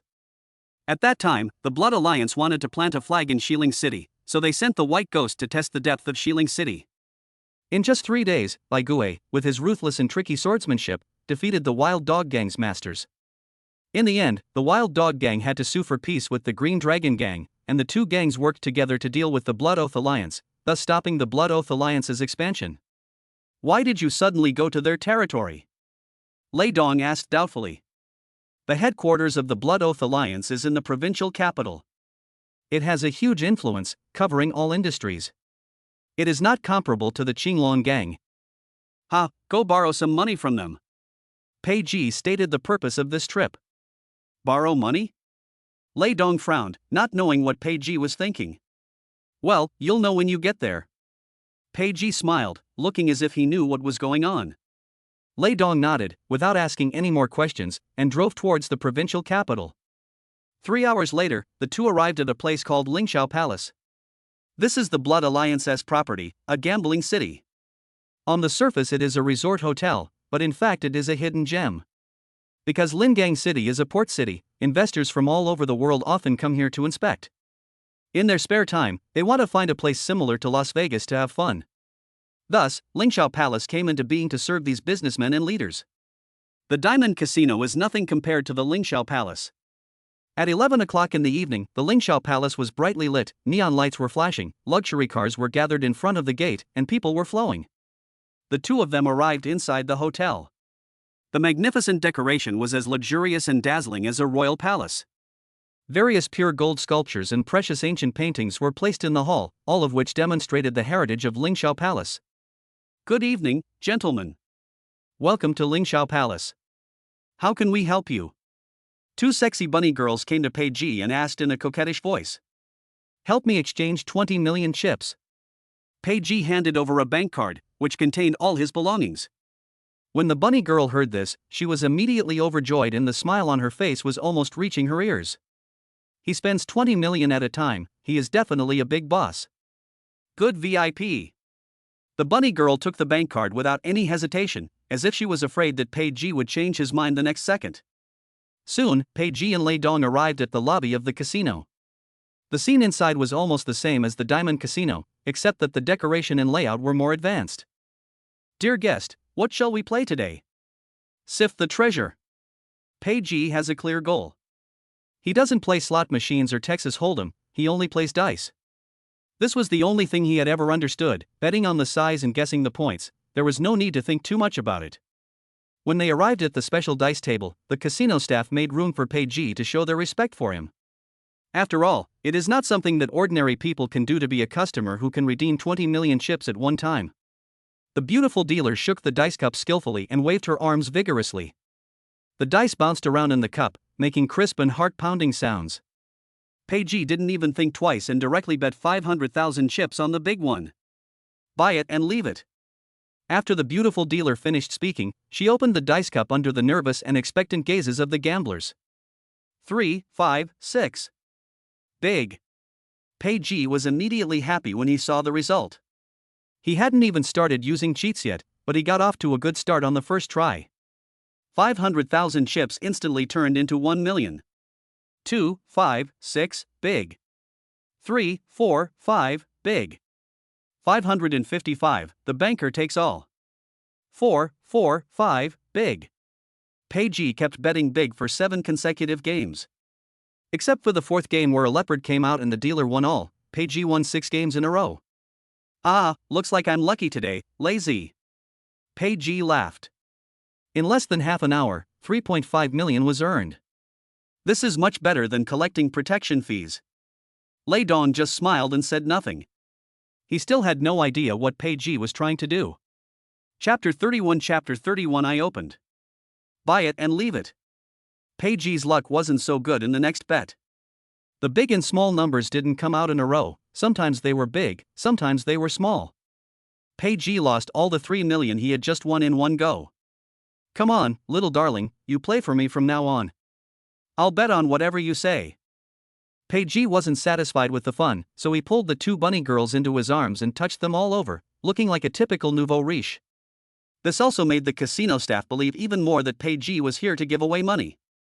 After playing until 3 in the morning, Peiji had less than 2 million chips left out of the 20 million. In other words, Peiji lost more than 18 million in 3 hours. However, Peiji did not feel the slightest bit distressed. Instead, he became even more excited, as if he was high. Lei Dong also became a little confused from his initial calmness. If we continue to lose, the 20 million will be completely wasted without even a sound. Are you here to borrow money? This is more like giving money to someone, right? VIP, are you tired from playing? Xiao Yuan will accompany you to the suite to rest. Seeing that Peiji was about to lose all his chips, the bunny girl came up to Peiji, leaned over, and said with seductive eyes. Leaks should be cut slowly, not too hard at once, otherwise Peiji will have no desire to continue gambling. Okay, there's nothing for you to do now, you can leave now. Peiji waved his hand, he had enough fun, it was boring. The next step was the appearance of plug-ins. Use the perspective card. Peiji muttered to himself. The perspective card was used successfully, and is valid for 10 minutes. The moment the system prompt sounded, Peiji's eyes lit up instantly, and then the wooden dice cup on the table became transparent, and the 3 dice inside were placed in front of him. The beautiful dealer shook the dice cup again, and after it landed, Peiji only needed to glance easily to see the scene in the dice cup clearly. VIP number 3, all in, big. The beautiful dealer opened the dice cup. Open, 4, 5, 6, big. VIP number 3 hits. Open, 3, 5, 5, big. VIP number 3. Open, 1, 2, 3, small. VIP number 3. VIP number 3. In the next gambling game, Peiji won back the 20 million chips with a winning streak. As Peiji's bets became bigger and bigger, he soon attracted the attention of other gamblers. Seeing that Peiji had such good luck, everyone followed Peiji and placed bets. Peiji won all 6 games in less than 5 minutes, and turned more than 1 million into 100 million. The beautiful dealer's eyes became more and more nervous, and her hand shaking the dice cup became a little stiff. In all the time since Hatai Entertainment City opened, no one has ever won such a huge sum of 100 million yuan at the poker table. Similarly, Hatai's management also noticed the situation here, and a group of people stared at the surveillance camera without blinking. Where did this guy come from? Inside the office, a man in a sophisticated suit and tie asked the surveillance screen. He is the general manager of Hatai Entertainment City and also a senior member of the Blood Alliance. His name is Du Wen. I just found his information. He is a thug from a gang in Shilin City. He fought with the 4th Master 2 years ago. It seems that his skills are quite extraordinary. The younger brother next to him said immediately. A thug? Du Wen frowned, having a bad feeling in his heart. The other party has already won 100 million. If he stops gambling now, it will definitely be a huge loss for Hatai. Therefore, the most urgent task is not to worry that Pei will continue to win, but to let him stay. There is a classic saying in the gambling industry: we are not afraid of you winning, we are not afraid of you being smart, we are just afraid of you not coming. Because what casinos gamble on is never luck, but mathematics, probability, statistics, and economics. And of course, technology. As long as you stay at the gambling table, the ultimate winner will definitely be the casino.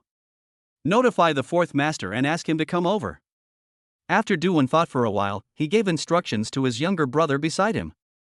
Peiji's luck tonight was completely beyond the scope of probability and statistics. He felt like he was possessed by the god of gamblers. In addition, other gamblers also followed Peiji in betting, and Hatai's losses had reached 130 million. Although Hatai is a wealthy family, it would still be extremely painful to give away 1 or 200 million yuan casually. This forced Du Wen to make preparations for both scenarios. A few minutes later, Du Wen personally came to the gambling table where Peiji was. I am Du Wen, the general manager of Hatai Entertainment City. I have long heard of the name of the Blue Dragon Gang's Shuanghua Honggun.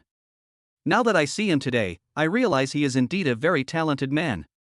Du Wen complimented while extending his right hand. When Peiji saw Du Wen's outstretched hand, he didn't even raise his head. Instead, he moved his head just above Du Wen's right hand and spit the fruit core in his mouth into Du Wen's hand. This scene immediately made the customers and staff present open their eyes wide, and the atmosphere suddenly became cold.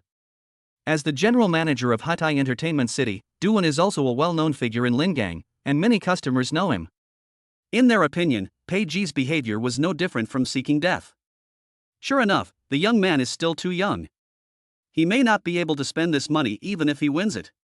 Du Wen looked at the fruit core in his hand, and a barely perceptible vicious look flashed across his eyes, but his face remained very gentlemanly, with his smile still on.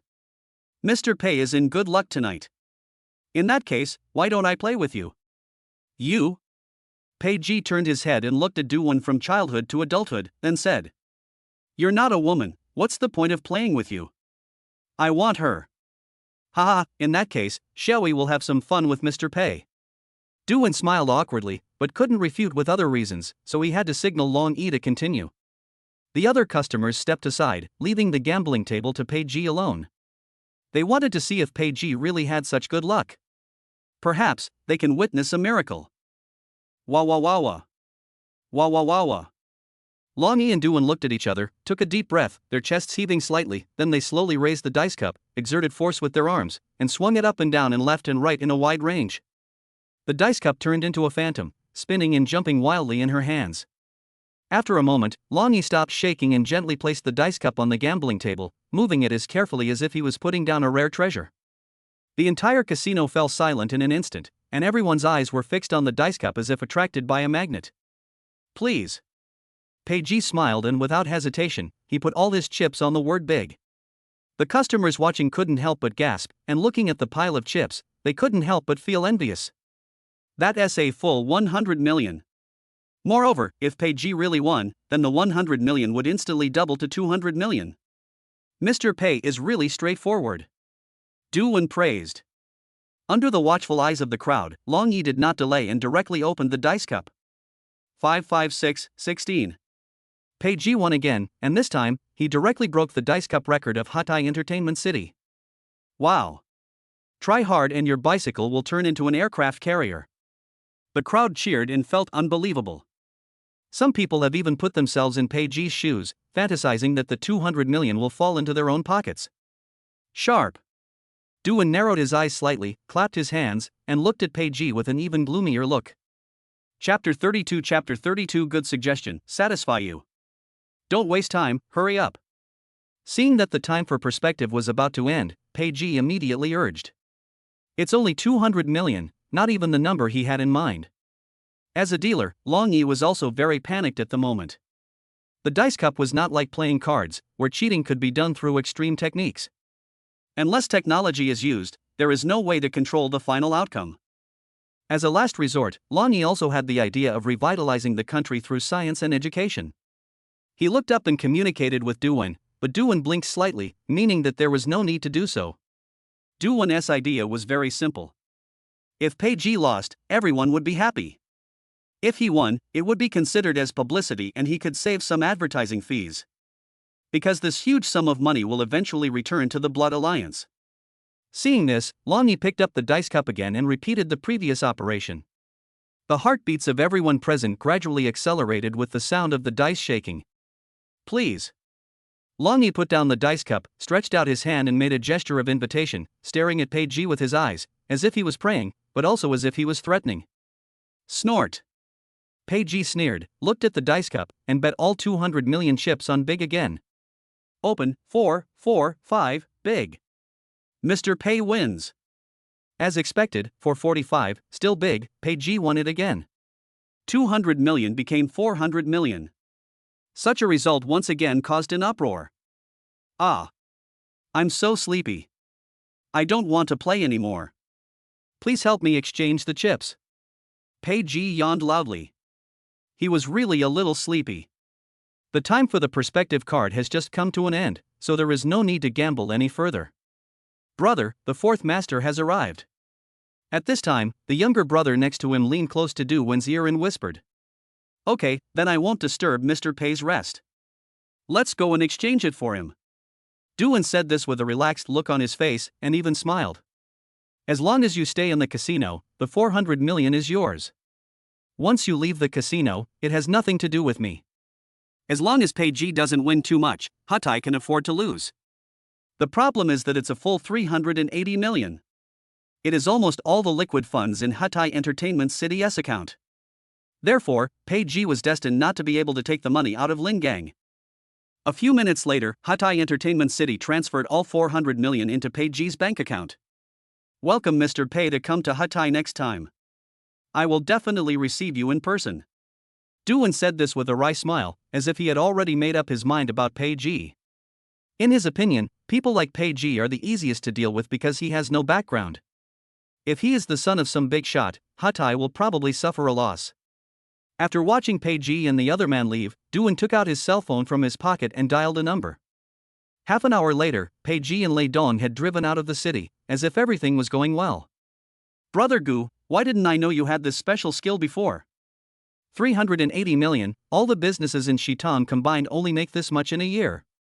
In the car, Lei Dong said excitedly, unable to hide his excitement. He had never seen so much money in his life. It's a good thing to earn money, but I'm just worried that you won't be able to take it out. Page leaned against the passenger window and said meaningfully. Brother Gu, what you mean is? Lei Dong immediately sensed a hint of danger from Page's words, and his expression became solemn. Don't worry, it won't be long before we can meet our old acquaintances. Page looked at the scenery outside the window. Under the dim light of the street lamp, there was an indescribable loneliness. The dim glow of the street lamp sprinkled on the empty road, and the asphalt road surface reflected a faint light, like a long river winding into endless darkness. After a few minutes, there were fewer and fewer cars on the road. The surroundings were eerily quiet. The only sound was the whistling of cars, like the only living thing in the darkness making a low roar. Suddenly, just as Lei Dong slowed down and was about to drive out of the fork in the road, several Maybachs with special signs stopped across the middle of the fork in the road, blocking Page and his companion's car. Brother Bone. Lei Dong's pupils shrank. He could feel a strong oppressive force coming towards him. It seemed that the person coming was not friendly. Get out of the car. Page showed a long-lost smile. What was supposed to come finally came. Pa pa pa. Ahem, Qinglong gang, Shigu Page, long time no see.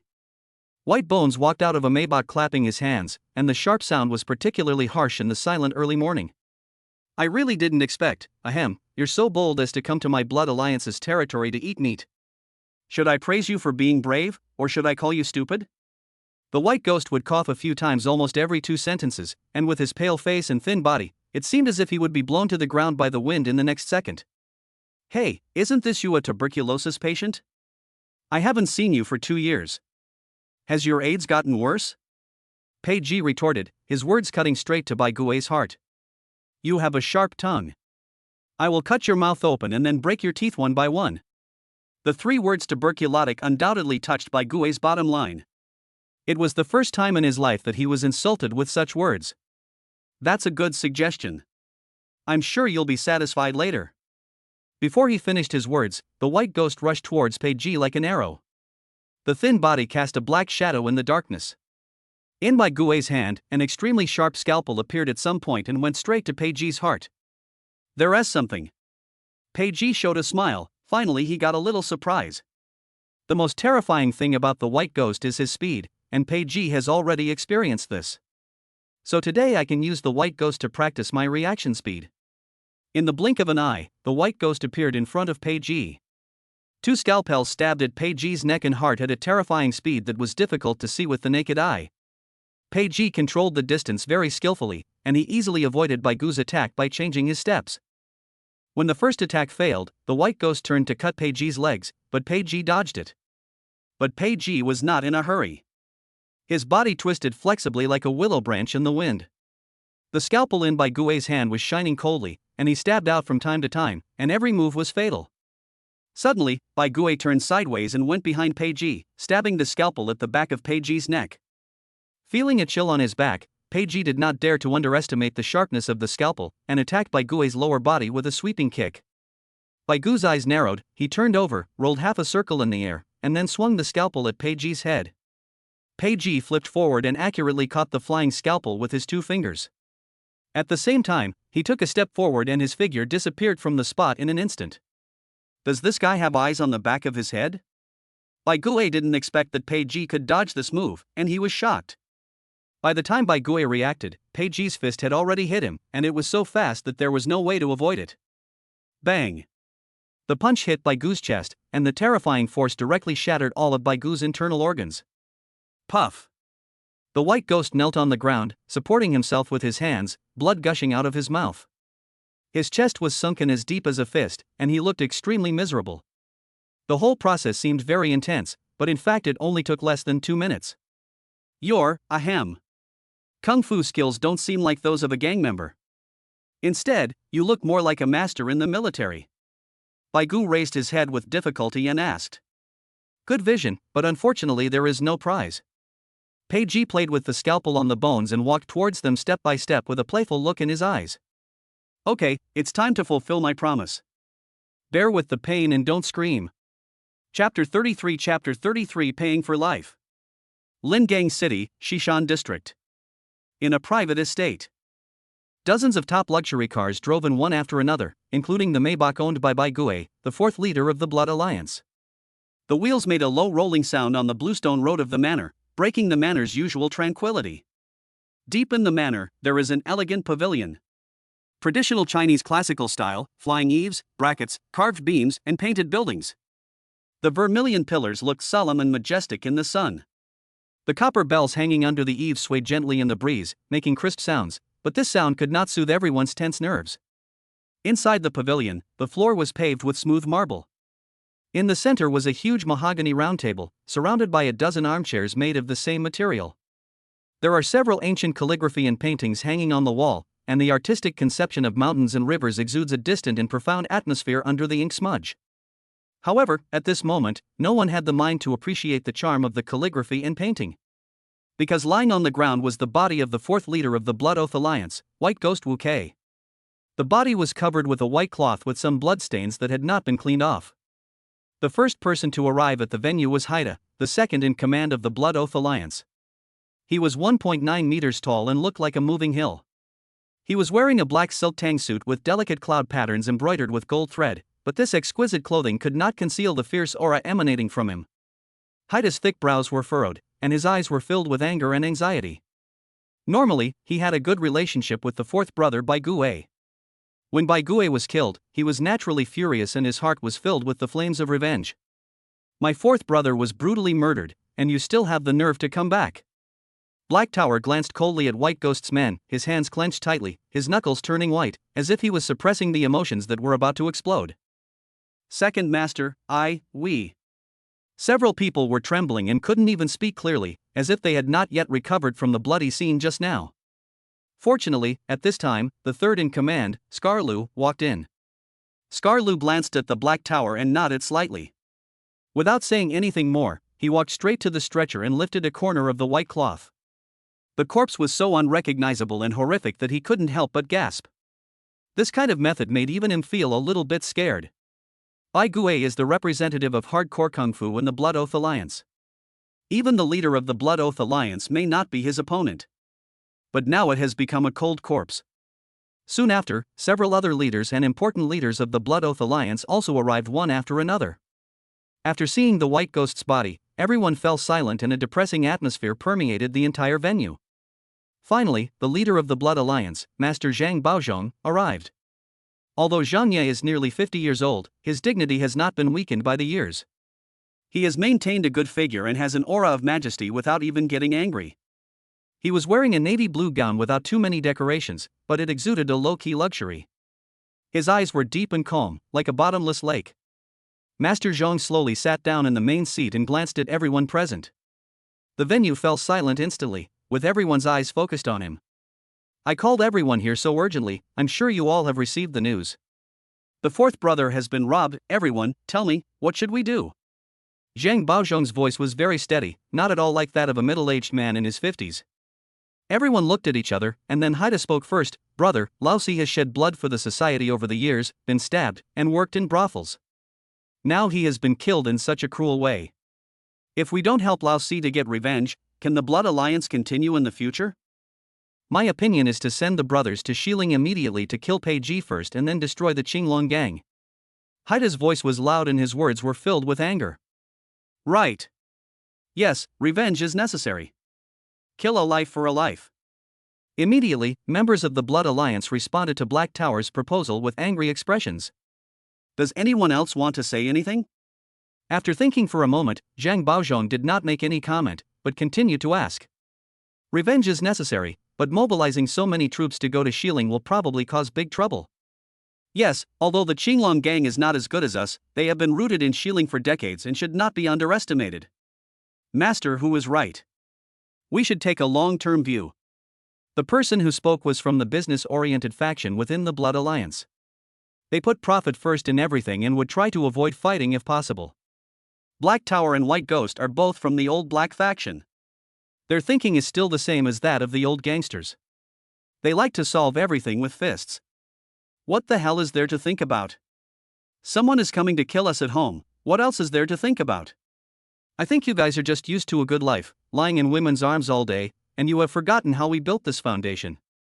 The Jianghu is not about fighting and killing. The Jianghu is about human relationships and social etiquette. You have been fighting for so many years and have seized so much territory, but in the end, you still rely on us for support. Times have changed. We have to use our brains to solve problems. The old Black faction headed by Haida and the pro-business faction headed by Hu Zhonglin both stated their reasons and refused to give in to each other. In the past, when the Blood Alliance had not yet developed to this extent, things could be done lavishly, but now, one move can affect the entire body, and no one wants such a huge profit pie to be affected.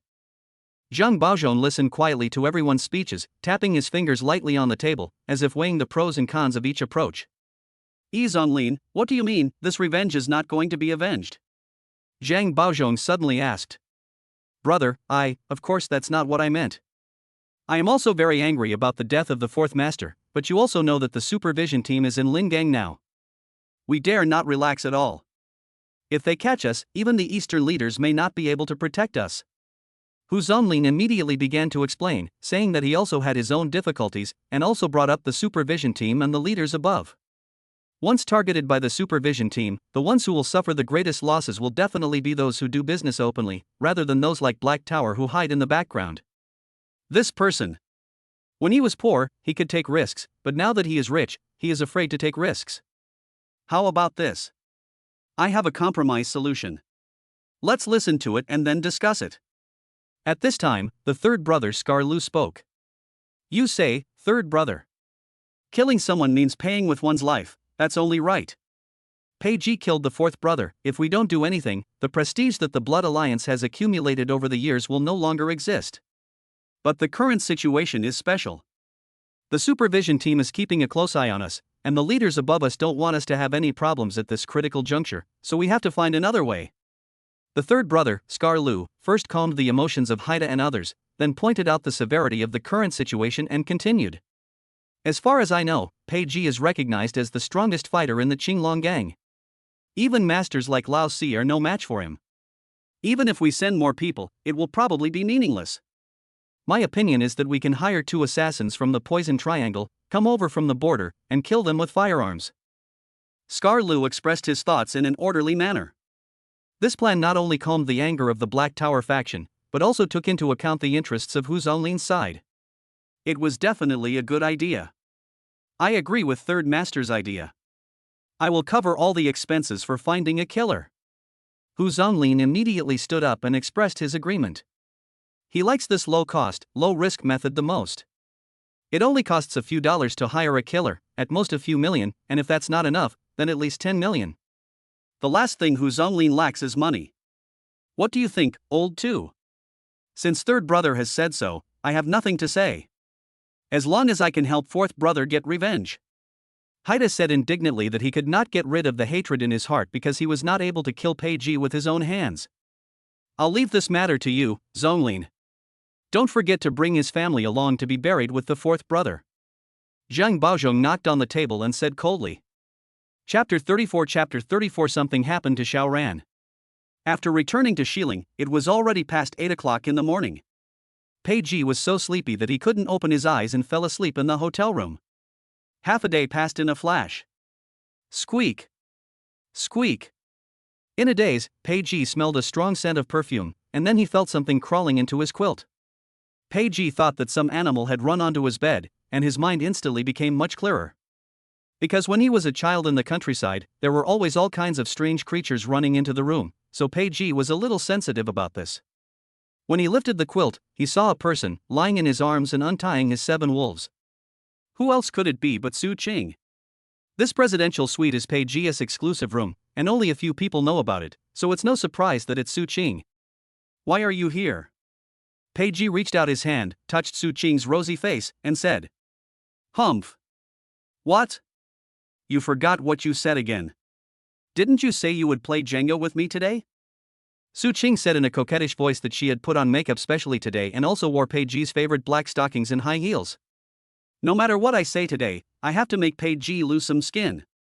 Hearing this, Pei Ji was at a loss whether to laugh or cry, wondering how come this woman was even more hungry than himself. Is it really as what people say on the internet, that women are like wolves at 30 and like tigers at 40? From this angle, looking down from above, Pei Ji can just enjoy the thrilling scene. 10 o'clock at night. After the battle, Su Qing was too tired to speak. She lay on Pei Ji's chest, gasping for breath. Ding dong ding dong. Ding dong ding dong. At this time, Pei Ji was smoking a cigarette and proudly admiring his masterpiece when the phone rang urgently. Pei Ji fumbled around the bed and found that it was Su Qing's phone ringing. The word Xinxin appeared on the screen. He thought it should be Su Qing's best friend or something. Shoo. Su Qing took the phone, winked at Pei Ji, and then answered the call. Hey, Xinxin, what's wrong? Woo-woo, Xinxin, Xiao Ran is gone, woo-woo. On the other end of the phone, intermittent sobbing and noise mixed together. Xinxin, speak slowly, what happened to Xiao Ran? When Su Qing heard Xiao Ran's name, she panicked and immediately sat up from the bed. While I was playing with Xiao Ran in the square just now, and when I wasn't paying attention, Xiao Ran disappeared. Xinxin, please come here quickly, I don't know what to do. How so? Su Qing was suddenly struck by lightning, her mind went blank and she froze. It was Pei Ji who calmed down first. Don't worry, nothing will happen. Maybe the child is naughty and went to play somewhere else. Let's go look for him first. Pei Ji grabbed Su Qing's hand and said comfortingly. Su Qing nodded, but her heart was still hanging. For a single mother, nothing was more important than her child. I hope nothing will happen, as Pei Ji said. The two of them went out quickly. Pei Ji got in the car, stepped on the accelerator and drove straight to the destination. 10 minutes later, the two arrived at Maple Leaf Square. As soon as they got off the car, they saw a large group of old men and women gathered in the center of the square, chattering about something. ZXIN. Xingqing. In the crowd, a beautiful young woman saw Su Qing and immediately threw herself on her. The tear marks on her face and her red and swollen eyes showed how much psychological pressure Han Zixin was under at this time. Don't be anxious, speak slowly. Su Qing patted Han Zixin on the back, trying to calm Han Zixin down first. Woo woo woo. Just now I was playing with Xiao Ran in the square, and then I received a phone call. I turned around and found that Xiao Ran was gone. I thought she went out to play by herself, but I couldn't find her after searching for a long time. I'm sorry, Qingqing, it's my fault. I didn't take good care of Xiaoran. Woo woo woo. Han Zixin described what happened while sobbing. Pei Ji stood aside, calmly analyzing the whole story, but it was difficult to get useful information based on just a few words from Han Zixin. There was another little boy with Xiaoran. They were riding bikes together, but now they can't be found. Pei Ji looked at the surrounding environment. There were surveillance cameras installed around the square, and there were also cameras installed at the intersection not far away. He breathed a sigh of relief. Soon, the security team arrived at the scene. After listening to the information from Han Zixin and the people at the scene, the security officers immediately started checking the surrounding surveillance. Thanks to the timely discovery, the security guards quickly locked onto Xiaoran and another little boy's tracks on the big screen in the monitoring room. The moment Su Qing saw the two children appear, her heart rose to her throat. As the surveillance footage fast-forwarded, the two children rode their bicycles into the surveillance blind spot and never appeared again. The security guard quickly checked the surveillance footage from several surrounding businesses, but found nothing. Woo woo woo. My child, where have you been? How can I live? The little boy's grandmother was so anxious that she stamped her feet and kept crying, which made the others present very annoyed. Pei Ji even wanted to slap the old lady away. Wait, Captain, come and take a look. Suddenly, the young comrade who was watching the surveillance video frame by frame seemed to have discovered something. Su Qing, Pei Ji and others immediately gathered around the surveillance screen. The surveillance screen was frozen on a blurry picture of an old woman and a middle-aged man wearing a baseball cap. The two people were dozens of meters apart and seemed to have some connection. Then the scene changed, and the two people walked in the same direction, and the place where they disappeared was exactly the blind spot of the surveillance where Xiaoran was riding a bicycle. What's interesting is that no matter from which angle the security guards checked the surveillance footage, they could not see the faces of the two people clearly, as if they were deliberately avoiding each other. After watching the surveillance video, the old security guard frowned. Based on this footage alone, it is impossible to conclude that the two children were abducted by these two people because there is no clear footage. What's more important is that the surveillance footage has been lost, and we can only make a more accurate judgment by retrieving more surveillance footage from other businesses and road transport departments. In this case, the few people from Maple Leaf Police Station alone would not be able to track down these two people in a short period of time. Pei Ji took out his mobile phone and pointed it at the surveillance screen, and 2 clicks sounded. He asked Su Qing for Xiaoran's photo and then immediately made a phone call. Beep, beep, beep. Hey, Brother Bone. Have you seen the photo I sent you? Immediately order everyone in the gang to put down what they are doing and go find the person in the photo. All the businesses near Maple Leaf Square, check the surveillance cameras one by one, and ask them one by one. Do you understand? Pei Ji's tone was cold and unquestionable. On the other end of the phone, Lei Dong also realized the seriousness of the matter. Without any delay, he took action immediately. Chapter 35 Human Traffickers Base. Afterwards, Pei Ji called the person in charge of the public security system in Xiling City in front of the security guards and asked them to immediately arrange personnel to assist in the investigation. These phone calls immediately made the officers of Maple Leaf Security Station realize that the man in front of them was not an ordinary person. They moved faster and did not dare to show any negligence. Thank you, Mr. Pei. Su Qing shed tears of excitement and hugged Pei Ji tightly. At this moment, only Pei Ji can give her a sense of security. Don't worry, nothing will happen. You stay here and cooperate with the security team to continue the investigation. I'll go look outside. Pei Ji comforted Su Qing and left. A few minutes later, a magical scene appeared. The black and white people in Xiling City took action at the same time. Hundreds of people from the Qinglong gang were mobilized. Even Zhao Dongyang, Chen Hu and others, after receiving Lei Dong's call, personally ran to several streets around Maple Leaf Square, holding printed photos and questioning every household. Anyone who resembles the person in the photo, regardless of gender, age or status, will be caught and questioned. There were also some businesses that were very resistant to the security guards' work of retrieving surveillance footage. A tattooed man from the Qinglong gang rushed in with a bottle of wine, and these people immediately became obedient. At the same time, the road security team has strictly blocked all roads out of the city and carried out strict inspections on vehicles leaving the city. In several public security stations, dozens of security guards sat in front of computer screens, staring intently at the screens, watching the surveillance video frame by frame. The entire Shilin city is under a state of high pressure, and there is a feeling that a storm is about to come. This large-scale action even made the evil forces in Shilin City think that the special operations team of the supervision group had entered the scene. On the other side, a gray Wuling van was driving towards the highway intersection at a speed of 120 yards. Ma Zi, why do I feel something is wrong? In the van, Dong Mei looked outside the window at the blue and white patrol cars passing by from time to time and noticed something was wrong. Normally, you wouldn't see a single patrol car on this road all night, but now it's already early in the morning, and there are several of them, which is a bit abnormal. Isn't this a drunk driving check? Armatzi, who was in charge of driving, seemed a little lacking in confidence, but he still bravely drove forward. It was not until he was about to enter the fork in the road that Armatzi discovered that there was a long queue in front of him. Hey, man, do you know what happened? Armatzi rolled down the window, handed a cigarette to the taxi driver on the left, and asked.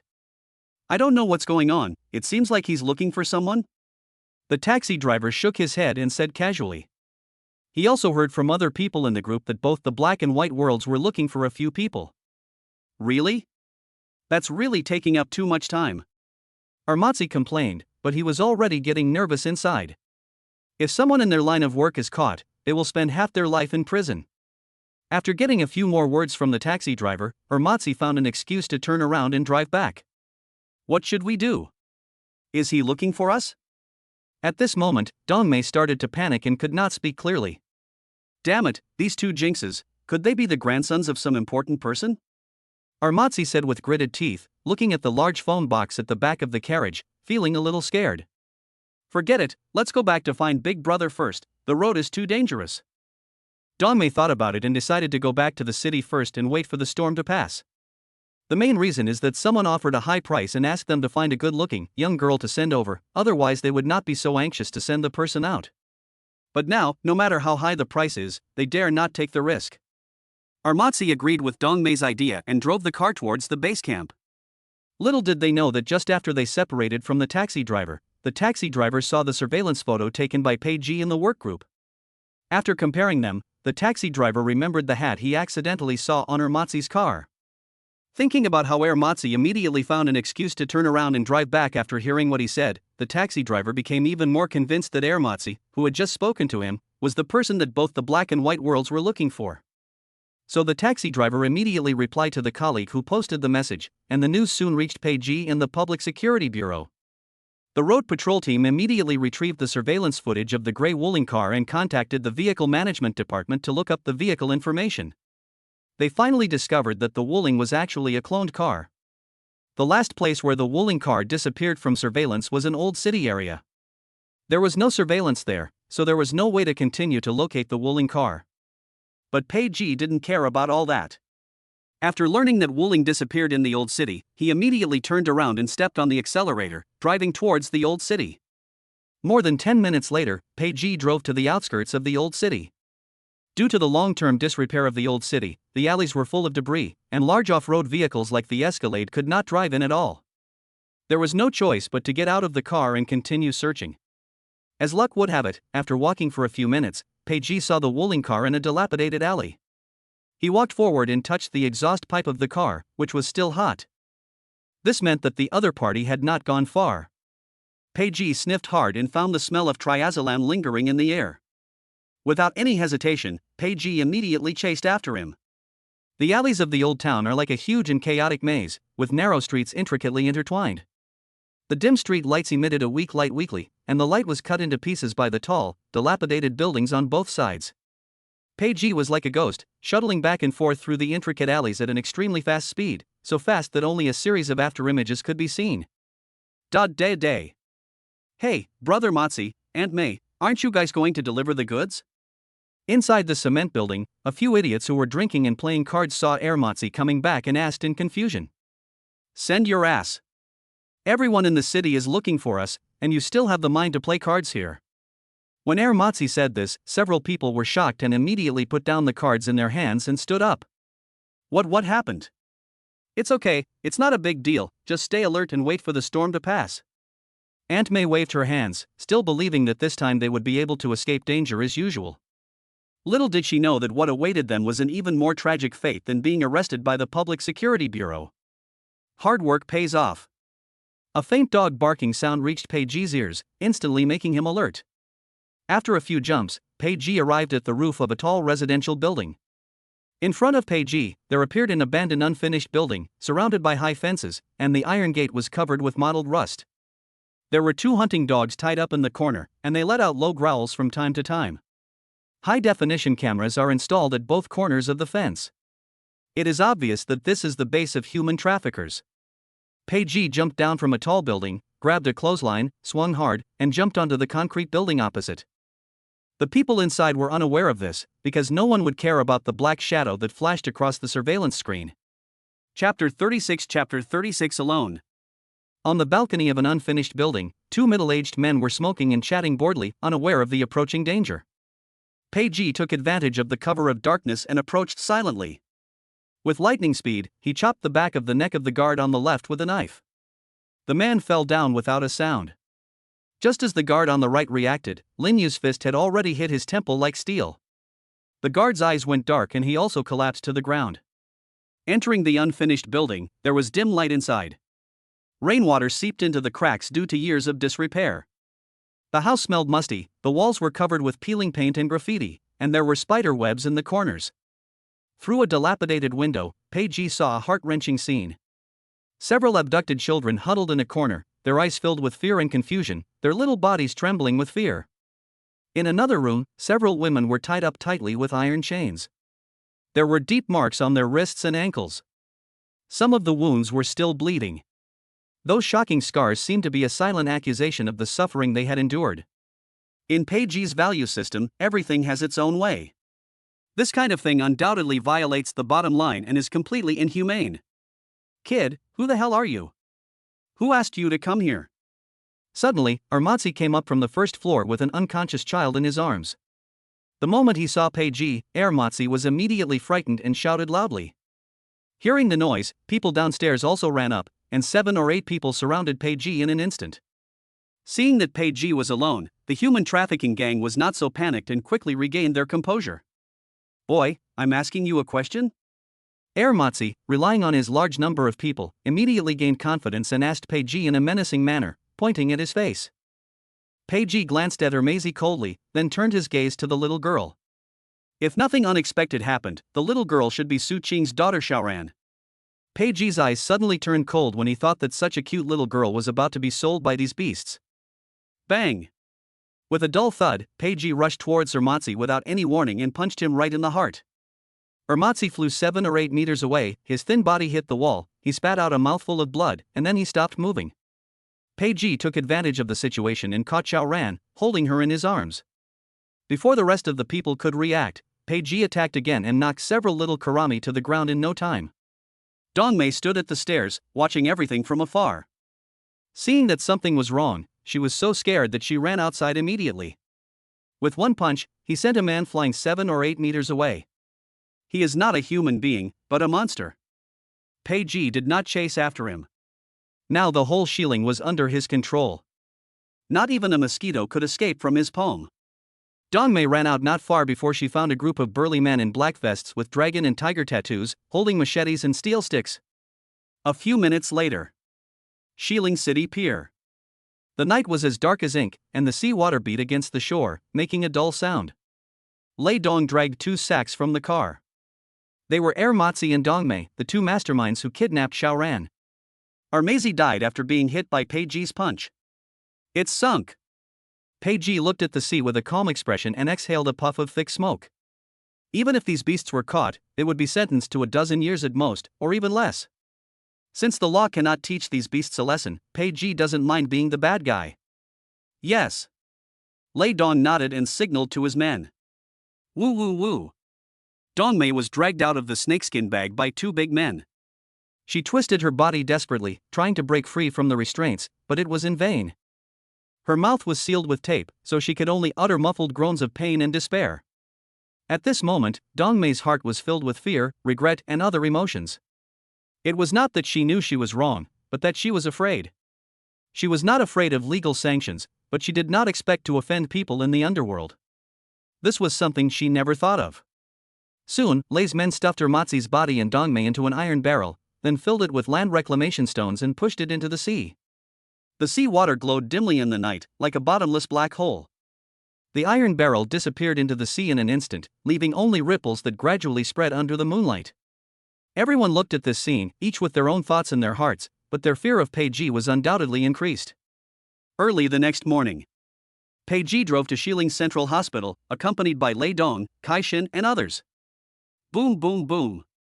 Pei Ji arrived outside the hospital's VIP ward and knocked on the door gently. After rescuing Xiao Ran last night, Pei Ji arranged for his men to send Xiao Ran to the hospital, and then picked up Su Cheng. As for himself, he was invited by the senior leader to have tea. With a squeak, the door was opened, and a delicate but slightly haggard face appeared in front of Pei Ji.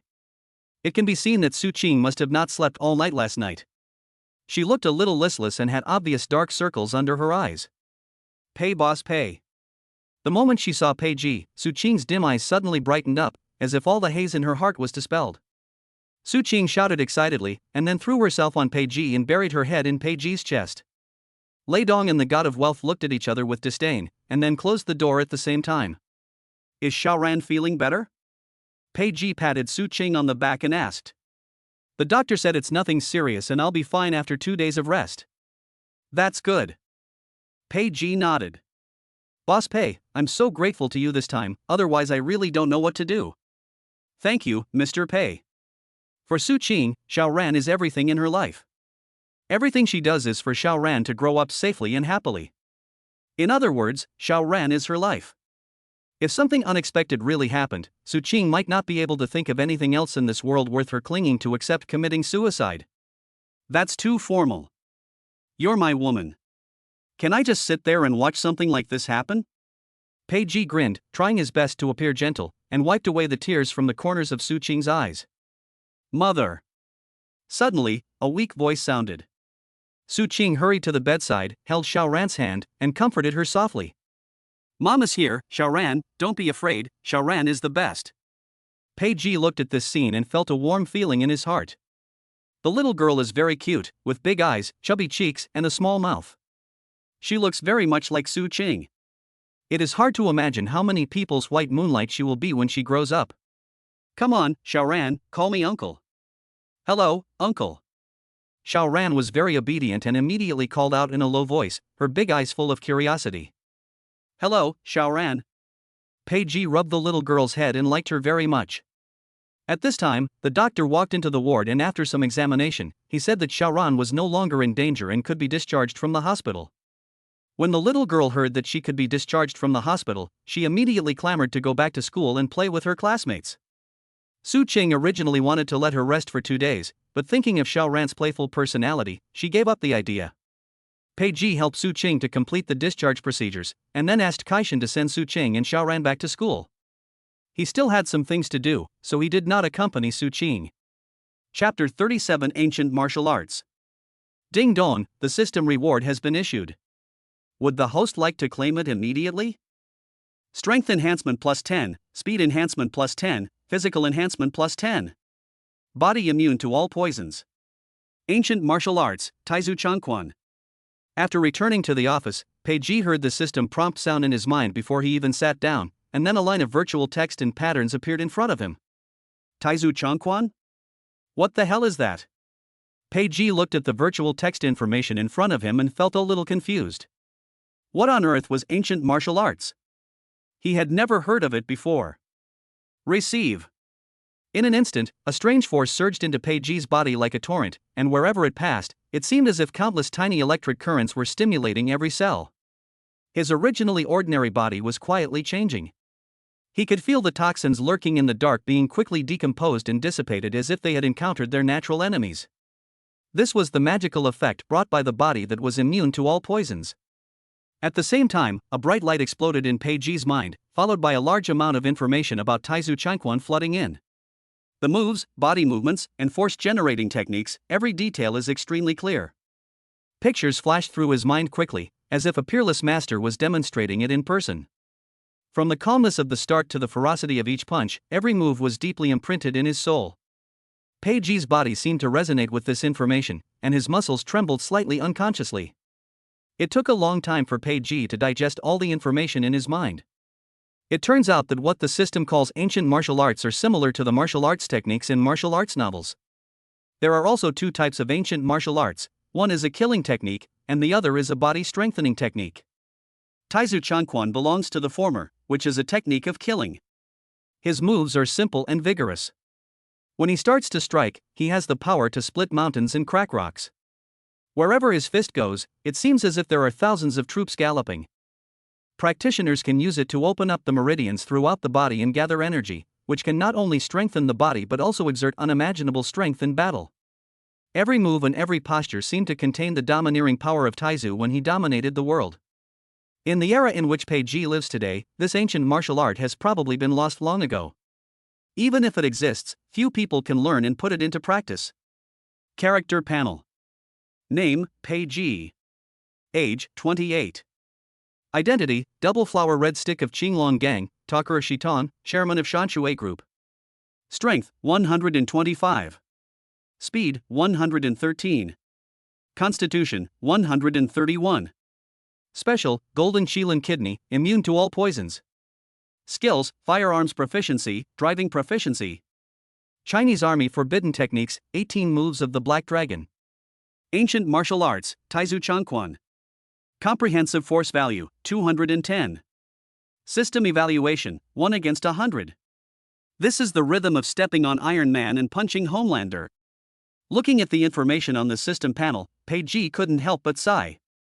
Maybe in the near future, he will really be able to beat up the American Marvel heroes. Of course, the prerequisite is that you Americans better have superheroes, and as for you little bakas, you better have ninjas. Otherwise. Dong dong dong.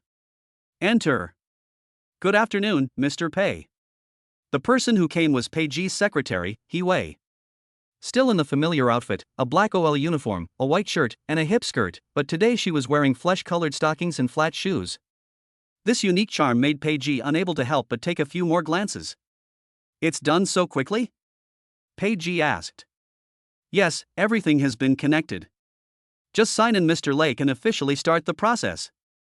Perhaps catching Pei Ji's gaze, He Wei puffed out her chest proudly, then took out several documents that needed Pei Ji's signature from the folder and placed them on Pei Ji's desk. Good.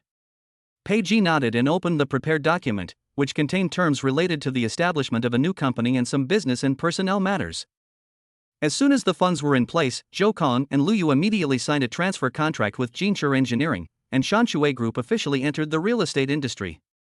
Pei Ji's business empire has begun to take shape. Thanks to the reputation of the Qinglong Gang and Pei Ji's influence, several companies have come to them, wanting to cooperate with them.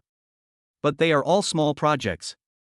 If you want to make big money, you have to take on large official projects, which often start at billions. Suddenly, a faint fragrance quietly rushed into Pei Ji's nose. Secretary He Wei had moved behind Pei Ji without knowing when. She placed a pair of soft hands on Pei Ji's shoulders and pressed slowly. Pei Ji was startled by the sudden touch, his body stiffened subconsciously, and he was about to open his mouth to stop it, but the perfect force made him swallow back the words that were about to come out. He turned his head slightly and saw He Wei's delicate little face. An expression of helplessness and a hint of surprise flashed across his face. He Wei stuck out her tongue, leaned close to Pei Ji's ear with a playful smile and whispered. Hey, you've been sitting in the office for a long time. I thought I'd give you a massage to relax you. Otherwise, you'll get periarthritis of the shoulder if you sit for too long. After spending these days together, He Wei has a general understanding of Pei Ji's personality. Although Pei Ji looks like a stranger who doesn't want to be approached. But in fact, she is very friendly to her own people and never cares about trivial matters, so she dares to make such a bold move. Pei Ji smiled, said nothing more, and turned his attention back to the document, but this time, there was a hint of comfort in his focused gaze. No wonder the big bosses of listed companies like to keep a secretary in their office. It's really that the secretary does things when there's work to do, and when there's nothing else. He Wei continued to massage Pei Ji seriously, and would ask him from time to time whether the strength was appropriate. Looking at Pei Ji's angular facial features and slightly protruding Adam's apple from the side, He Wei couldn't help swallowing saliva frantically, imagining that one day she would be like the heroine in the novel about a domineering CEO, being pressed on the sofa by Pei Ji and favored by him. After looking at it for a while, Pei Ji felt that there was no problem, so he picked up the pen and quickly signed his name. Okay, that's it. Aha! He Wei withdrew her hands reluctantly, took took the document, and walked out of the office with her hips twisted. Crack. Ah, I've taken the initiative, why aren't you taking the bait yet, whoa? As soon as the door was closed, He stomped her feet at the office entrance, wondering why Pei-Ji didn't show any expression at all. I'm no worse than others. Looking down at her bulging little apple, He fell into self-doubt. Well, it's a little smaller than Sister Ching's. Chapter 38 Keep your word. Night falls. The city's tall buildings present a different outline in the night, and the light shining through the windows are like stars, embellishing the city that is about to fall completely into night.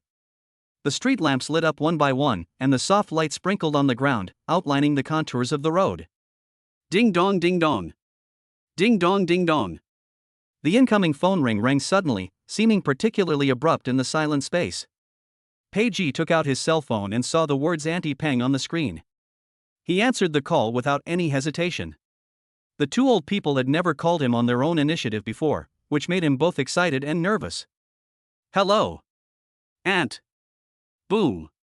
The first voice that came out from the other end of the phone was not Ping Shufen's voice, but the roar of machines and the noise of quarreling. Then, there was an extremely arrogant and angry voice shouting, "You old man, you want to call the police? It's no use calling the police. Hurry up and leave, or I will demolish you too." Then there was another fierce tug of war, and before Pei-Ji could speak or ask for clarification, the phone was rudely hung up. Beep, beep, beep. Pei-Ji felt a surge of anger rushing from the bottom of his heart to his forehead, and his face instantly became gloomy, like the sky before a storm. Pei-Ji stood up from the sofa with a whoosh, crushing the phone in his hand, his knuckles turning white from the force. Court death. The dragon has a reverse scale, anyone who touches it will die. There is no doubt that Pang Shufen's family is Pei-Ji's bottom line. Pei-Ji rushed out of the office like crazy, and seeing the elevator still on the first floor, he walked straight into the fire escape without thinking, and jumped down from the middle. Bang! Accompanied by a loud bang and flying dust, in the blink of an eye, Pei-Ji disappeared into the stairwell. Wunong Alley. The originally peaceful food alley was now surrounded by crowds of people. More than a dozen searchlights were hung high up, and several excavators were waving their mechanical arms, ruthlessly smashing the walls of the houses. Accompanied by loud clang noises, the wall collapsed with a violent tremor, raising a cloud of dust that covered the sky and made the entire area seem to be plunged into a dim fog. Several houses on the street have been reduced to ruins, and it won't be long before this alley becomes completely history. We have all signed the contract. It's not the deadline yet. Why are you demolishing our store? You damned bastards will be punished. Be born. I curse you to be hit by a car and die soon. The merchants who originally ran small businesses now stood in front of their shops with grief and indignation on their faces, helplessly looking at the shops that carried their years of hard work and hope. Now it is crumbling under the shadow of the excavator. However, no matter how much anger and grievance they felt in their hearts, they could only let out helpless howls when facing this group of vicious and evil gangs. Once someone tries to enter the construction area, they will be immediately beaten by these thugs and then forcibly dragged away. How can a group of unarmed ordinary people like them fight against the evil forces? Shen's beef awful shop. Everyone, I am being polite to you because of Pei-Ji's face, but you can't be so shameless, right? I've given you the money and said all the nice things to you. Do you really think Pei-Ji is the king of heaven? Does the whole shilling have to give him face?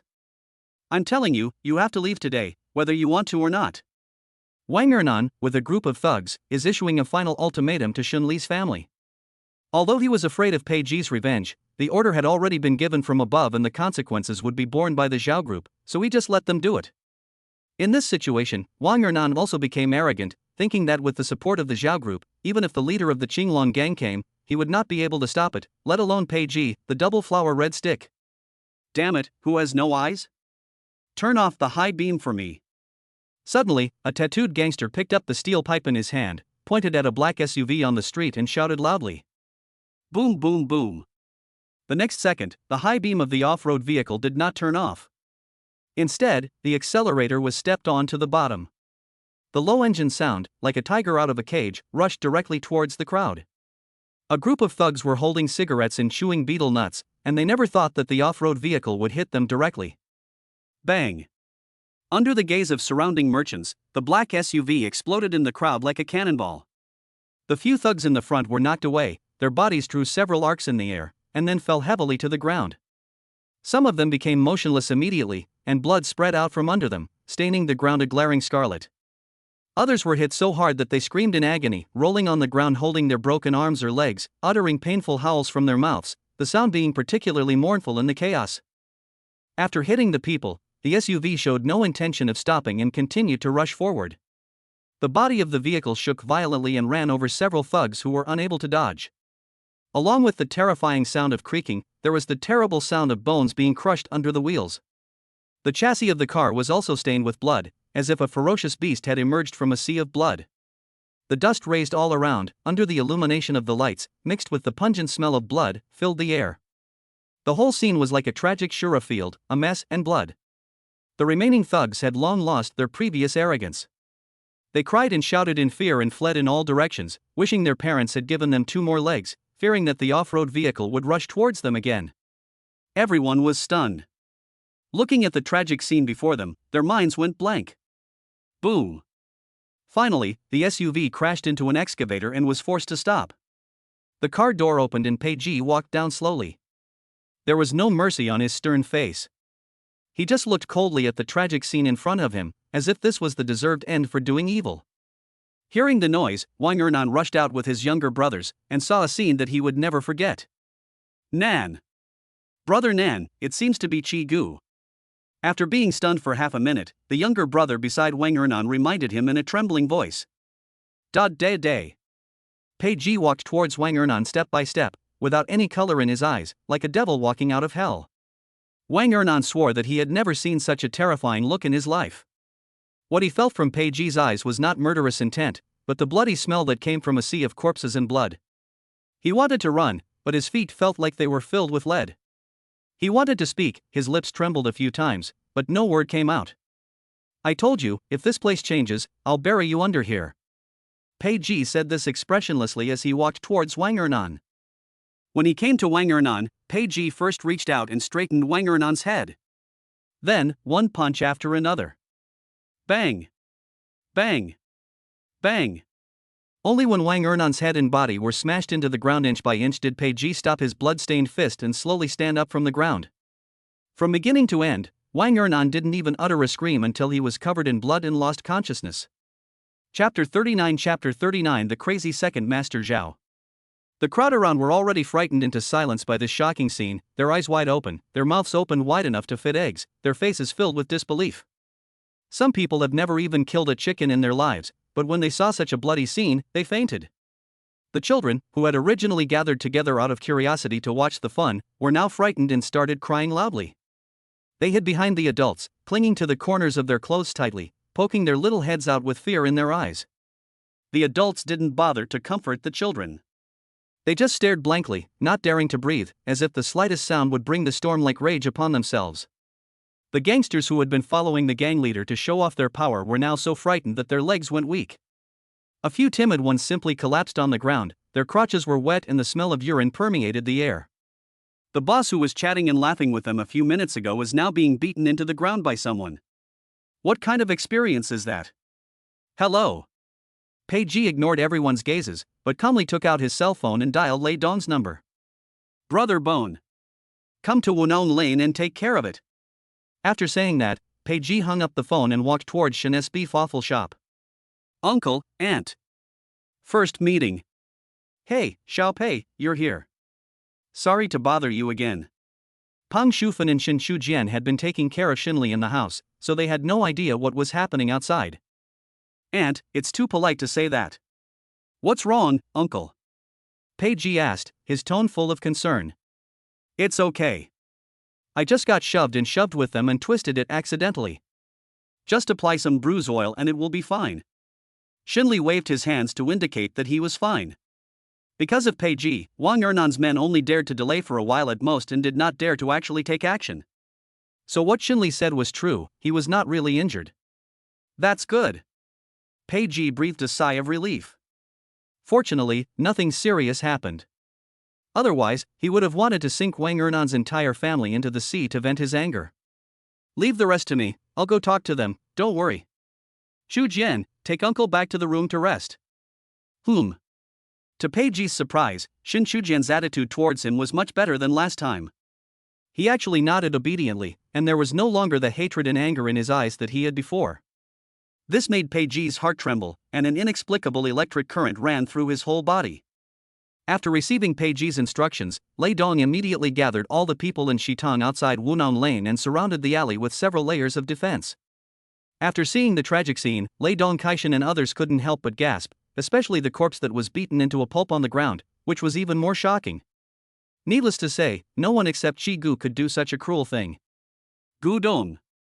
King Kong, has the boss been taking drugs recently? How come he is stronger than Superman? The god of wealth swallowed and muttered softly.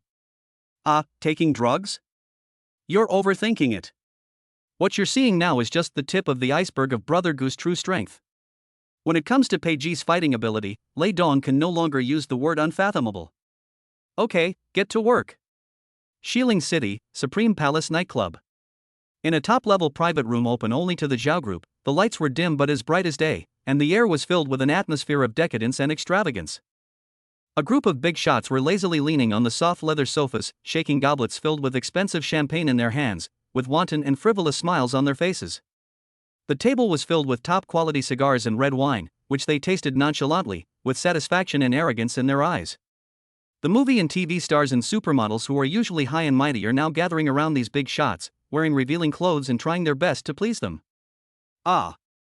Suddenly, a scream interrupted the atmosphere.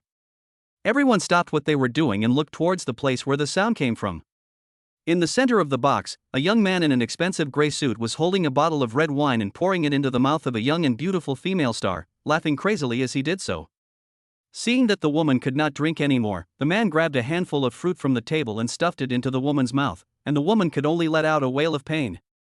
Everyone looked at each other, some with fear on their faces, while others were used to it. Zhao Lin, that's it, stop making trouble. After a moment of silence, the woman sitting next to Zhao Lin stood up, pulled Zhao Lin's shoulder, and tried to get the party back on track. Ha ha ha ha ha ha ha ha ha. You dare to teach me how to do things, ha ha, this bitch, actually dares to teach me how to do things. Zhao Lin laughed wildly, slowly stood up from the sofa, held up Lin Shui's chin with one hand, his eyes full of lust. You want to help her out, sure, but blow my trumpet first. You've had too much to drink. Lin Shui turned her head away and did not obey Zhao Lin's instructions. Although she is not an international top star, she is quite famous in China and has won many awards. She can't do that kind of thing in front of so many people. Pa! Unexpectedly, the next second, Zhao Lin raised his hand and slapped Lin Shui hard on the cheek. Then he pulled out a golden pistol from his waist and pointed it at Lin Shui's head. The temperature in the box seemed to drop by more than 10 degrees in an instant. There were also some foreign businessmen present, and they frowned when they saw this scene. Squeak! Just when everyone didn't know what to do, a man in a suit pushed the door open, came to Zhao Lin's ear and said, "Oh no, Mr. Zhao, something happened at the food court." Explain. Wang Ernan was killed by Pei Ji of the Qinglong gang, and all our construction equipment was confiscated. Many merchants raised white flags and blocked the gate of the city government.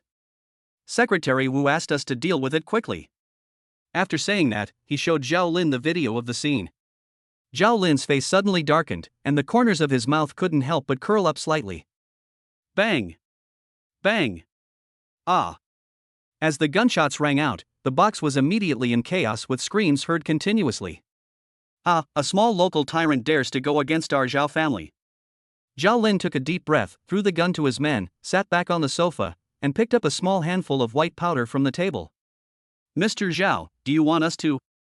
The man in the suit asked tentatively, making a gesture of wiping his neck. Chapter 40 Storm is coming. Wait, Mr. Zhao, don't be impulsive. In the box, a man in a black jacket suddenly stood up from the sofa. I suggest you don't get into direct conflict with Pei Ji. He is not an ordinary character. After that, he paused for a moment, as if he was organizing his thoughts, and then continued. As far as I know, Pei Ji has become the nominal leader of the Qinglong gang.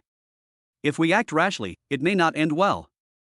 Yes, Mr. Zhao, the people above are watching closely now, so you'd better be careful. At this time, another person nearby hurriedly spoke out to persuade him, fearing that Zhao Lin would make an irrational decision because of impulse. They are all shareholders of the Zhao Group, and making money is what they value most. If they are involved with criminal forces, it will undoubtedly affect their interests. It's not that they are afraid of Pei Ji or the Qinglong gang, but they find it troublesome. For a large company like the Zhao Group, reputation is the most important thing. Once the reputation is damaged, the authorities will have concerns. If one or two infrastructure projects are lost, the losses will be in the billions. What does Zong think we should do? Zhao Lin twisted his neck and asked with disdain. He was very disgusted by these old guys pointing fingers at him. If the old man was not still alive, he would still need the support of these old guys. Otherwise, with his personality, he would have sent these old guys back to the countryside to farm long ago. My suggestion is to first talk to the leader of the Qinglong gang. Maybe they just can't afford to eat.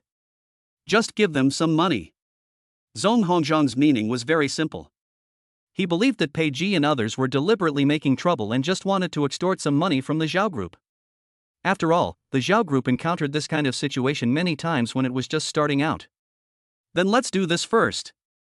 Zhao Lin waved his hands impatiently. When the frightened young model saw this, she immediately crawled over and lay on the table. When the others saw this, they knew that Master Zhao was going to do something, so they immediately left the box and went to enjoy their sleepless night. Things have returned to peace in Wunong Alley. After finishing the work, Pei Ji did not stay for long. He exchanged a few words with Xin Li and his wife and left. Little did he know that the moment he got into the car, a little head popped out from the beef waffle shop and looked at Pei Ji's departing back. No one knew what Xin Shujian was thinking.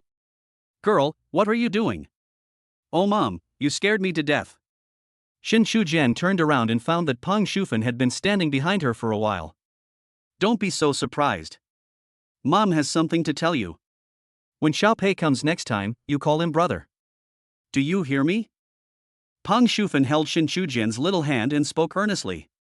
In fact, over the years, Peng Shufan has always understood that Pei Ji has always longed for Xin Shujian's forgiveness, but due to his personality, he has never been able to communicate with Xin Shujian.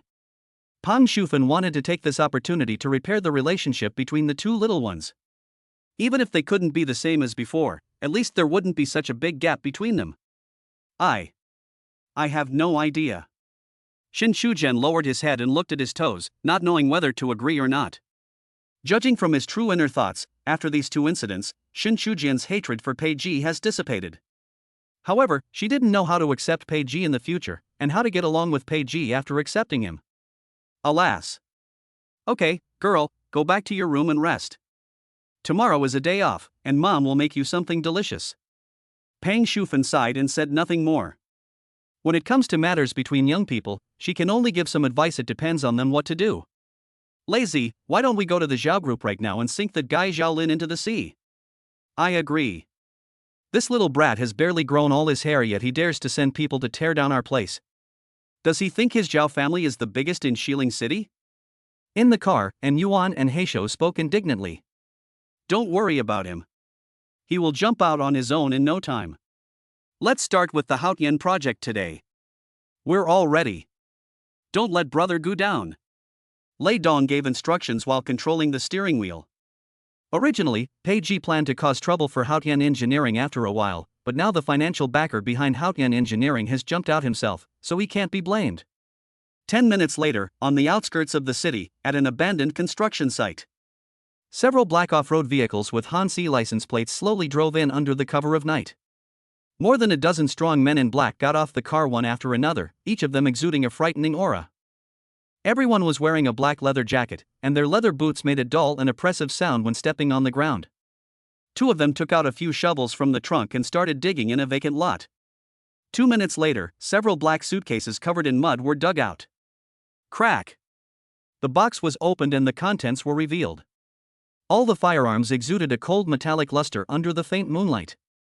This batch of firearms was exactly what Pei Ji and others had snatched from the Poison Scorpion gang last time, but they had never had the chance to use them. "Have you thought about it? If I quit now, is it still too late?" Lei Dong glanced around and spoke coldly. "This time is different from the past. It is not about fighting for territory or destroying the place, but a real life and death fight. As the saying goes, cutting off someone's financial resources is like killing his parents. The forces involved in these projects are definitely no worse than those gangsters, and may even be more powerful. So it is best to use thundering means, otherwise the consequences will be serious." After Lei Dong finished speaking, the scene was completely silent, with only the slightly heavy breathing of the crowd echoing. After a moment, the sturdy men in black straightened their backs one after another. There was no fear on their faces, but instead a look of excitement and greed. Everyone is rubbing their hands, as if they can't wait to use these guys to do something big. Good. Get your weapons. Set off. And Yuan's eyes lit up, and he was the first to rush to the suitcase. He picked up a shotgun in the blink of an eye, and his movements were so skillful that it seemed as if he had practiced it in advance. Then Yuan carefully put it in his arms, treating it as if it were a precious treasure, touching it here and kissing it there, with an excitement flashing in his eyes that was hard to conceal. Then leave the Uzi to me, don't fight with me for it.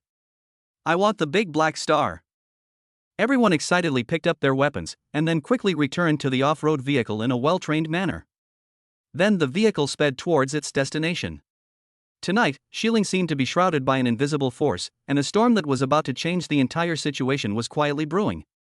Chapter 41 Looking for Trouble. In Dongyuan District, inside the project department of the second phase of Upholding, the lights are as bright as day. Okay, today's meeting ends here. One last word of advice: speed up the construction progress and don't procrastinate. Project leader Luo Dawei cleared his throat and spoke seriously to several supervisors at the meeting. Now is the time to rush the construction. If he cannot accept the project on time, he will lose several million for every day late. He cannot afford this responsibility. After finishing his explanation, Luo Dawei prepared to call his mistress, whom he had just kept to relax. Bang! Suddenly, the foreman on the construction site rushed in anxiously, shouting, "Boss Luo, something bad has happened. Several manure trucks have come outside and blocked the gate to our construction site. Please go and take a look." Luo Dawei's mouth twitched, and he wondered who was so blind as to dare to come to his construction site to cause trouble.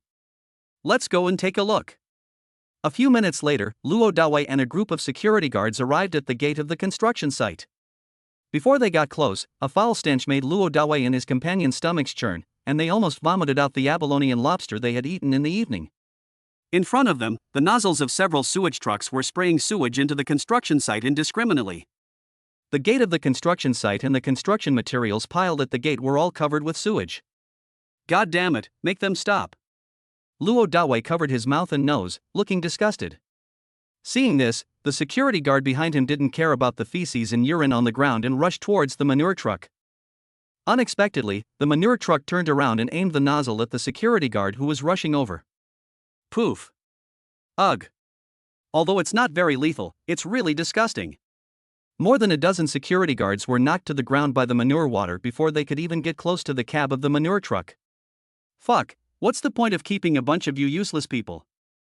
Luo Dawei was so angry that he gritted his teeth, but there was nothing he could do about these manure trucks. Helplessly, he could only report the situation to his superiors. Hello, Brother Long?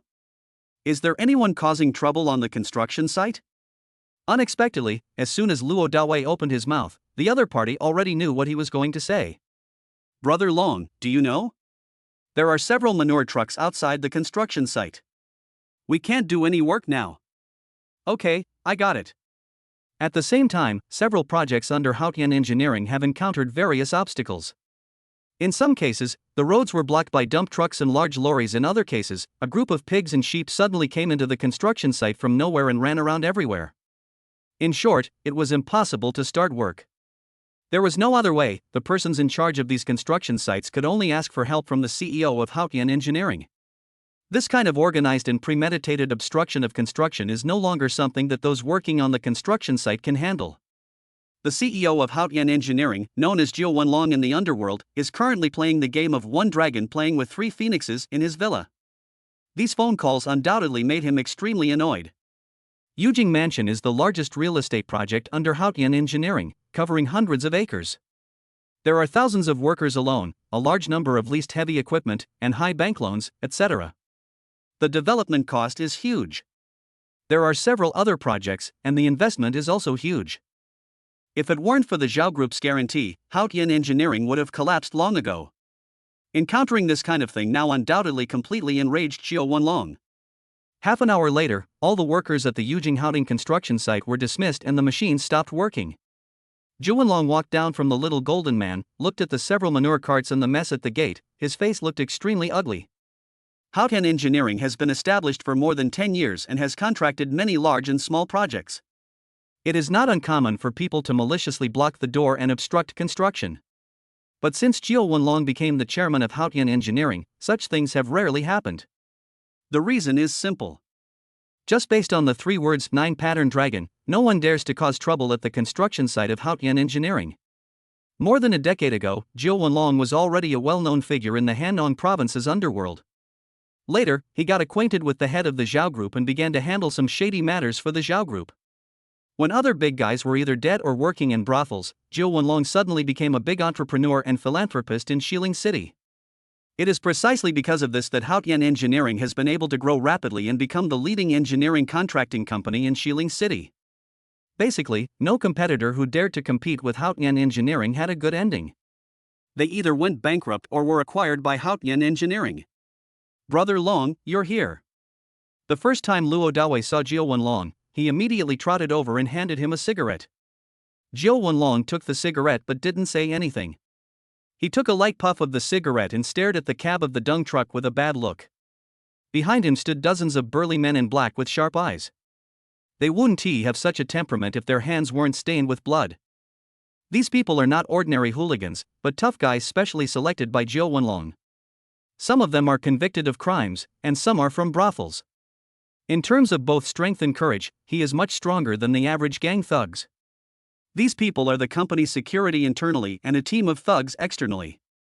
As long as Zhou Wenlong gives the order, they will rush forward without hesitation, even if it is a sea of fire or a mountain of swords. Brother Long, can you get that person down? Get it down. No, since he doesn't want to come down, let him sit in there forever. Zhou Wenlong gave a look to his younger brother beside him, who immediately ran back to the trunk of the car and took out a rectangular box. When the box was opened, a shotgun was found inside. You like hiding, don't you?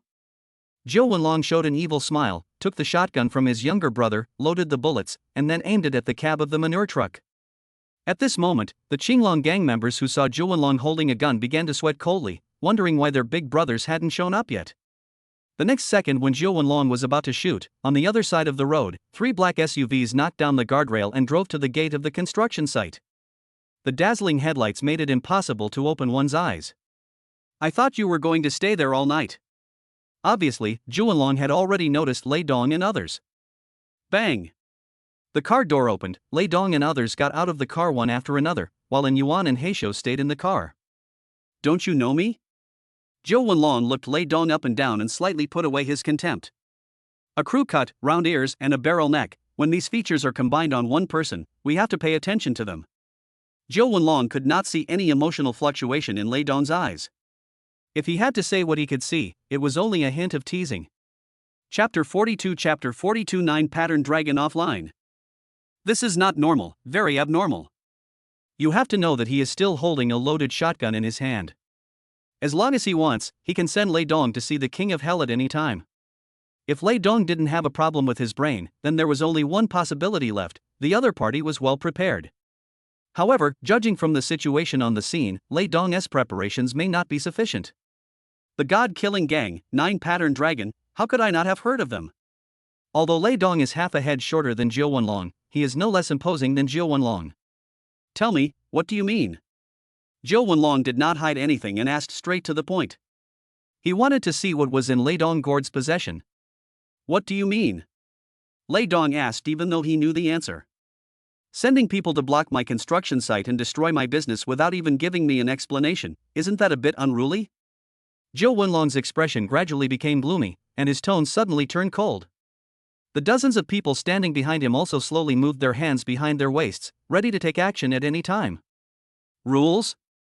What rules? Is it your rule or my rule? Lei Dong was not afraid at all. He met Zhou Wenlong's gaze and said, Of course it's my rules.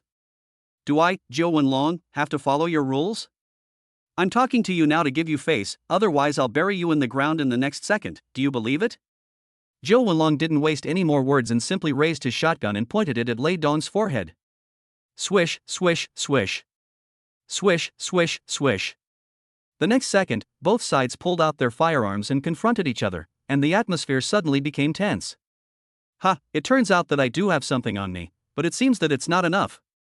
Zhou Wenlong was startled at first, but immediately returned to normal and said with disdain. He didn't expect that Lei Dong's men also brought weapons, and they didn't look like handmade products, but more like they were assembled by the army. But fortunately, there are many people with me today, so there is no need to be afraid. They all crawled out from a pile of dead bodies, so no one would be afraid of anyone else. It's so boring to have more people than you do. If we're going to compete, let's see who has the more powerful stuff. As soon as he finished speaking, and Yuan, Heishou and Kaishan jumped out of the car. One of them was holding a shotgun, one was holding an American automatic submachine gun, and the other was even more exaggerated, with an AK-47 tucked under each armpit. These people were no different from the terrorists active in Southeast Asia. Oh. Good evening, children. The Black Hand walked with a heartless pace and came to the center of the confrontation between the two sides, and then thump, thump, thump. Thump, thump, thump. Fortunately, the gun was pointed at the sky, otherwise Zhou Wenlong's people would have been queuing up to drink munpa soup. Gudong. This burst of fire completely stunned Zhou Wenlong. He hadn't fought a war in several years. Had the local tyrants in Xiling City developed to this extent? Shotguns, American submachine guns, AK-47s, Soviet pistols, where the hell did these come from? Is this still China? Scream. Why don't you keep calling? Lei Dong scratched his ears and asked with a smile. Brother, let's talk it over nicely, don't be impulsive. Zhou Wenlong swallowed a few times and slowly moved the shotgun away from Lei Dong's head. As arrogant as he was just now, he is as well behaved now. Upon seeing this, the other fighters all put down their 2 rounds of shots and lowered their heads. What's the point of fighting? If you keep doing this, you'll have to queue up to drink mengpa soup. The firepower of both sides is not at the same level at all. Besides, there is not even any cover. Before they can fire, the opponent's magazine may have been emptied. Let's talk about some things downstairs. Lei Dong patted Zhou Wenlong's face, and a fierce look flashed in his eyes. Bang! A gunshot broke the stalemate. And Yuan pulled the trigger without any hesitation. A flash of fire flashed at the muzzle of the gun, and Zhou Wenlong's burly body was instantly blown away by the powerful impact of the shotgun, falling heavily to the ground, splashing a cloud of dust. A generation of heroes fell into obscurity. Beep, beep, beep. Sorry, the user you dialed is temporarily unavailable. Please try again later. Peiji felt depressed and annoyed after calling several times, but no one answered. He had planned to come to Fong Yunqi's place to relax today, but unexpectedly, the staff at Jiangnan Watertown told Peiji that Fong Yunqi had sneaked away yesterday without even leaving him a letter. Since Peiji and the God of Wealth have been very busy these days, the staff couldn't contact them, which resulted in Peiji being unreachable by phone and nowhere to be found. Do I have to search the whole city for someone again? After much thought, Peiji gave up the idea. 10 minutes later, Peiji drove to a bar in the west of the city, ordered a glass of whiskey, sat in the corner of the bar, and drank alone. Peiji still felt somewhat guilty about Fong Yunqi's leaving without saying goodbye. After all, they had been separated for many years, and when they met again, he forced her to sleep with him, and then there was no sound from him. It was a bit too much. Brother, lend me a light. After a while, a deep voice sounded behind Peiji. Peiji didn't care and took out his Baidu lighter from his pocket and handed it over. Thanks, brother. The man took the lighter from Peiji's hand, lit it, and then handed it back. Fine. The moment Peiji took the lighter, the corner of his eye swept across the back of the other person's hand. Just one glance, and Peiji's heart suddenly tightened. Fist calluses. There is no doubt that the other party is not a simple person. Peiji had seen many masters in Xiling over the years, but this was the first time he had seen someone with chestnut-sized calluses on his fists. Just at this moment the music stopped and the lights went out. Peiji raised his head and only saw the other person's back until he was drowned in the crowd. Interesting. Peiji drank the liquor in the glass in one gulp and left the bar. There happened to be a riverside scenic belt outside the bar. Peiji lit a red cigarette and walked along the path along the river, recalling every detail of his rebirth in his mind. The riverside scenery at night has a unique tranquility under the dim light of street lamps. The river breeze blew gently, bringing a hint of coolness, blowing up the strands of hair on Peiji's forehead and also blowing away the mixed smell of tobacco and alcohol on his body, making him a little more sober. The light from the street lamp sprinkled on the ground, like a layer of gold foil. Among the mottled light and shadow, Peiji's shadow was stretched out, like a lonely traveler. A few hundred meters away, in an office building that had not yet been topped out, a sniper rifle with a cold glow slowly stretched out from a window on the top floor, revealing a black barrel. Chapter 43 Dragon Girl looking in the mirror. Puff! A faint gunshot broke the silence of the night, and the target was Peiji, who was several hundred meters away. Almost in the blink of an eye, a strong sense of crisis swept through Peiji's body. In front of Peiji's eyes, everything was magnified, even the trajectory of the moth's wings under the street lamp a few meters away became clear. Peiji tilted his head slightly, and the bullet grazed his face. At that moment, Peiji only felt a burning pain, as if his cheek was burned by fire. He subconsciously touched his face, but only felt some broken skin and didn't even see any blood. Bang! The bullet hit the tree trunk behind Peiji, and the tree, which was as big as a bull, was broken directly. If it were an ordinary pistol or rifle, it would be impossible for it to have such great power. If this hits a person, it can directly break the person into pieces. This was the first time Peiji felt threatened since his rebirth, and endless anger instantly swept through Peiji's body. Fuck! Peiji actually dodged this fatal shot. Suka slapped the butt of his gun angrily, feeling very unwilling. You know, he had never failed before, but he didn't expect to fail at the hands of Peiji. A true killer would never fire a second shot. Without any hesitation, Suka quickly collected the gun and disassembled it with clean and neat movements. After all, this is not Cotton North or the drug triangle. Once you are targeted by people from China's special departments, you will not be able to escape. With a click sound, Suka picked up the box, stood up and prepared to leave. At this moment, a slight sound of footsteps was heard at the stairs, which instantly made Suka's heart rise to his throat, and an ominous premonition arose in his heart. Day. A tall and thin figure slowly appeared in front of Suka. Who else could it be but Peiji? Suka was dumbfounded and looked at Peiji as if he had seen a ghost. It took less than half a minute from the time he fired the gun to the time he put it away. The building was at least 500 or 600 meters away from the Riverside tourist zone, and he was on the 30th floor. This isn't Marvel, is it? Where's the flash? How did you find me? Facing Peiji's relentless pressure, Suka asked with difficulty while retreating. Tell me, who invited you here? Tell me, I'll give you a quick death? Peiji spoke coldly. He has offended many people, and it would undoubtedly be a waste of time for him to check them one by one. Okay, I'll say. Can I have a cigarette? Suka took a few deep breaths, his forehead already covered with beads of sweat. Taking advantage of the moment when Peiji put his hand into his pocket, Suka suddenly kicked the ground with his legs, and with his left hand, he took out a dagger from his waist with lightning speed and slashed it towards Peiji's neck. There are no fancy knife skills, only simple stabbing postures, which are in line with the basic qualities of a professional killer. But the person he met was Peiji, a guy whose speed and agility were more than 10 times stronger than that of an ordinary person. The next second, Peiji grabbed Suka's wrist, and then he used his counter-grabbing hand to twist Suka's wrist apart. Blood spurted out like a fountain, and white bones protruded from the red flesh, with tendons sticking out. Ah! An extremely shrill scream echoed wildly throughout the space. Crack! Crack! There were 2 more crisp sounds, and Suka's entire arm was crushed alive by Peiji, with flesh and bones separated. By this time, Suka had lost the ability to scream and fainted from the pain. Brother, spare his life. Peiji looked in the direction of the sound and saw a man appear at the stairs. It was the man who had just asked him for a light in the bar. Then it depends on whether you have the ability to let me stay? Peiji, who was angry, naturally thought the man in front of him was the killer's accomplice. He stomped his left foot and rushed out like a cannonball. Luwu frowned, knowing that Peiji had misunderstood, but he had no chance to explain at the moment, so he could only bite the bullet and face the challenge. Bang! The 2 fists collided, and the terrifying force shook up the surrounding dust. What a terrifying power!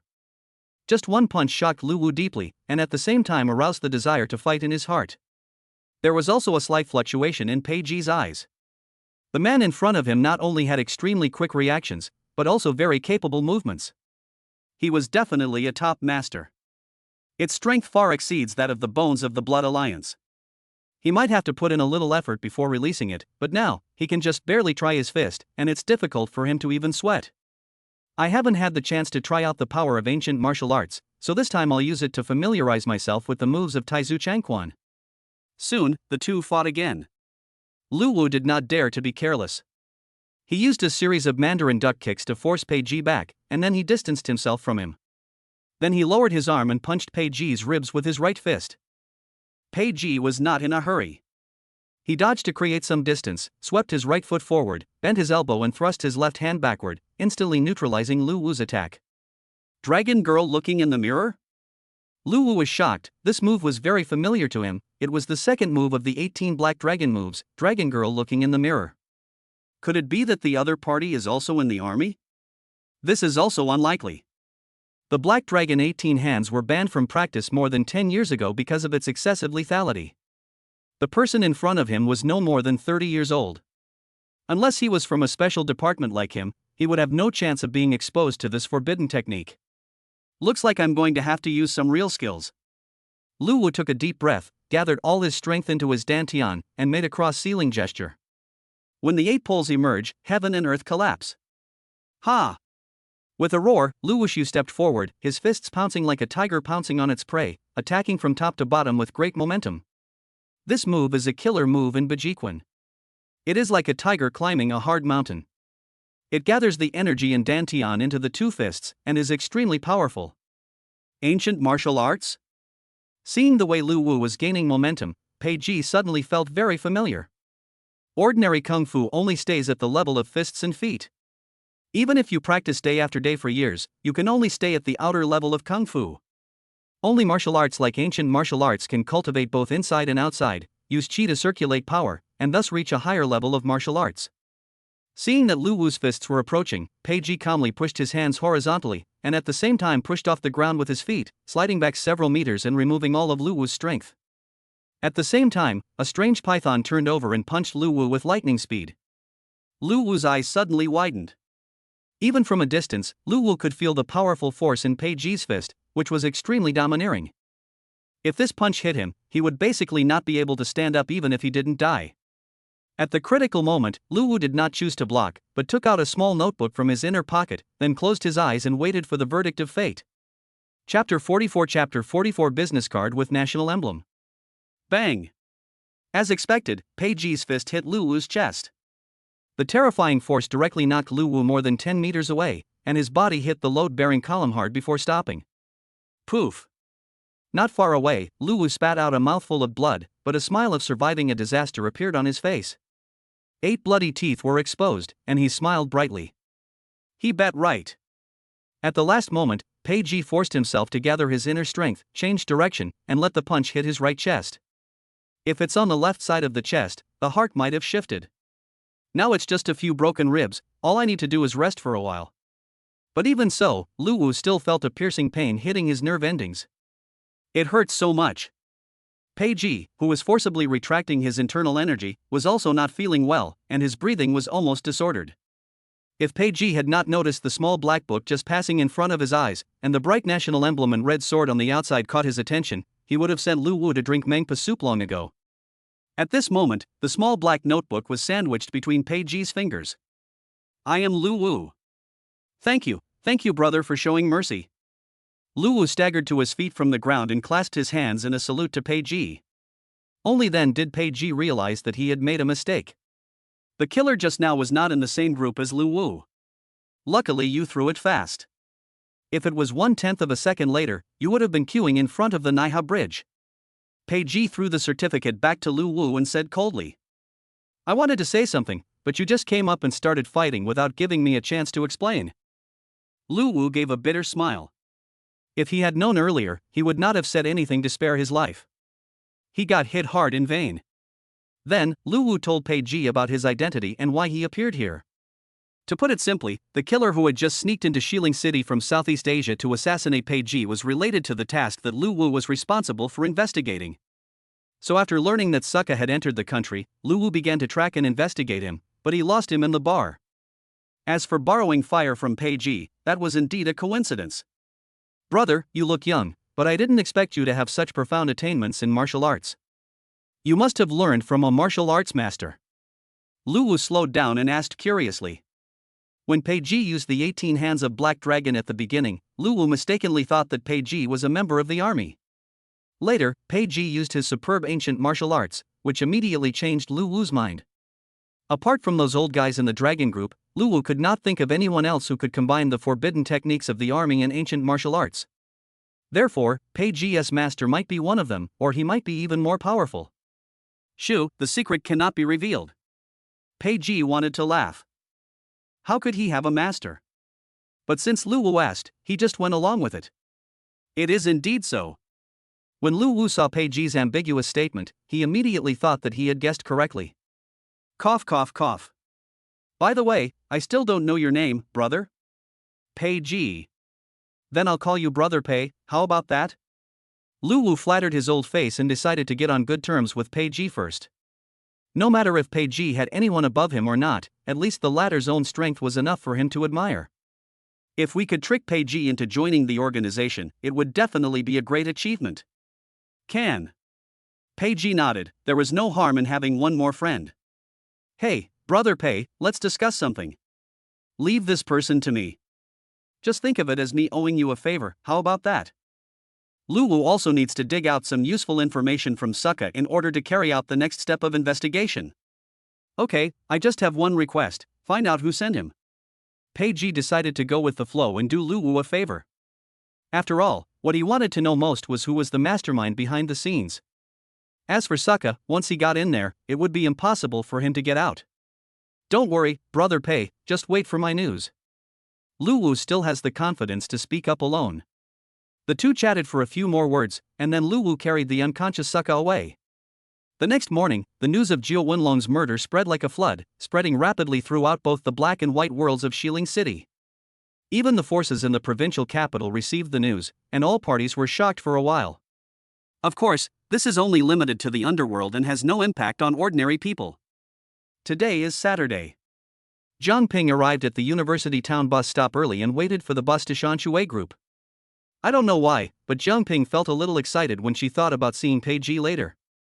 The tall and majestic figure of Pei Ji at the entrance of Hueju shopping mall last time still often appears in Jang Ping's mind. More than an hour later, Jang Ping finally arrived outside Shanshui Group. With the experience from last time, Jang Ping knew how to get in. Hello, I'm here to give President Pei a massage. Jang Ping first came to the front desk and explained her purpose to the receptionist. Excuse me, ma'am. Mr. Pei hasn't come to the company yet. How about you give him a call? When Jang Ping heard this, she was a little disappointed. She thought she could see Pei Ji right away, but she didn't expect Pei Ji didn't come to work. Okay, thank you. You're welcome. Helplessly, Jang Ping had to carry her small school bag, sit on the sofa in the hall, and wait bored. She didn't have Pei Ji's phone number, and even if she did, she didn't dare call Pei Ji. Jang Ping waited for 2 hours, her waist was sore from sitting, and she didn't even see Pei Ji's shadow. Day. Just at this moment, Pei Ji's secretary walked through the hall and saw Jang Ping sitting on the sofa with a school bag on her back. He Weiwei still had some impression of Jang Ping, so she walked over. Hello, little beauty, nice to see you again. Jang Ping raised her head and saw He Weiwei, and immediately stood up from the sofa. Hello, Secretary He. Why, you come to give Mr. Pu a massage again? Yes. Jang Ping nodded embarrassedly and replied in a low voice. Boss Pei didn't come to work today. Didn't she tell you? No, I don't know. Jang Ping shook her head. She didn't blame Pei Ji. Okay, I'll call him for you. Seeing Jang Ping's uneasy look, He Weiwei couldn't bear to see her waiting here alone. What if Pei Ji didn't come to the company today? Wouldn't that be a waste of other people's time? Thank you, Secretary He, thank you so much. Hearing this, Jang Ping was so excited that she bowed to He Weiwei several times. Beep. Hey, Mr. Pei. You are such a forgetful person. The beautiful lady who will give you a massage has been waiting for you in the company all morning. Okay, I'll tell her then. He Weiwei hung up the phone. Chapter 45 Conditioned Reflex. My little beauty, Mr. Pei is at Villa No. 1 in Suehu Huafu, go find him directly. Green Lake Mansion? Yes, it's not far from here. It only takes about 10 minutes by taxi. Okay, thank you, Secretary He. You're welcome. Hurry up and go. If you go too late, Mr. Pei will be unable to hold back. He Wei joked. Although she was a little jealous of Jang Ping, that was all. Jang Ping's face turned red. She heard the hidden meaning in He Wei's words. She thanked He Wei again and left Shan Shui Company in a hurry. After taking a taxi and spending more than 10 yuan, Jang Ping finally found Cuihu Huafu. Since Pei Ji had already greeted the security in advance, Jang Ping came in easily. Standing outside the villa, Jang Ping told herself not to be nervous and to relax, then she gently rang the doorbell. After a while, a familiar figure appeared in front of Jang Ping. Elder brother. Jang Ping still prefers to call Pei Ji brother, which makes it seem more intimate. Sorry, girl, I forgot today is Saturday. Pei Ji rubbed his sleepy eyes and said apologetically. It's okay, bro. It's okay. Come in. Oh. Jang Ping followed Pei Ji into the villa. The elegant Chinese-style decoration, with precious porcelain and exquisite jade carvings displayed everywhere, gave this female college student who had just come from the countryside a great shock. Don't be so formal, just treat it as your own home. Pei Ji felt a little distressed when he saw Jang Ping tiptoeing and not even daring to breathe. Looking at the time, it was almost noon and Pei Ji felt his stomach was a little empty. Can you cook, girl? Meeting. Jang Ping nodded like a chick pecking at rice. It was hard to say about other things, but she was definitely a good cook. When she was a child in the village, Jang Ping would cook and fry vegetables at mealtime so that her parents, who had been busy in the fields for half a day, could rest the moment they returned home. Go ahead, the vegetables are all in the refrigerator, fry a few more, I'm a little hungry. Pei Ji pointed to Jang Ping's kitchen and went to wash up. Okay, bro. Jang Ping came to the kitchen and started working skillfully on the stove. Sizzle. Soon, bursts of fragrance filled the kitchen. When Pei Ji arrived in the living room, several home-cooked dishes were already on the dining table. Braised spare ribs, stir-fried pork with chili peppers, stir-fried beans, scrambled eggs with loofah, and a seaweed egg drop soup. Every dish exudes a rich aroma, has attractive colors, and whets the appetite. Of course, it's not that these are the only dishes in the refrigerator, but Jang Ping only knows how to cook these dishes.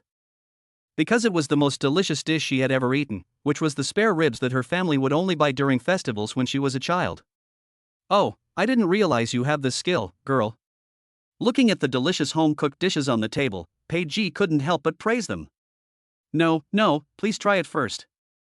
I don't know if it suits your taste. Jang Ping's face turned red with shame, her hands pressed tightly against the corners of her clothes, not daring to look up at Pei Ji. Okay, then I'll try it. Pei Ji sat on the chair, picked up the chopsticks, picked up a piece of pork ribs and put it into his mouth. The burnt aroma of the skin exploded in his mouth first, followed by the tender and juicy meat that fell off the bone in a bite, and the rich sauce of salty and sweet mixed together instantly filled his entire mouth. Jang Ping, who was standing aside, secretly stared at Pei Ji out of the corner of her eye, her heart full of anticipation. Tasty.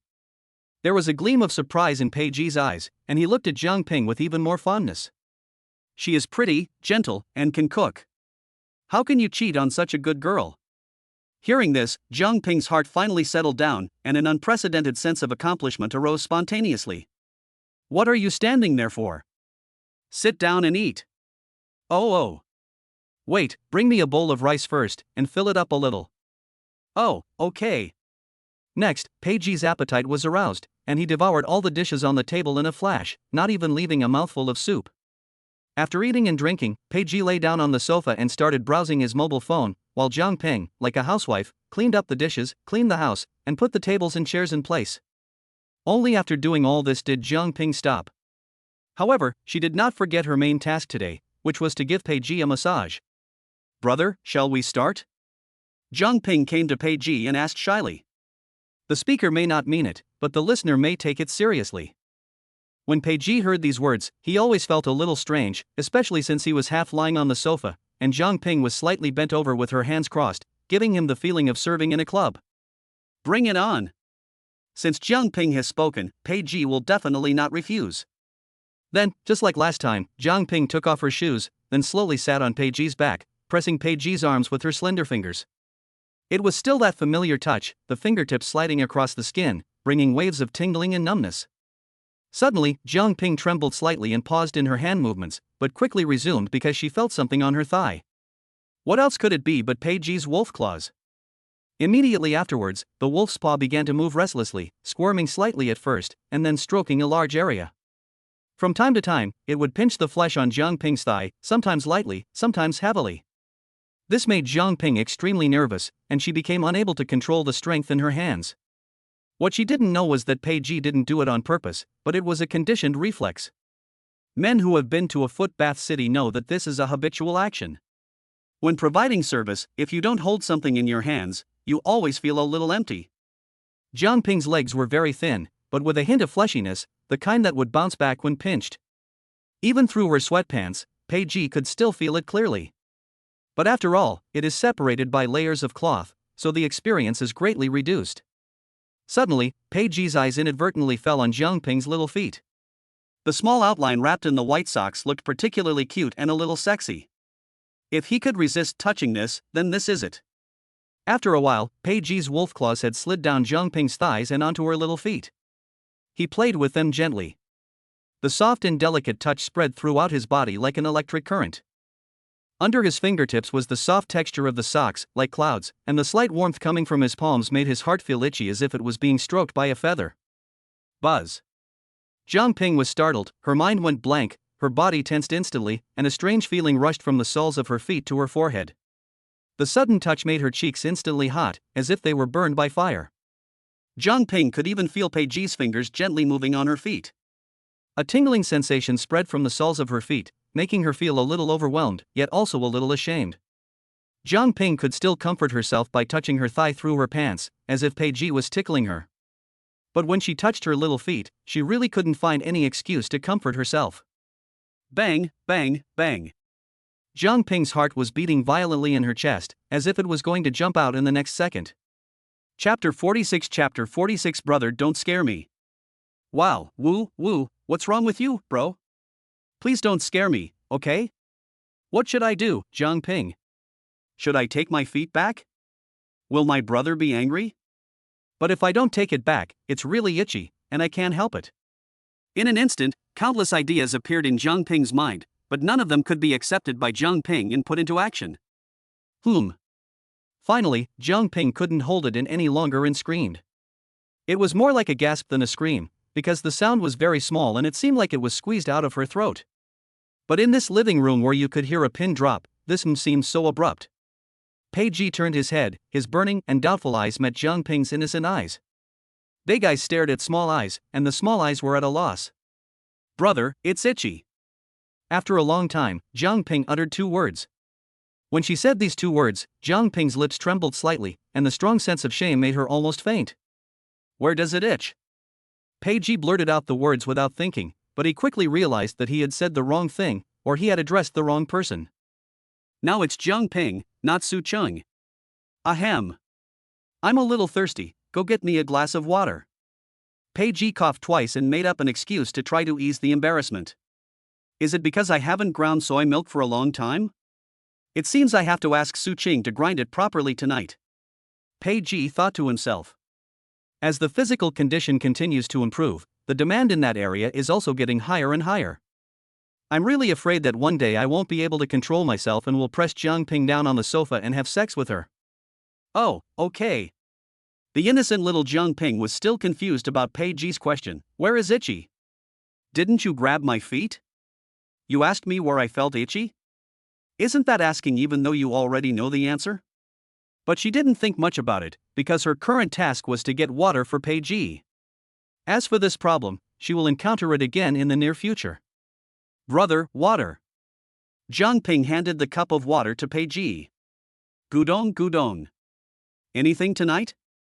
After taking a few sips of water, Peiji asked casually. No. Nothing. I still have a PPT for the group report that I haven't finished. It won't be too late to finish it when I return to school tonight. When answering Peiji's question, Jang Ping couldn't help feeling a little guilty. She had just touched her feet and now was asking her if she had anything to do in the evening. Although she has never been in a relationship, it doesn't mean that people around her haven't been in a relationship. You have seen pigs run even if you haven't eaten pork. Many of her college roommates have moved out with their boyfriends, and whenever they have dinner together, they always talk about embarrassing topics. So Jang Ping learned a little bit about it from what she saw and heard. Okay, go shopping with me. Pei Ji didn't care what Jang Ping was thinking and just finalized the matter. After a simple packing, Pei Ji drove Jang Ping to a luxury goods mall. This was because the last time he went to the hospital to visit Xiaoran, he promised to buy her a doll and a beautiful little dress when he went to see her again in a few days. Jang Ping happened to be here today, so Pei Ji brought her along to help him pick out a gift. As a grown man, his vision is certainly not as good as Jang Ping, a female college student with a childlike innocence. Now it is said that junior high school students dislike it, high school students look down on it, but college students are just right. Soon, the vehicle parked smoothly in the mall's underground parking lot. Okay, get out of the car.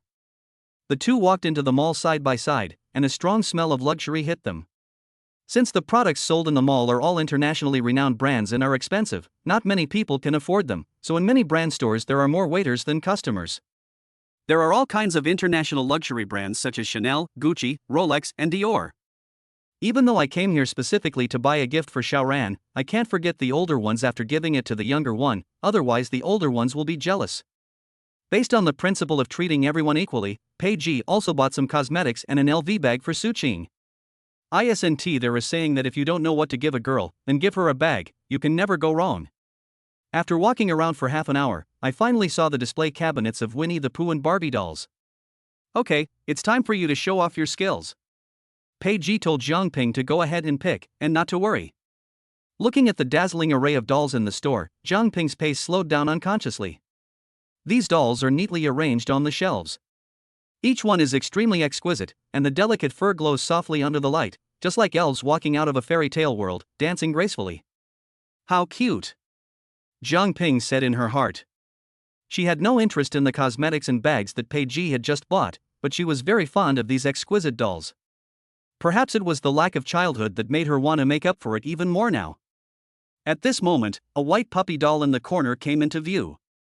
Jang Ping stood there as if she was under a spell. Her thoughts were like a wild horse that had broken free from its reins, instantly drifting back to her childhood. At that time, she had 2 pigtails and wore worn but clean clothes. She was running on the ridges of the country fields, holding tightly in her arms a doll that looked like the one in front of her. The doll was given to her when she was 6 years old. Her father, who was working in another city, brought it back specially for her during the Chinese New Year. That was her first real gift, and it accompanied her through countless lonely days and nights. Thinking of this, Jang Ping unconsciously touched the fur of the puppy doll, as if greeting her childhood self.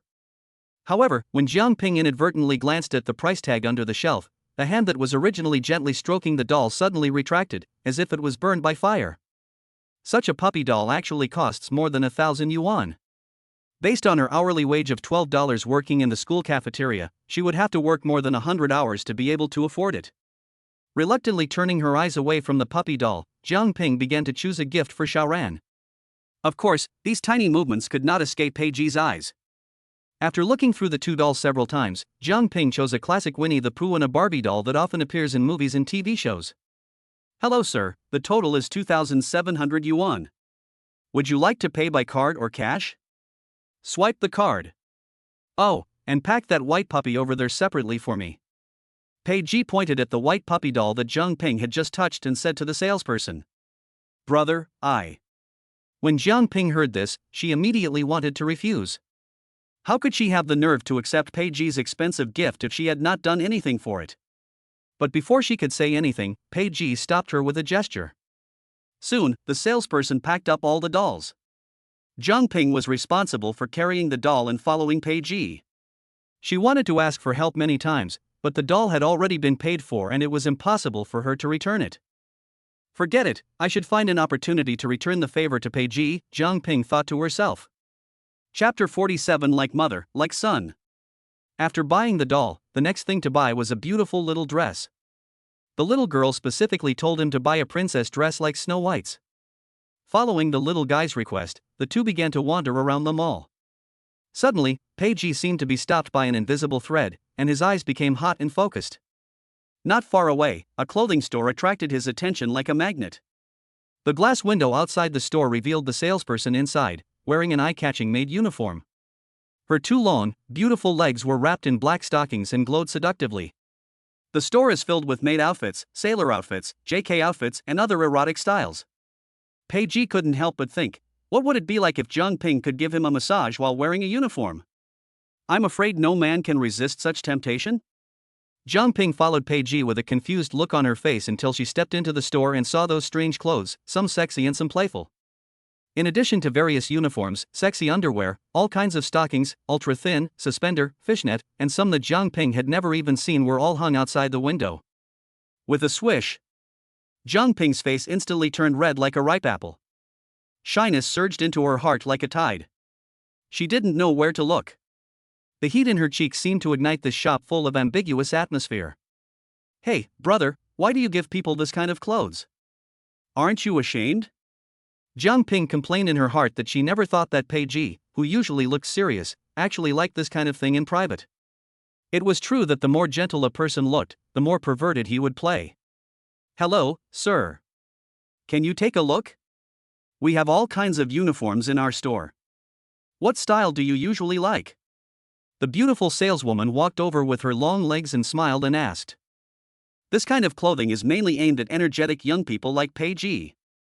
Basically, as long as the girl tries it on, the man will pay for it immediately. That's it, take it off and try it out. Pei pointed to a black lace-made outfit hanging on the wall. Since it is a massage, it would be more in line with the mood if it had some service aspect. Okay sir, this maid outfit will look even better with white silk. Would you like me to pick a pair for your girlfriend to try out? Can. The saleswoman's words undoubtedly suit Pei's taste very much. She's wearing a maid outfit, so how can she do without stockings? Jang Ping on the side was still in a daze. Why did she feel something was wrong? Soon, the beautiful salesperson took off the black maid outfit that Pei pointed to, and then looked at Jang Ping. Ah. Jang Ping saw the beautiful salesperson staring at her and wondered if she wanted her to try on this dress. What? Go in and try it. Okay. At Pei's urging, Jang Ping nodded woodenly, then took the clothes given to her by the beautiful salesperson and walked into the dressing room. Looking at herself in the mirror and the strange clothes and stockings in her hands, Jang Ping was stunned for a moment. While Jang Ping was changing clothes, Pei walked out of the store to smoke. After lingering in the dressing room for several minutes, Jang Ping finally put on the maid outfit that Pei had specially selected for her. Jang Ping felt extremely embarrassed as she looked at her two long legs in the mirror, which were exposed to the air, almost to the roots of her thighs. Although there were many people on the university campus who wore even cooler clothes than this, she still found it hard to accept when she put it on herself. Forget it. I'm just a model for you. I just need to wear it for you to see. There's nothing to be embarrassed about. Jang Ping clenched her fists and tried hard to convince the part of herself that was bound by traditional ideas. Just as she mustered up the courage to draw the curtain and walk out, a dark shadow suddenly emerged from under the curtain. Ah! Jang Ping thought it was a pet dog or something and screamed in fright. But when she turned around, she found it was a naughty child. What's even worse is that the naughty kid not only broke in, but also crawled under her skirt and reached out to touch her legs. Jang Ping wanted to push him away, but the naughty kid became even more presumptuous. Fortunately, the salesperson heard the noise, ran over immediately and stopped the naughty kid. Wow! After the naughty kid was pulled away by the salesperson, he sat down on the ground and started crying, as if he had suffered a great injustice. The crying immediately attracted a middle-aged woman in her 30s or 40s, who was fat and big-eared. Hey, my little treasure, what happened? What happened? Who bullied my little treasure? Yang Shuihua was chatting with a male coach she had just met at the gym about the role-playing game she was going to play that evening. When she heard her baby son crying, she hurried over to comfort him. Woo. It's her, and her too. They bullied me. Unexpectedly, the naughty kid bit back and acted so innocent, as if that was really what he said. That's not the case, Madam Yang. The young master accidentally ran into the women's locker room. I just took him out, I didn't beat him. It is obvious that Yang Shuihua's identity is not ordinary, and she should be a regular customer of this store. She was right. It was your child who ran into the locker room and scared me. Then she came and took the child out. At this time, Jang Ping on the side also spoke. From her slightly trembling body, it can be seen that she has not yet completely recovered from the shock just now. He's just a kid and doesn't know anything. Even if he runs in, what can he do? Why, if I look at you twice, you'll lose 2 pieces of meat. And you, who do you think you are to touch my child? If he falls or gets hurt, can you afford to pay for it?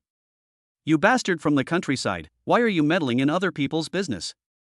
Yang Shueihua did not educate her child immediately, but instead pointed at Jang Ping and the female salesperson and started cursing. It really proves the saying, like mother, like son. When you find that a child has a problem, never try to communicate with his parents, because you will find that the child is the least ill in the family. Hey, why are you cursing? Jang Ping also came from the countryside, but she didn't think there was anything wrong with being from the countryside. Although Yang Shueihua was rich, it didn't mean she could insult others at will. What's wrong with scolding her? Not only am I scolding her, I'm scolding you too, little vixen. Dressed like this, which old man are you going to seduce tonight? Looking at Jang Ping, who is younger and more beautiful than herself, Yang Shueihua is extremely jealous. She can only vent her dissatisfaction by throwing dirty water on her. What nonsense are you talking about? You must be crazy. Although Jang Ping is half a head taller than Yang Shueihua, she is weaker in aura. She neither quarrels nor speaks such dirty words. What the hell are you talking about, you little bitch? I'm going to kill you. Seeing that Jang Ping dared to talk back, Yang Shueihua was about to grab Jang Ping's face. The beautiful saleswoman rushed over to stop her, but it was too late. I dare not imagine the harm that sharp nails would cause to Jang Ping's fair and tender face. Chapter 48 I haven't touched it yet. In a flash, a heavy shelf flew over like a meteorite. Bang! Accompanied by a deafening bang, the heavy shelf fell directly on Yang Shueihua's bloated body. Ah! This was followed by a terrible scream that seemed to pierce one's eardrums. The customers and salespersons in the store couldn't help but gasp when they saw the miserable state of Yang Shueihua, who was pinned to the ground by the shelf. There was a pool of blood under Yang Shueihua. Her head and face were cut by the shelf. Blood was gushing out from the wound like a fountain, and her limbs were twitching unconsciously. Although the shelf is not big, it is made of steel after all. If Yang Shueihua was not fat enough, she might have been crushed to death by this blow. Pei Ji, who had just finished smoking outside, was eager to see how beautiful Jang Ping looked in her maid outfit.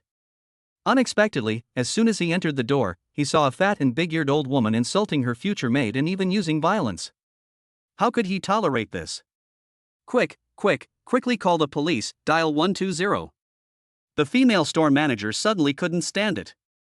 You know, Yang Shueihua is the biological daughter of the director of the District Construction and Housing Bureau. If Yang Shueihua died in their store, it would be really over. While directing her subordinates to call the police and seek help, the female store manager also did not forget to call her lover, the manager of the mall, for help. But Pei Ji didn't care about all that.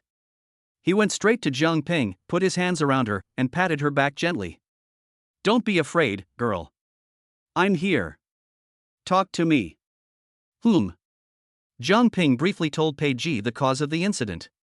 When she learned that the boy in front of her, who looked like he was about 11 or 12 years old, had actually taken the lead and touched the little maid's leg, Pei Ji suddenly became annoyed, and without thinking, he kicked the crying lewd boy sitting on the ground 8 meters away.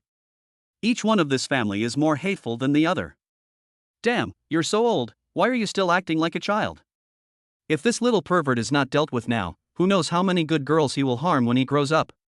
Pei Ji is now acting in the name of justice. Ah, are you trying to save your life? That's the grandson of Director Yang of the Construction Bureau. I don't care. Everyone has seen it. It was all done by him. It has nothing to do with our store. The female store manager was almost scared silly. First she injured Director Yang's daughter, and then she beat his precious grandson. Isn't this like an old man eating arsenic and seeking death? Her only hope now is that Director Yang is a reasonable man and that he will only cause trouble for Pei Ji and not affect her work. Manager Hu, you have to explain this to Director Yang later. After saying that, the female store manager pulled the arm of the mall manager who had just arrived and rubbed it hard against her chest. Don't worry. I will. Hu Mingyu was followed by a large group of security guards, but he did not send the security guards to arrest Pei Ji immediately. Because he always felt that Pei Ji looked familiar, but he couldn't remember where. Those who come to such places to spend money are either wealthy people or relatives of leaders. If you are not careful, you will offend people. Therefore, Hu Mingyu decided to keep quiet and wait for the security team and Director Yang Jinkai to handle it themselves. This is the wisest choice. Pei ignored the female manager's strange screams and took out his cell phone to call the god of wealth. Hey, brother Bone. Doesn't our district have a director of the Construction and Housing Bureau, whose last name is Yang? Pei asked straight to the point. Jianzhu Bureau. You are talking about Yang Jinkai, right? I know that old guy spent money with us not long ago. Okay, call Lu Hai and send him in. After saying that, Pei hung up the phone. The Lu Hai he mentioned is the director of the Provincial Disciplinary Supervision Office. Although he is not a high-ranking official, he has considerable power and is a real position of power. Kaishan immediately put down his work, called Lu Hai, and sent some evidence of Yang Jinsai's bribery and other illegal activities to the Provincial Disciplinary Inspection and Supervision Agency's reporting mailbox. With irrefutable evidence and the phone call from the god of wealth, Lu Hai, who had a close personal relationship with the god of wealth, immediately gave instructions to the Discipline Inspection and Supervision Department of Shilin City without saying a word. Okay, let's go. No. No, you can't leave. When my dad comes, you will all die. Poor Yang Shuihua didn't know that her father, the director, had been taken away by staff from the Municipal Disciplinary Supervision Commission on the way here and was now being interrogated by them. What awaits her are only tears behind bars. When leaving, Pei pointed to Hu Mingyu, pointed at the beautiful salesperson who had just received them, and said, "She's pretty good." Pei still has a slight liking for the beautiful saleswoman. Not everyone will stand up when someone is being assaulted. So, this is a reward for the brave. Yes sir, I understand. When Hu Mingyu met Pei gaze, he shuddered all over and quickly bent down and nodded. Hu Mingyu naturally understood the meaning of Pei words, so as soon as Pei left, Hu Mingyu promoted the beautiful saleswoman to a management position. After all, Hu Mingyu naturally heard Pei phone call clearly, and Yang Jinkai had not responded yet. He was almost certain that Yang Jinkai had fallen. The ability to get rid of a city official while chatting and laughing was beyond his comprehension. I'm sorry, girl. I will definitely stay with you next time and won't let this happen again. Walking out of the mall, Pei said with a hint of apology. This kind of thing has happened twice in a row, which makes Pei wonder if there is something wrong with his family's old grave. Jang Ping had no problems at school, but as soon as she went out with him, she encountered all kinds of disgusting things. It's okay, brother. It's their fault, not my problem. Jang Ping certainly would not blame Pei for not being with her at the first moment. On the contrary, Pei always appeared at the most critical moment and saved her from danger. Oh, I forgot my clothes in the dressing room. Jang Ping suddenly remembered that she was still wearing a maid outfit and had forgotten to take her own clothes. Forget it, just wear this. Pei then remembered that his attention had been focused on the two pigs and he had forgotten to appreciate the little beauty in front of him. Ah? Jang Ping raised her head, her big eyes full of confusion. So it was Pei who picked this outfit for me in the first place? Doesn't that mean? Pei took the opportunity to distance himself from Jang Ping and looked downward. He saw two long, round white legs wrapped in thin white silk stockings, which were as delicate as if they had been soaked in milk. The tightness of the white silk stockings further highlighted the lines of the legs, which were straight and graceful, without a trace of fat from the thighs to the calves. It is simply the dream leg of leg control enthusiasts. Taking off the loose jeans, the perky little butt is wrapped in the maid skirt, and the round curves are faintly visible, exuding the breath of youth and sexiness. Her plump breasts push the upper part of the maid outfit to the limit, outlining an alluring curve. Every slight breath causes the fabric to rise and fall, making people want to take a closer look. Chapter 49 Long Lost Happiness. Feeling Pei burning gaze wandering over her body, Jang Ping's heart was filled with all kinds of thoughts at once, including shyness, embarrassment, and a hint of luck. But it's really embarrassing to let her go back to school wearing this outfit. Ding ling ling. The rapid ringing of the phone brought Pei back from his wild thoughts. Hello? President Pei, didn't you say you would come to see Xiaoran today? You weren't too busy, were you? On the other end of the phone, Su Qing's tone carried a hint of resentment, as if she was blaming Pei for not showing up. How could that be? I'm bringing a gift for Xiaoran. I'll be right there.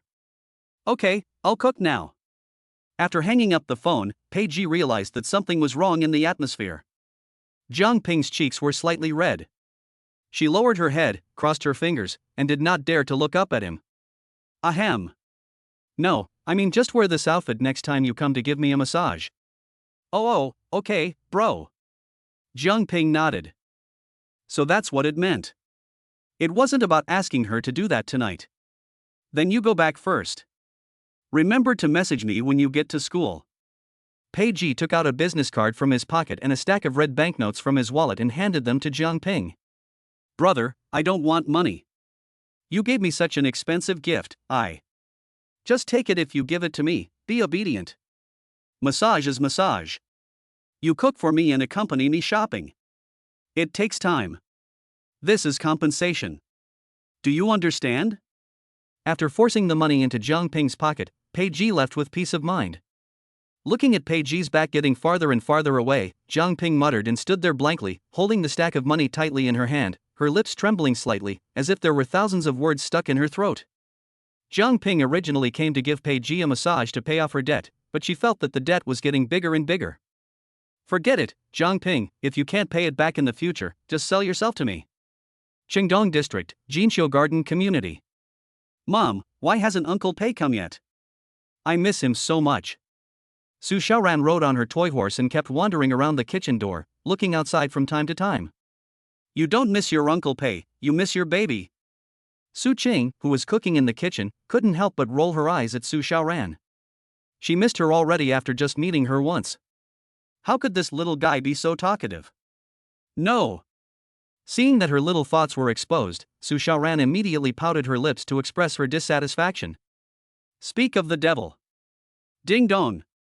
Hearing the doorbell, Su Xiaoran jumped up from her toy horse and rushed to the door like a frightened deer. The little feet stomped on the ground, and the arms swung quickly, bringing up a small breeze. Here I come.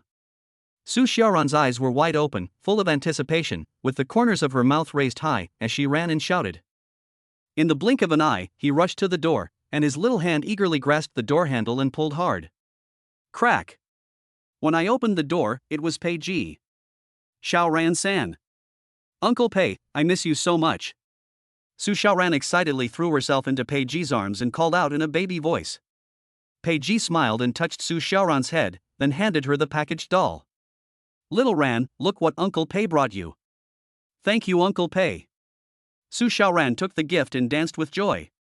He took the box and ran to the sofa in the living room and started opening the gift. At this time, Su Qing just walked out of the kitchen carrying a plate of freshly cooked dishes. The moment she saw Pei Ji, her eyes lit up instantly. Boss Pei. Don't call me Mr. Pei after get off work anymore. Just call me Pei Ji. Okay, Mr. Pei. Su Qing nodded, and the corners of her mouth couldn't help but rise slightly. Please sit down first. I'll be ready soon. I'll also give you some greens. Okay, go ahead, I'll play with Xiaoran. Pei Ji nodded, then went into the living room and sat down. Wow. It's Winnie the Pooh and Barbie dolls. They're so cute. Xiaoran likes Barbie dolls the best. Su Xiaoran held up the two dolls, jumped up from the ground happily, and chattered non-stop. As for the little skirt, Pei Ji forgot to buy it. The little girl's mind was completely focused on the doll and she didn't even think about the little skirt. Xiaoran, you must listen to your mother from now on. Do you hear me? Pei Ji pinched the little girl's face and said with a smile, while looking at the layout of the living room curiously. I know, Uncle Pei. Yeah, this is my mother's good baby. After a while, Su Qing came out with the last dish, and the table was immediately filled with fragrance. Looking at the warm scene in the living room and the two people interacting intimately, Su Qing was obviously stunned, and her heart seemed to be hit by something. At this time in the past, she was busy in the kitchen alone, and Xiaoran sat alone in the living room, either watching TV or daydreaming. She had never been as happy and full of energy as she was today. Perhaps, this is what a complete home looks like. Mom, look, Winnie the Pooh and Barbie. The moment the little girl saw Su Qing, she immediately raised the doll in her hand and showed off. I saw it. Did you say thank you to Uncle Pei? I told you. The little girl nodded impatiently.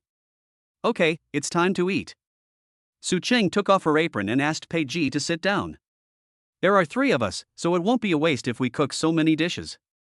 Looking at the table full of delicious dishes, seafood prawns, steamed sea bass, and fried crabs, Pei Ji couldn't help swallowing his saliva. You have to finish eating even if you eat more. Su Qing said with a smile. As the saying goes, if you want to conquer a man, you must first conquer his stomach. I want to eat chicken drumsticks. Su Xiaoran yelled, then impatiently pulled out a chair and sat down next to Pei Ji with dancing hands. This cute gesture made Pei Ji like the little girl even more, and the smile on his face deepened. The three of them sat around the dining table. Su Xiaoran was reluctant to put the Barbie doll down. She held a large chicken leg in one hand and ate until her mouth was full of grease. She looked very funny. Uncle Pei is so nice. Xiaoran asked Mom to buy it for me, but she didn't help me. She's so stingy. I won't be friends with Mom anymore. I want to be friends with Uncle Pei. While eating the big chicken leg, Su Xiaoran did not forget to complain about Su Qing to Pei Ji. Pei Ji laughed after hearing that. It was really interesting to hear children talk. Okay, then go find your Uncle Pei from now on, don't look for me. You little ungrateful bastard, I've raised you for so many years in vain. When Su Qing heard this, she immediately felt like her raised child was cheated away by someone with a lollipop. A little bit. The little girl made a face and continued to eat. At the dinner table, Su Xiaoran kept talking about what happened in school, such as how so-and-so was scolded by the teacher for not paying attention in class. Her vivid body language made the two of them laugh. It was a plain dinner, but it made everyone feel a long-lost sense of happiness. Chapter 50 Revenge is coming. I'm done eating. I'm going to play games with Winnie the Pooh and Barbie. After dinner, Su Xiaoran couldn't wait to jump off the bench and ran into the living room to play with her new doll. Go ahead. Your Uncle Pei is here today, so I'll reward you by letting you play a little longer. Su Qing gave Su Xiaoran a rare short break, which immediately caused the little guy to cheer. Yeah, long live mama. Without the interruption of the little girl, the two adults were not so reserved anymore, and the lighting was as ambiguous as the whisper of lovers. Su Qing blinked mischievously, slowly stood up and sat next to Pei Ji, picked up a piece of kidney and put it into Pei Ji's mouth. Hee, is it delicious? Su Qing's cheeks flushed slightly and she bit her lower lip lightly. She looked shy and charming, like a rose in bud. Girl, are you playing with fire? Pei Ji stretched out his arms, roughly hugged Su Qing's waist, and sniffed the scent of Su Qing's body hard. Then let this fire burn bigger. Su Qing showed no sign of weakness. She wrapped her limbs around Pei Ji like an octopus, moving her body deliberately and teasing him wantonly. Pei Ji could no longer suppress the impulse in his heart. He leaned forward, put his arms around Su Qing's soft waist, and lowered his head to bite Su Qing's cherry lips. After a moment, Pei Ji picked up Su Qing by the waist and walked towards the room. Baby, your Uncle Pei and I are going to the room to discuss work. You can play with the Barbie doll for a while, okay? Su Qing's breathing was rapid, and her voice trembled slightly. Good. In the living room, Su Xiaoran was still concentrating on playing with toys and replied without even raising her head. Crack. The door closed softly behind him, shutting out the whole world. Pei Ji gently placed Su Qing on the bed and looked her up and down carefully, as if he was admiring a rare treasure. Exquisite face, white neck, sexy clavicle, slender waist, flat and smooth belly, round thighs. Even though he had tasted it many times, Pei Ji always had a new flavor every time. Slowly, the clothes fell off. 2 hours later.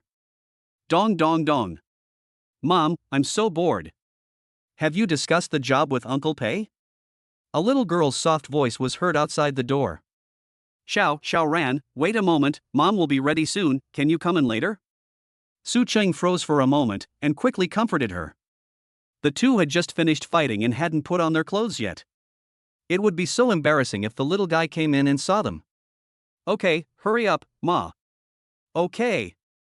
Su Qing responded and turned to look at Pei Ji, her eyes full of anger and shyness. Damn it, it's all your fault.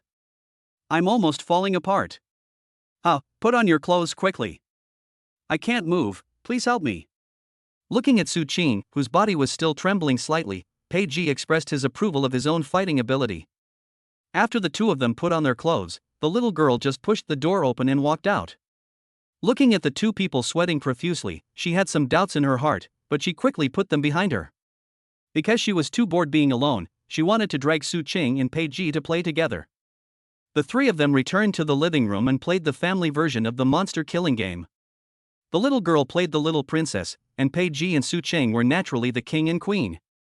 Su Qing is busy with work on weekdays, and most of the time she leaves Xiaoran in a daycare center. Sometimes she gets off work late, and it is already 8 or 9 o'clock when she takes Xiaoran home. Basically, I just watch TV after dinner and then go to bed. There is no time for games or entertainment at all. Peiji's arrival today undoubtedly broke the long-standing silence in this family. Soon, laughter and joy echoed in the huge living room. Happy times always pass quickly, and soon it was 11 o'clock in the evening. However, the little girl didn't feel like sleeping at all and kept screaming excitedly. Since it was the weekend, Suqing simply didn't urge the little girl to go to bed. Ding-ling-ling. The untimely ringing of a cell phone broke the cheerful atmosphere. Peiji took a look and saw Lei Dong's name displayed on it. He called at this time, so something must have happened. Suqing put her index finger to her lips, signaling Xiaoran to keep quiet. Hello? Brother Gu, something happened. As soon as the call was connected, Lei Dong's anxious voice was heard, and it seemed that the situation was somewhat urgent. Several of our men's places were smashed, and Yuan and several of his brothers were shot by them, and Kaishan was also kidnapped on the road. After I received the news, before I could leave, a group of people came to the company to inspect. Zhou Kong and Lu Yu were taken away for investigation. I can't move at all now. When Peiji heard this, his face suddenly darkened. Although there was no visible change on the surface, he was already filled with hideous terror inside. Although he was anxious, he had to stay calm now, otherwise he might cause harm to the people around him. How is An Yuan doing? The bullet just grazed my heart. I'm lucky. If it had been a little off, even gods wouldn't have been able to save me.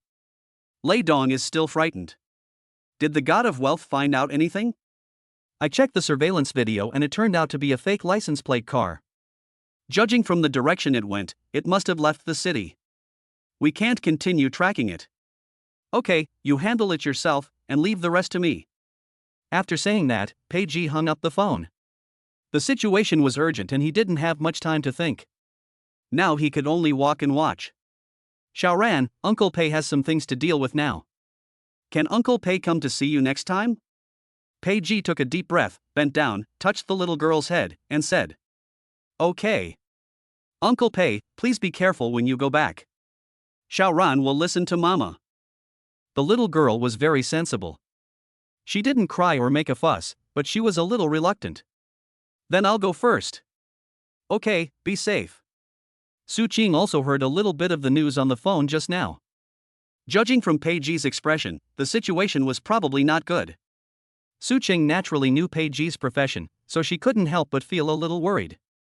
Peiji nodded and left. In the car, Peiji clicked on the 2 video clips sent to him by Lei Dong. The first one was in a bar in Anyuan, where a group of people wearing black uniforms, masks, and various sticks and knives rushed into the bar and smashed it. Then the camera was destroyed and the picture stopped abruptly. The second one was at the gate of Jiangnan Water Village. As soon as the Kaishan bus stopped, a gray van hit it. Then several masked men got out of the car, holding shotguns and firearms in their hands. They quickly broke the car windows, opened the door, pulled the god of wealth out of the car, forced him into a van, and then drove away. The whole process was smooth and the movements were precise. Even soldiers who had undergone long-term training could not perform better than this. After watching the 2 videos, Peiji quickly determined that the 2 groups came from 2 different forces. A cloned car? Suddenly, Peiji noticed the first letters of the license plate of the van in the second video, Han D. D is the license plate number of the neighboring Jianghai city. When Peiji thought of Jianghai, apart from the Poison Scorpion gang, he could not think of any other force with such a high level of kidnapping ability. Although we cannot be sure that the car with cloned license plates belongs to Jianghai city, we can only try our best to save the situation. As for the official people from Shanshui Engineering, they must have offended a certain interest group, and the other party's umbrella began to suppress Peiji's Shanshui group. Of course, Peiji knew without guessing that the Zhao group must be behind this. Chapter 51 Lu Wu helps. Where should I start? The idea was tricky and Peiji felt a little annoyed for a moment. Ding-ling-ling. At this time, an unfamiliar number called. The first thing Peiji thought of was the group of people who kidnapped the god of wealth, and he answered the call without any hesitation. Hello, is this Brother Pei? Who are you? The voice on the other end of the phone sounded familiar, and it was obviously not the person Peiji was looking for. I'm Lu Wu. Oh, it's Brother Lu. Peiji suddenly realized. Although he did not leave his contact information for Lu Wu, given Lu Wu's identity, checking his information is not as easy as drinking water. I'm here to tell you that the guy has spoken. His name is Succa, and he's from Han Province, a man named O. Brother Lu, let's not talk about this for now. Can you help me now? It's urgent. Pei Ji interrupted Lu Wu. It suddenly occurred to him that Lu Wu was from a special state department and must have some privileges, so he might be able to help. What's the matter, Brother Pei? As long as Brother Lu can help, Brother Lu will definitely do his best. Lu Wu had been thinking about how to get closer to Pei Ji, so how could he let go of such a good opportunity? He agreed without even thinking about it. Pei Ji then informed Lu Wu of the matter and sent him the video as well. Brother Pei, don't worry. I'll call you back in 5 minutes at most. Lu Wu thought it was a big deal, but he didn't expect it was just a car check, which was so easy to do. You have to know that the department he belongs to enjoys the highest dispatching authority. With just one phone call, all agencies and units must cooperate unconditionally. Soon, after receiving instructions from the State's Special Department to cooperate with the investigation, the relevant units immediately organize manpower to conduct an investigation. If ordinary surveillance cameras can't see the place, use the large surveillance camera above your head to check.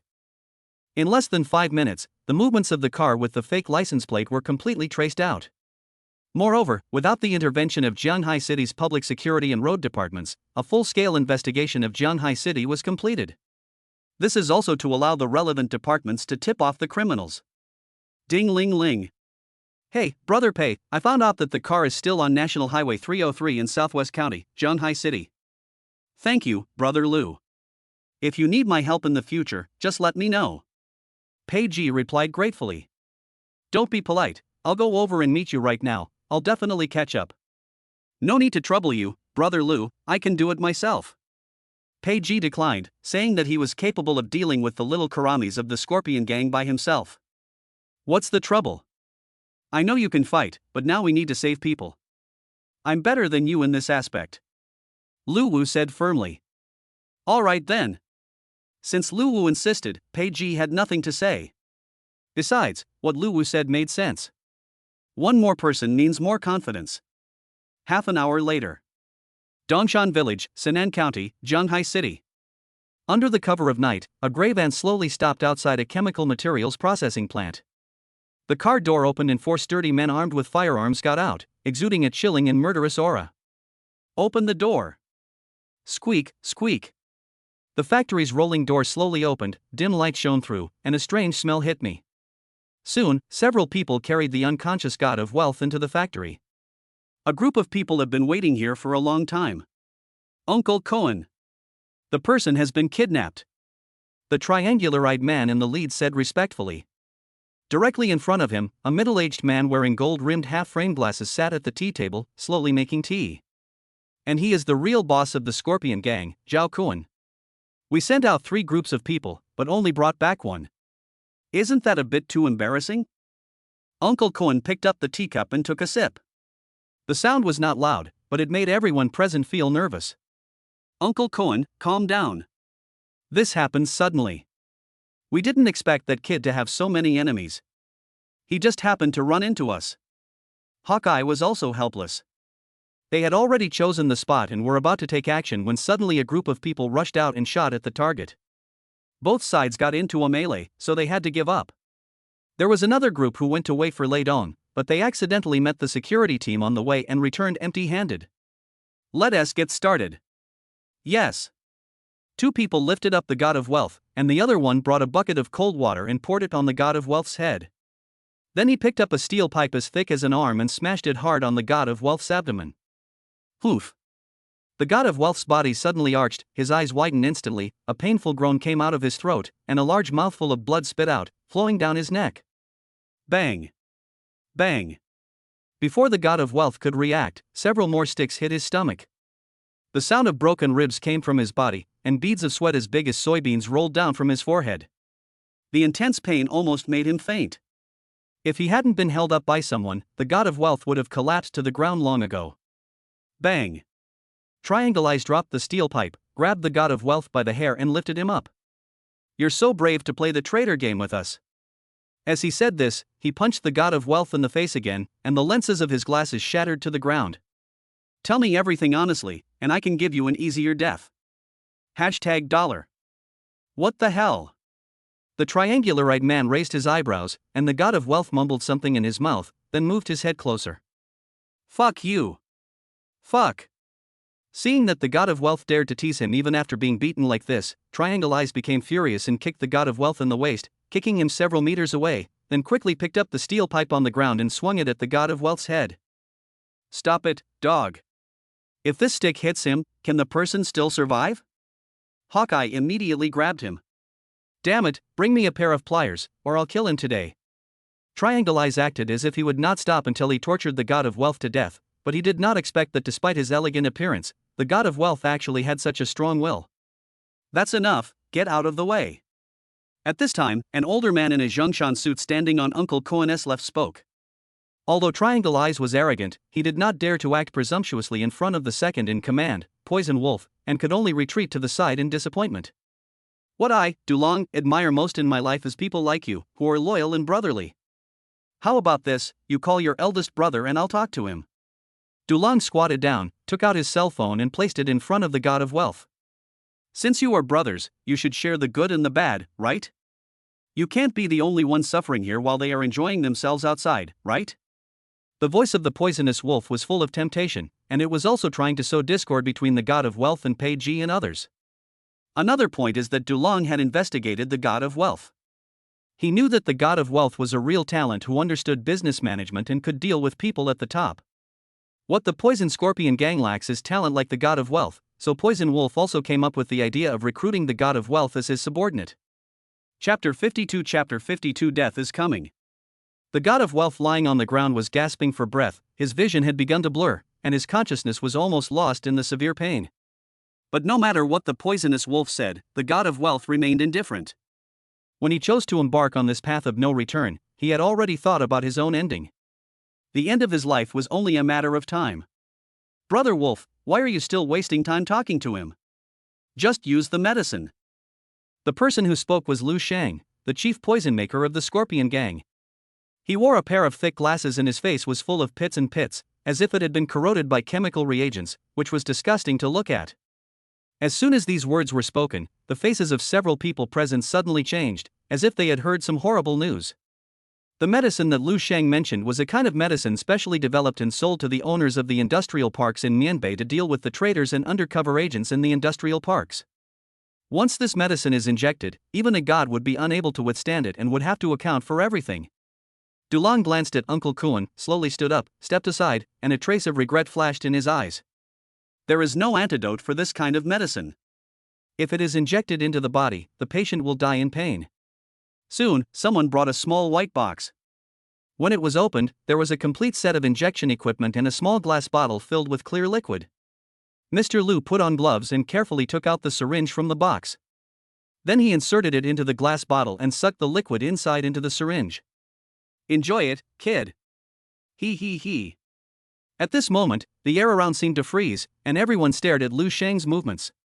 Brother Gu, I will follow you in the next life. After saying this with a smile, the god of wealth could no longer hold on and fainted. Don't worry, he will come down to accompany you and won't keep you waiting too long. A cruel smile appeared on Lu Shang's lips. He slowly came to the side of the god of wealth and squatted down. He grabbed the god of wealth's thin arm with his rough big hand and pressed the vein hard with his thumb. The needle was about to be inserted into the god of wealth's arm. Swoosh! A barely perceptible sound of breaking wind was heard. The next second, a bloody hole appeared between Lu Shang's eyebrows, and his whole body remained in the original posture. Then the syringe in his hand fell to the ground and his body collapsed to the ground. The whole process took no more than 2 seconds, and no changes occurred inside the factory. There were only people from the Scorpion gang there, and the door was closed. In this case, Lu Shang died. What the hell? Grass. The members of the Scorpion gang hurriedly raised their guns and looked around, but they found nothing. A strong sense of fear enveloped everyone's heart. In a place invisible to their naked eyes, a bionic mechanical spider with both reconnaissance and attack capabilities was slowly crawling on the wall of the factory, and all real-time data had been transmitted to the control center outside. Boom! Suddenly, there was a loud bang, like thunder, shaking the entire factory violently. The heavy factory door was instantly twisted and deformed under the violent power of the special explosives, turning into countless flying metal fragments that splashed wildly in the flames. A raging fire was burning fiercely at the door, the scorching flames licking everything around it, and the billowing smoke quickly spread like a black curtain, shrouding the entire space in chaos. The first thing Zhao Cohen and others thought of was a raid by the Public Security Bureau, but there were surveillance cameras and secret sentries at every intersection in the village, and they would receive information immediately if a police car entered. Even if the surveillance and secret sentries were dealt with, they still had insiders, so it was impossible that they would not get any news at all. Uncle Cohen, it's not a cop. The village is very quiet, there is not a single car. At this time, Shadow Mouse, who was in charge of intelligence, immediately spoke up and calmed everyone down. It's not the military and the police, it's going to be Qinglong Gang, Chigu Peiji. Everyone in the Scorpion Gang thought of this name at the same time. Who else could it be but Peiji, as he captured the god of wealth and came to the door right after?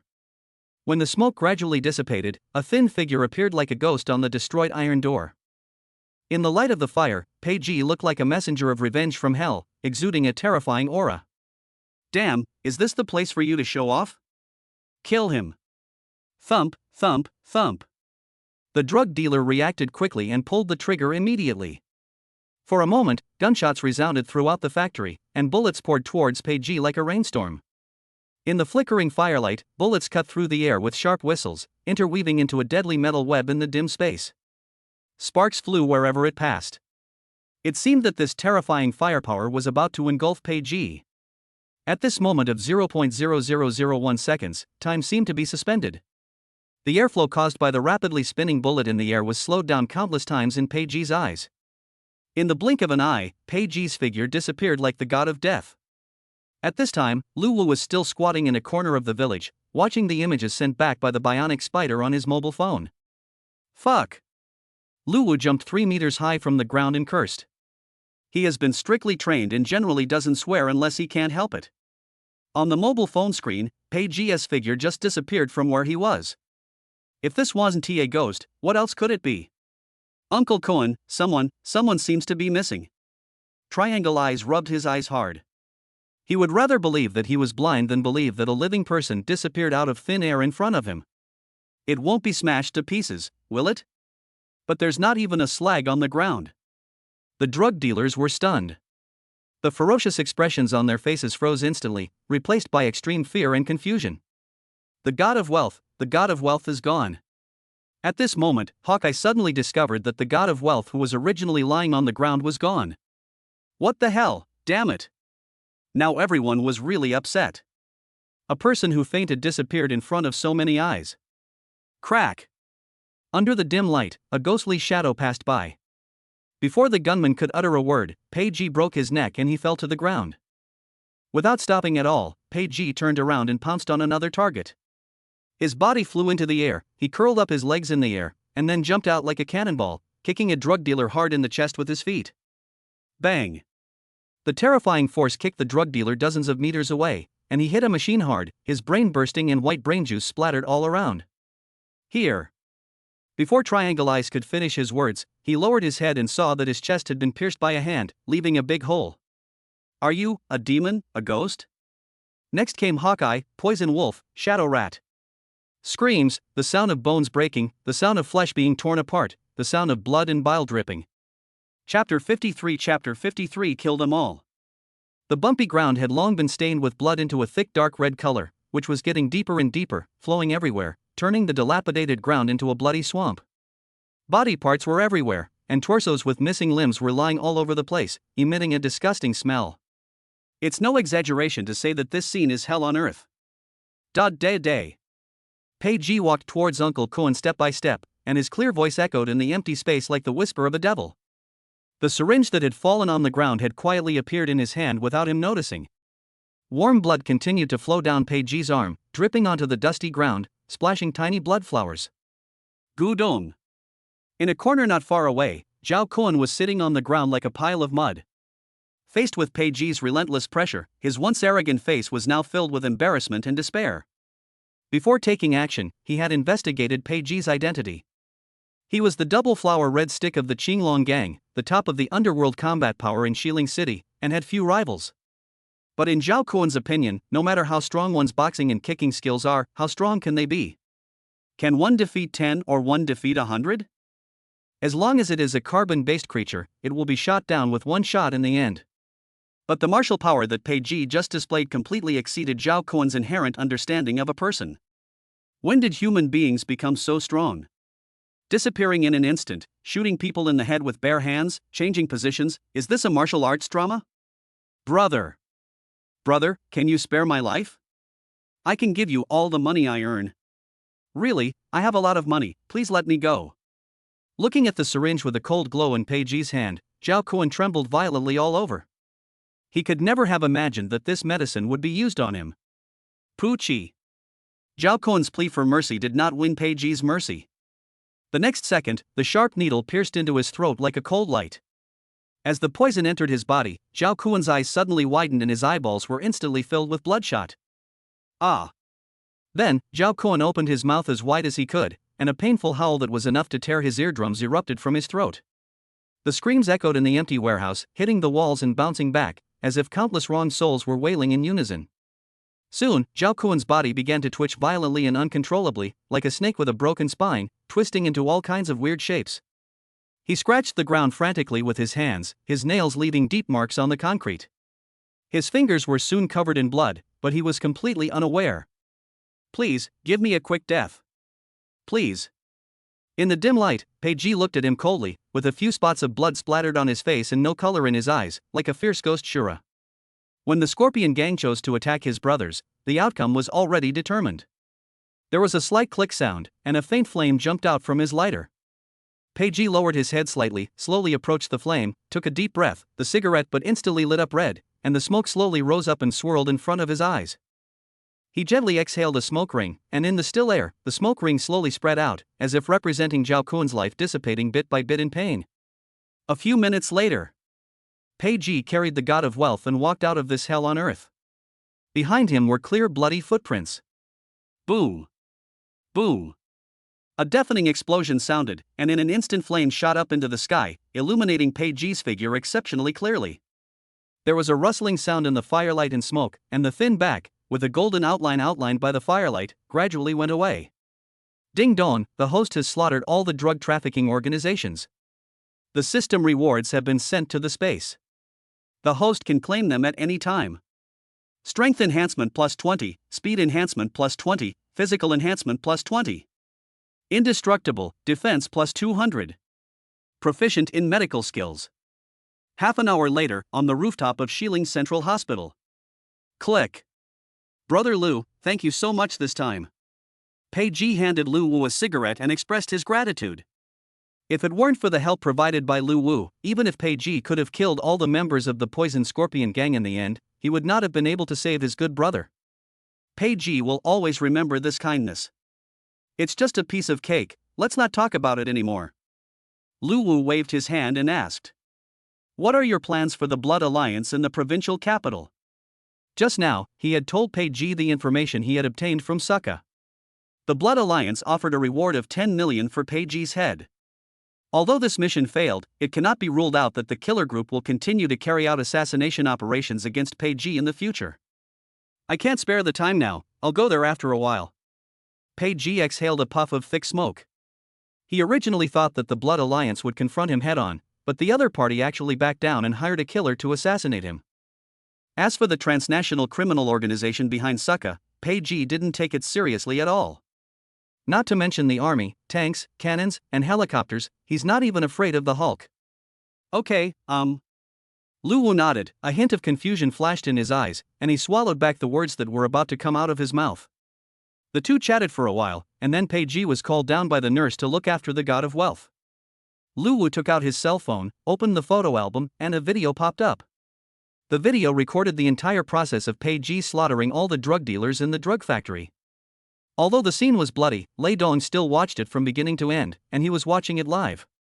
The strong murderous intent made Lu Wu feel scared even through the screen. If he were the drug dealer today, he would still be killed instantly by Pei Ji. Alas! What a headache! At this moment, Lulu was very conflicted about whether or not to report the video to the top management. Pei Ji is too dangerous, like a human nuclear bomb. Once he explodes, his horrific destructive power can even destroy a city. If left unchecked, it will always be a hidden danger for the country. Originally, Lulu was impressed by Pei Ji's martial arts skills and wanted to pull Pei Ji into the Dragon Group. However, if Pei Ji really enters the Dragon Group based on his actions today, if he can't control himself, I'm afraid no one can suppress him. Moreover, given Pei Ji's personality, he is not suitable for a secret unit like the Dragon Group, so inviting Pei Ji to join the Dragon Group is undoubtedly wishful thinking. The fierce wind came like a tide, pulling at the corners of Luwu's clothes, making rustling sounds. The bright moon hung high in the night sky, and the cold moonlight spread like silver gauze, stretching his shadow slenderly on the rooftop. After a moment's silence, Luwu chose to delete the video.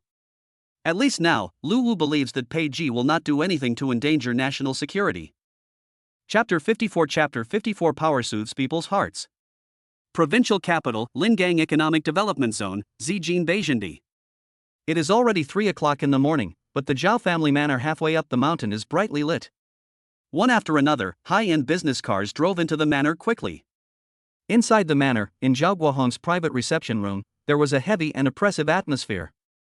Both sides of the hall were filled with shareholders and investors from the Zhao Group.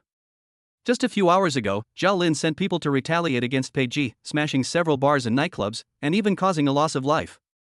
At the time of the incident, the bar was doing the best business and was packed inside and outside. Therefore, this violent act was quickly filmed and posted online, attracting public attention. Although the Zhao Group and Xiling City officials immediately destroyed the video and launched a public opinion counterattack. However, negative news about the Zhao Group's forced demolition, malicious competition, and bribery soon emerged like mushrooms after a rain, and could not be stopped. Secondly, Pei Ji is still nominally a member of the Qinglong gang. The outside world speculates that Zhao Lin's behavior is likely to lead to a direct violent conflict with the Qinglong gang. What many foreign investors hate most is to be associated with local tyrants. After learning the news, many upcoming collaborations are now shelved. What is even worse is that the banks have also begun to waver, which will directly affect the normal operation of the Zhao Group. In other words, the decision made by Zhao Lin privately led to a series of chain reactions, and these reactions are still brewing. If not handled properly, it will definitely be a huge blow to the Zhao Group. Lao Fu, when will Director Zhao arrive? Some people couldn't sit still anymore and couldn't help but ask. Don't worry, Mr. Zhao is receiving guests and will be here soon. Faced with everyone's urging, housekeeper Wang Fu had to appease them patiently. Finally, after waiting for more than 10 minutes, Zhao Guohong appeared. Although he was over 60 years old, he still walked with great vigor. What is curious is that Zhao Guohong was accompanied by a young man wearing an executive jacket and black square-framed glasses. Hello, Mr. Zhao. Director Zhao. Please take a seat, everyone. Zhao Guohong took the seat first, with an upright posture, his hair neatly combed back, and no trace of panic in his eyes. Zhao feels deeply ashamed for the losses and impacts that my son has caused to the group. Zhao Guohong stood up and bowed slightly to everyone present. Everyone, please share your opinions. Director Zhao, you should make the decision on this matter. Even though they were dissatisfied with Zhao Lin's reckless behavior, due to Zhao Guohong's face and status, they, the small shareholders, could not say it directly and could only wait for the group's elders to speak. Director Zhao, it's too reckless to act rashly on such a big matter without the resolution of the board of directors. My suggestion is to immediately revoke Zhao Lin's position as director. As a veteran of the group, He Pingbo spoke first. He is on the same front as Zhao Guohong, but not in Zhao Lin's camp, so he will not speak for Zhao Lin. After hearing this, everyone looked at each other, and each of them had their own plans in mind. This punishment would be better than nothing under normal circumstances, but now that Zhao Guohong is about to step down, his two sons have been fighting openly and secretly for the position of chairman, and the situation has reached the point where they are incompatible. If Zhao Lin was kicked out of the board of directors at this time, it would not be so easy for him to climb back in. Pingbo, we are all veterans of the group, so I have something to say. We watched Zhao Lin grow up. We can all see his contribution to the company over the years. He is in charge of the Haotian project and the development of the food street, and his achievements are not bad. Isn't it unfair to deny this child's efforts just because he made a mistake? As Zhao Lin's main supporter, Zhong Hongzhong must stand up and speak for Zhao Lin. Yes. You can impose a penalty, but it is better to retain Mr. Zhao's position as a director. The punishment is too light. How can we calm down the public opinion online? This is a big problem. Public opinion is nothing. Just spend some money and someone will help us get it done. Everyone was whispering to each other, and everyone had their own thoughts on what Pingbo and Zhong Hongzhong said. But one thing is that we must not embarrass Zhao Guohong, otherwise this meeting will be meaningless. Let's not talk about the punishment for now. Director Zhao, the Qinglong gang. At this time, Tan Tongwei, a senior leader of the group who had not spoken a word, spoke up from the second position on the left. How to punish Zhao Lin is ultimately Zhao Guohong's personal wish, and asking them is just a formality. The core interests of the group are his focus. Tongwei, let me tell you the truth. Pei Ji now has more power than the Qinglong gang. You just came back from a business trip yesterday and you might not know that Zhou Wenlong was shot dead by a man named in Yuan under Pei Ji.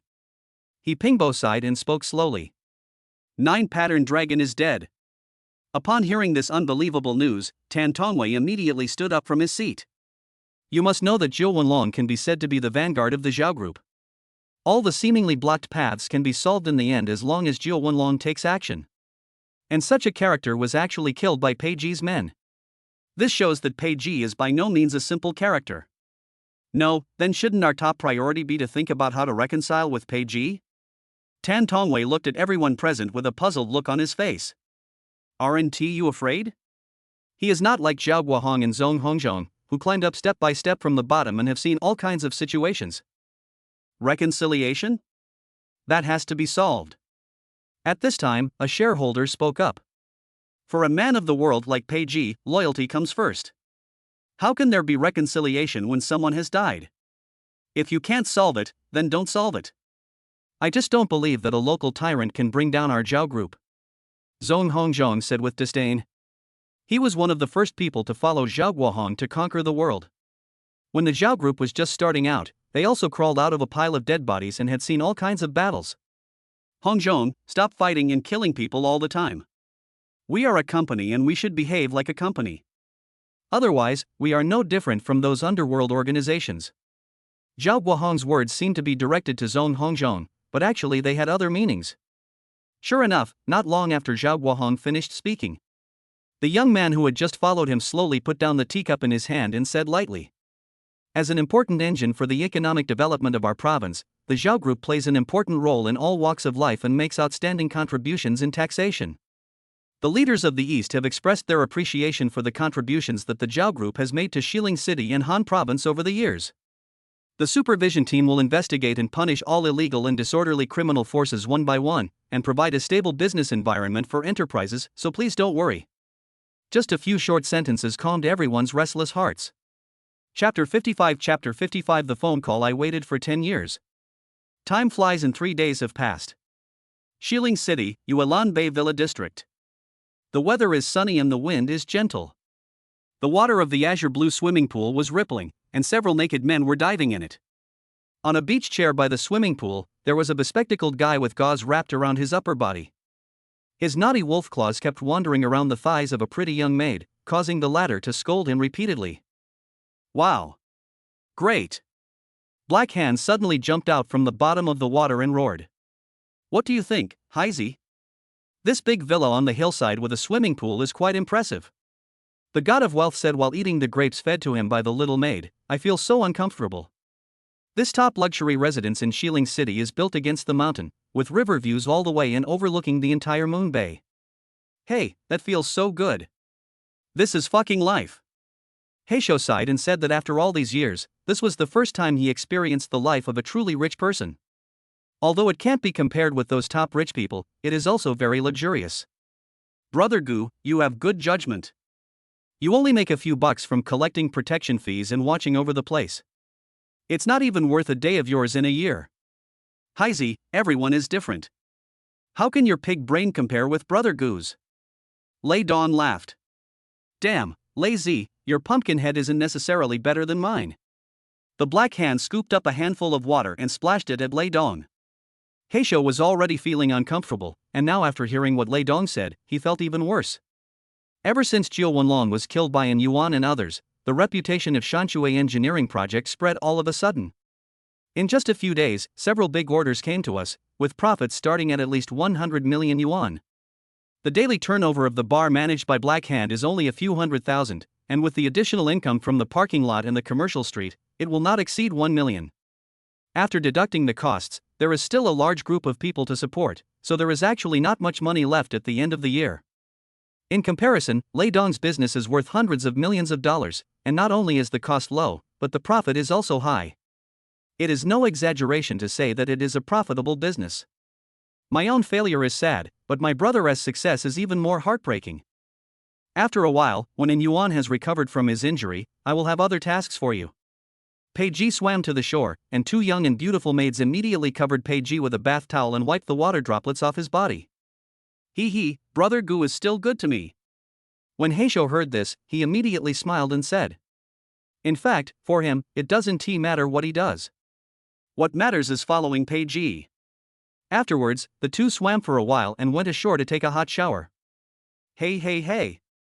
You forgot there was someone here, didn't you? The god of wealth took off his sunglasses, looked around, and found that Pei Ji and the other two had already left without even calling him. He was immediately furious. At noon, several people sat in the spacious restaurant and enjoyed the delicious meals prepared by a private chef. The large round table, which can accommodate dozens of people, is filled with top-quality ingredients from all over the world. Australian Wagyu, French foie gras, Uncle Jules oysters, Spanish bluefin tuna, California king crab.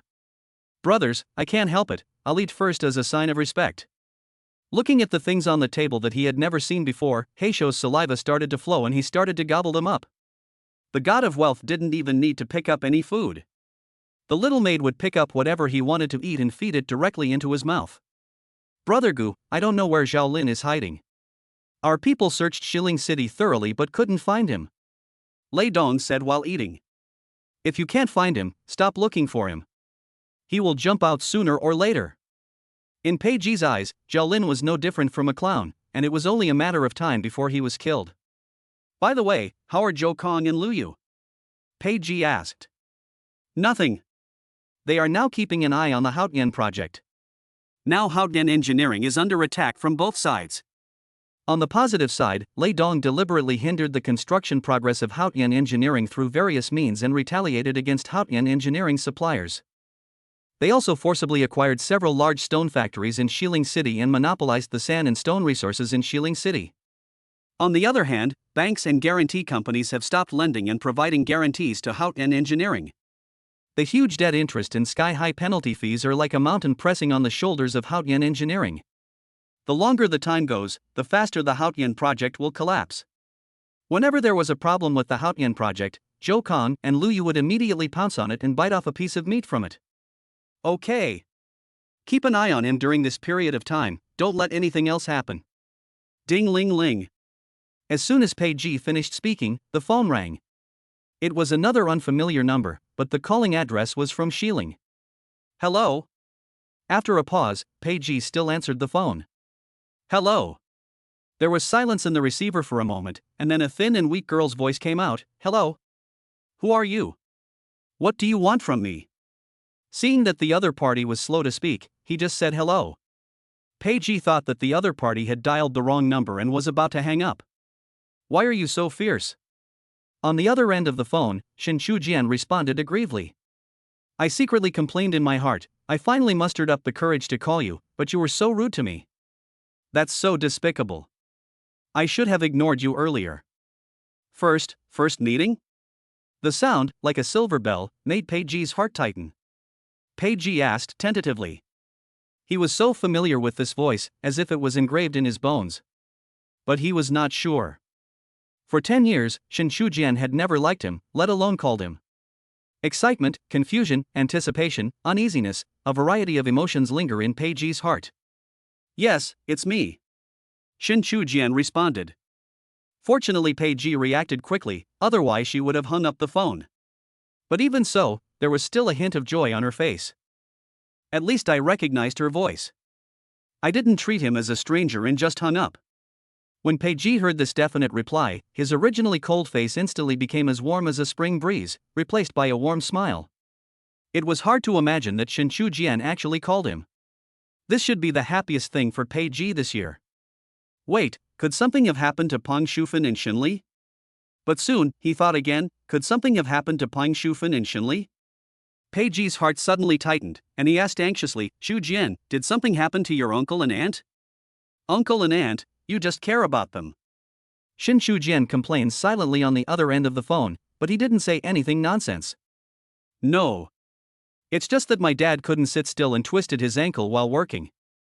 Oh. Hearing that he had only sprained his foot, Pei Ji breathed a sigh of relief and responded with a soft oh. But doubts arose in his heart. Why would Shin Shu Jian call him for such a small matter? So, he tried to speak again. Shu Jian, what's the matter with you? Did someone bully you? No one bullies me. Shin Shu Jian answered simply, and at the end he complained about the idiot. Pei Ji said oh twice softly, but his heart was filled with the words idiot in Shin Shu Jian's mind. Chapter 56 Humor Pei Ji. At this time, Shin Shu Jian's voice came again. Well, there's a party at school tomorrow night, and my mom has to watch the store. Can you come and join us? Party? Pei Ji repeated it subconsciously, fearing that he had heard it wrongly, and the hand holding the phone was shaking slightly. If you're busy, forget it. Pei Ji waved his hands quickly, with a smile on his face. No, I'm so idle at home that I'm sick. I'll go. At this moment, Pei Ji was as happy as a child, and he was almost dancing. Okay, I'm hanging up then. Okay. At the dinner table, Lei Dong, Heishou and others looked at each other, and stopped chewing with their mouths still full of food, as if they had been struck by lightning. After working with Pei Ji for so many years, this was the first time they saw their boss behave like this. No, buddy, is this still the cruel, ruthless and cold-hearted double-flowered red stick in our minds? The phone was hung up, and several minutes later, Pei Ji was still immersed in this unbelievable news. Shin Shu Jian actually invited him to attend the school party, which meant that he recognized him as his older brother. Lazy, have you ever attended a parent-teacher conference for your younger brothers and sisters at school? Brother Gu, I'm the only one in my family. Lei Dong swallowed a mouthful of rice and replied woodenly. Heizi, forget it, you don't understand even more. Pei Ji picked up the coat on the chair, turned around and left the restaurant. The delicacies on the table no longer piqued his interest.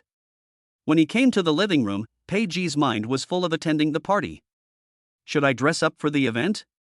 Should we call Lei Dong and the others to send a fleet of Land Rovers to escort us throughout the journey? Do you want to? TSK, it always feels weird. Pei Ji scratched his chin, unable to think of a good solution. By the way, how come you forgot about Su Qing? Pei Ji called Su Qing immediately. Hey, my boss Pei, please tell me if you have any instructions. Let me ask you something. I have a younger sister, and she. Then, Pei Ji shared his ideas with Su Qing. Puff. Mr. Pei, you are so humorous. You are not going to get married, just think of it as attending a parent-teacher meeting for your sister. Why are you making it so festive? Su Qing was working in the company. When she heard Pei Ji's strange thoughts, she couldn't help but burst out laughing. I guess your sister must have signed up for some program. So, take your sister tonight to buy some nice clothes and some jewelry. Girls of this age will definitely like them. You don't have to worry about the rest. Just go and listen. After saying that, Su Qing added one more thing. Oh, by the way, remember to dress up a little before you go, girls, you know. Okay. Pei Ji felt it would be safer to listen to Su Qing. The afternoon passed quickly. The afterglow of the setting sun gradually disappeared below the horizon. Wunong Alley, Shan's beef waffle shop. Girl, have you told Xiao Pei? If you didn't, Mom won't have time to watch your performance tomorrow. It's useless for you to beg me. At the dinner table, Pang Shufan saw that Shin Shu Jian was concentrating on eating and didn't mention the party tomorrow, so she asked. You old woman, why don't you just accompany the girl? Why do you have to trouble Xiao Pei? What do you know about this? As soon as Shinli finished speaking, Pang Shufan retorted. She was looking for ways to improve the relationship between Pei Ji and her girl. She finally had such a good opportunity, so of course she had to seize it. Yes, he said. Uncle, aunt, are you home? Speak of the devil, here comes Pei Ji's familiar voice from outside.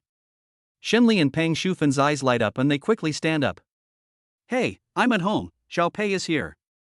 Tisk, just come, why are you buying so many things, isn't your money? Seeing Pei Ji carrying a lot of bags again, Peng Shufen immediately blamed him. It's nothing, all given to me by friends, Pei Ji said with a smile. This has become his only excuse to bring something here every time. Making friends out of nothing.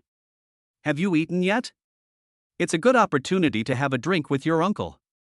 Okay, drink some. Pei Ji readily agreed. He happened to have a box of mitai with him, which came in handy. There is a small square table in the inner room, where Xinli and his family of 3 usually eat and watch TV. Although it is a bit crowded, it is also warm. Peng Shufen took Pei Ji's hand affectionately and walked into the dining room. Shin Shujian quickly raised his head, glanced at Pei Ji, and immediately lowered his head to eat.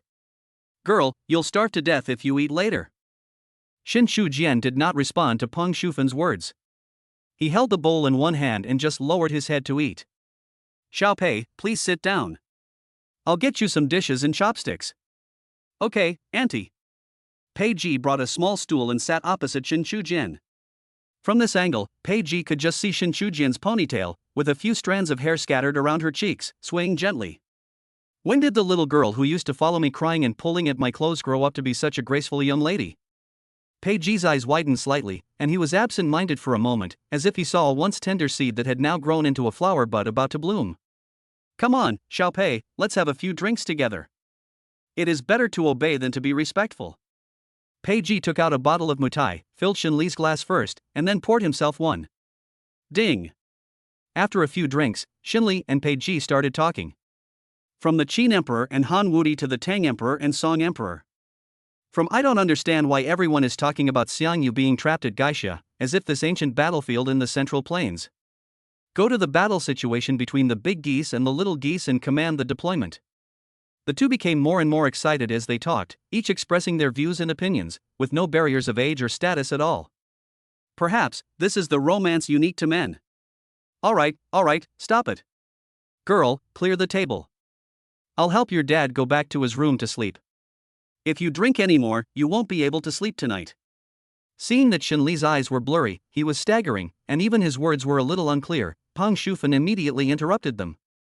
Hey, you old woman, I still want to have a few more drinks with Xiao Pei. Drink your head. Go back to your room and go to sleep, or you'll get drunk and go crazy later. Peng Shufen took Xinli's arm and forcibly took him away. Pei Ji and Shin Shujian were the only ones left in the hut. Although Pei Ji drank half a bottle of mutai, he still looked like nothing had happened and his face didn't even turn red. For a moment, the atmosphere in the room was a little tense and awkward, and Pei Ji didn't know what to say. After a while, Shin Shujian stood up, skillfully poured the dishes on several plates together, and then took them back to the kitchen one by one. Chapter 57 News about Fong Yunxi. Pei Ji sat alone in the room, thinking constantly about how to talk to Shin Shujian about buying clothes later. Regardless of whether Shin Shujian signed up for the performance show as Su Qing guest, Pei Ji felt that as a brother, he should buy 2 sets of clothes for Shin Shujian. First time meeting, let me take you to buy some clothes. No, that's a bit too direct. Let's go shopping together. What if she says she doesn't want to go? Why don't you go out for a walk to help digest the food? I feel like it should be fine. Whatever, let's just say this. After a few minutes, Shin Shujian came out of the kitchen after washing the dishes. The two looked at each other but quickly looked away. Well, how about, let's go for a walk outside? Pei Ji rubbed his hands, his voice a little dry. He felt even more nervous than when he went to meet some big leaders. Shin Shujian was obviously stunned, but nodded immediately. Nice. Pei Ji silently gave himself a thumbs up in his heart. I thought I would have to lay the groundwork a few more times, but I didn't expect Shin Shujian to agree to him directly. So, Pei Ji walked in front and Shin Shujian followed behind, and the two walked out of Wonong Alley together. Under the dim streetlights, the shadows of the two people were stretched long and short. How's studying? After walking for a while, Pei Ji was the first to break the silence. His voice seemed a little abrupt on the quiet path. Not bad. Shin Shujian raised his head slightly, glanced at Pei Ji, and then asked back, how is your work? Are you tired? I'm fine. I'm not very tired. Is there a lot of homework in school? Fine. After a few words, the atmosphere suddenly became quiet again. Pei Ji tried hard to find some light-hearted topics to make the atmosphere less awkward, but when he opened his mouth, he found that he could only think of these few questions. The two of them were like neighbors who had just moved into the same neighborhood. They didn't have a very good relationship with each other, but they had to pretend to be warm and welcoming, which was extremely awkward. "Oh, by the way, are you still in touch with Sister Shi?" Suddenly, Shin Shujian seemed to have thought of something and asked out of the blue. "It's Fong Yunxi. You won't forget her, right?" Oh, Yunxi, of course I remember." Pei Ji trembled all over as if his secret had been exposed, and responded in a panic. Not long ago, he forced Fong Yunxi to play the game of Jenga with him, but Fong Yunxi left without saying goodbye a few days later. Shin Shujian suddenly mentioned Fong Yunxi's name, which gave Pei Ji the illusion that Fong Yunxi had come to Shin Shujian to complain. "I ran into her in Dujianko some time ago." "Sister Shi." "What, you saw her?"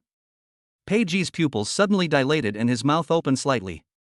Although he did not let his men search the streets all over the place during this period, he still made inquiries through some intermediary companies and social security departments, but to no avail. Pei Ji couldn't help but feel excited when he saw Shin Shujian's news about Fong Yunxi. It is really true that after searching for a long time, you can finally find it without any effort. "Yes, just a few days ago. I wasn't sure at first, but then I walked up behind her and called her Sister Shi, and she turned around, so..."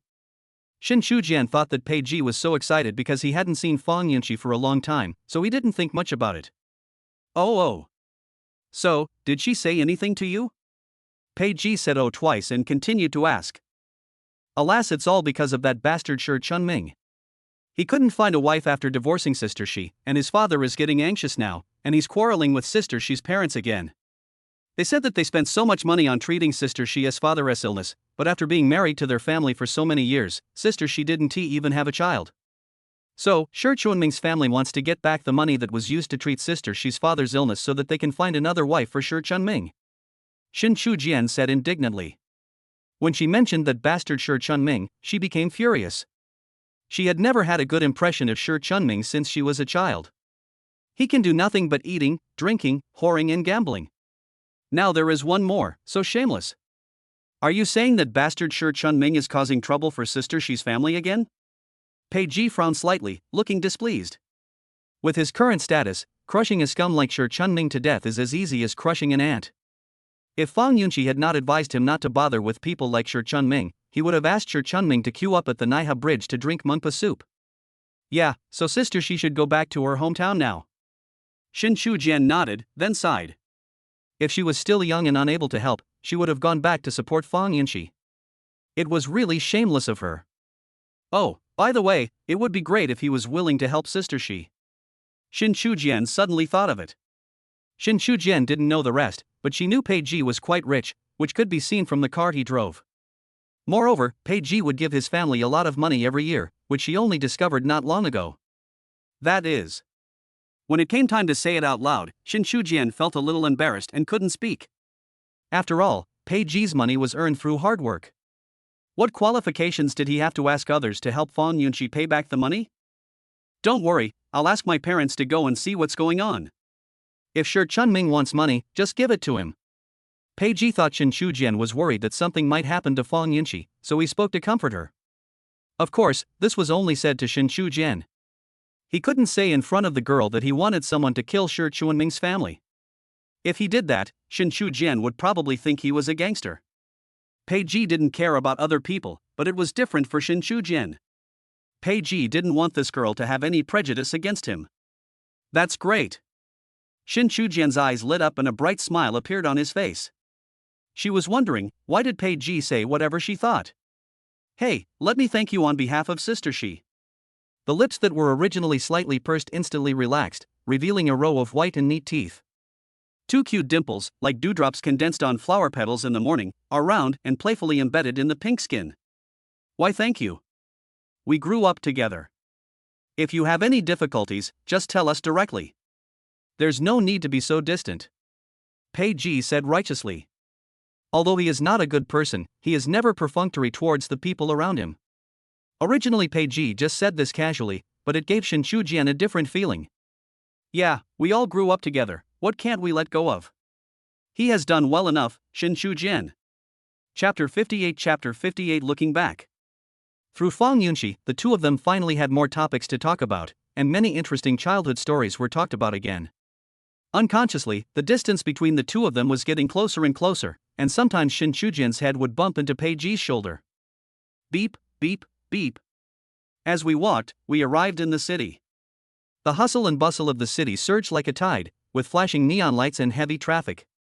There are shops on both sides of the street, mostly clothing and jewelry stores, which attract many young girls to stop and watch. Arriving here, Shin Chujian unconsciously walked towards an antique clothing store.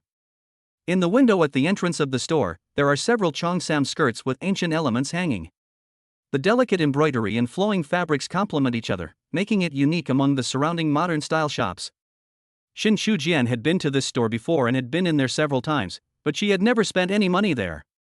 The main reason is of course economic reasons, although Shunli and Pang Shufan are not stingy with Shin Chujian and will buy her everything she needs. However, the prices of clothes in this store are much higher than those in other clothing stores. It is not a big brand, but the craftsmanship and quality are top-notch, so naturally they are not cheap. Let's go in and take a look. Shin Chujian's subtle movements and changes in eyes naturally did not escape Pei Ji's eyes. During the conversation just now, Su Qing had actually guessed it right. Shin Chujian had indeed signed up to perform at the evening party. It is no wonder why Shin Chujian took the initiative to invite Pei Ji to participate. After all, it was a performance on stage, and it was the first time in my life. With my family watching me in the audience, I was not so nervous. Shin Chujian puffed out his lips and nodded. If you don't want to buy it, it's good to take a look. The two walked into the store and began to walk around the clothes racks. Shin Chujian's fingers gently slid across each exquisite cheongsam, his eyes full of love and desire. Pei Ji followed patiently behind, observing Shin Chujian's facial expression out of the corner of his eye. After walking around for a while, Shin Chujian's eyes fell on a light green cheongsam dress embroidered with magnolia flowers, and his steps stopped involuntarily. She has seen this cheongsam dress more than once, and she can't let it go every time she sees it. Pei Ji noticed her gaze and took off the cheongsam without hesitation and handed it to her. Go try it on. Shin Chujian was a little hesitant because she had never tried it on before and was afraid that if she wore it and didn't buy it, the salesperson would look down on her. But under Pei Ji's encouraging eyes, she still took the cheongsam and walked into the fitting room. While waiting, Pei Ji's mind kept appearing with Shin Chujian's usual appearance, and he felt a sense of inexplicable anticipation in his heart. When the door of the fitting room slowly opened, Shin Chujian walked out with light lotus steps. The light blue cheongsam dress fits her body tightly, showing off her curves perfectly, and the magnolia embroidery is lifelike, as if blooming on her body. The translucent tulle sleeves shimmered softly in the light and fluttered gently as her arms swayed. The slit of the skirt vaguely reveals a pair of slender and white legs, which is very tempting. Pei Ji was stunned for a moment. He felt that the person in front of him was like a beauty who had walked out from the old times of the Republic of China. She was gentle and moving, with a cool and immortal air. So beautiful. This was the only thought in Pei Ji's mind at this moment. Similarly, when customers who were shopping for clothes in the store noticed Shin Chujian, they were immediately struck by her beauty, their eyes wide open, staring at her intently. Wow, handsome guy, this is the first time I see someone wear this dress so beautifully. It's like it was tailor-made for her. She's as beautiful as a fairy. You are so lucky to have such a beautiful girlfriend. The salesperson nearby saw this amazing scene and exclaimed in admiration from the bottom of his heart. When Shin Chujian heard this, his face turned red like a ripe apple. You are wrong, she is my sister. Pei Ji explained hurriedly, with a bit of embarrassment on his face. But the salesperson gave him a meaningful look in return, which seemed to say, don't explain, this kind of situation has happened many times. Nowadays, when young people are in love, a difference of 10 or 8 years in age is not a big deal. There are even cases where the age difference is 30 or 40 years. Pei Ji shrugged helplessly, while Shin Chujian lowered his head shyly, but a different ripple arose in his heart. Before Pei Ji could admire her for a few more times, Shin Chujian shyly ran into the fitting room and changed out of her cheongsam. Let's go. Shin Chujian put the clothes away, took Pei Ji's arm and walked out. The burning gazes from others made her feel a little embarrassed. Wait, help me put on these clothes. Pei Ji said to the salesperson. No, my mom said she'll buy it for me after I finish the college entrance exam. Shin Chujian immediately refused. If Pang Shufan and Shinli knew that Pei Ji bought things for her, they would definitely scold her. It's okay, just pretend and don't listen to her. Pei Ji ignored Shin Chujian and took out a bank card from his pocket and handed it to the salesperson. The salesperson was very sensible and took the bank card from Pei Ji, then quickly wrapped up the skirt. The whole process took no more than a minute. What are you doing? I already said I'm not going to buy it. My dad will definitely scold me later. Shin Shu-jian crossed his arms over his chest and said angrily. No, it's only natural for a brother to buy things for his sister. If your uncle or aunt says anything bad about you, I'll help you talk it back. Shin Shu-jian was amused by Pei Ji's body language, and was also touched by the word brother.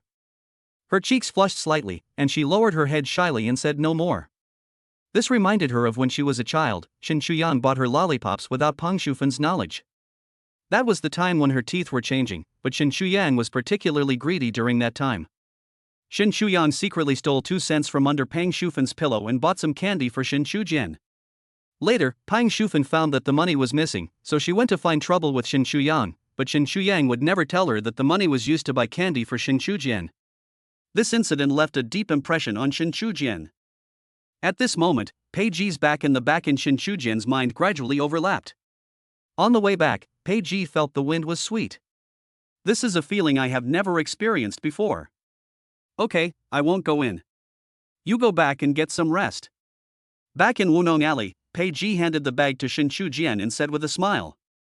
Shin Shujian took the bag and walked towards home. When he was almost at the door of his house, Shin Shujian stopped abruptly as if something had suddenly struck him. She turned around and looked in the direction where Pei Ji left. Pei Ji's figure was already a little blurry, but it was becoming clearer and clearer in her mind. Brother, be careful on the road. Shin Shujian shouted loudly, his voice echoing in the quiet alley with a barely perceptible tremor. Pei Ji's back visibly stiffened. He slowly turned around and his eyes met Shin Shujian's in the air. He has been waiting for this call of brother for 10 years. At this moment, it seemed as if time had stopped flowing. The 10-year estrangement was like a thin layer of ice, which quietly shattered under the convergence of these two gazes. Pei Ji's eyes were slightly red. He opened his mouth as if he wanted to say something, but he felt that all the words were stuck in his throat. In the end, he just nodded slightly and said in a hoarse voice. Got it, go in now. Chapter 59 Business is coming. Let me take your heart off. Are you still concerned about me? On the way back, Pei Ji held a cigarette in his mouth, puffing out smoke, his body swaying slightly to the explosive DJ music in the car, his face full of comfort. Ding-ling-ling. The sudden ringing of the cell phone broke this leisurely mood.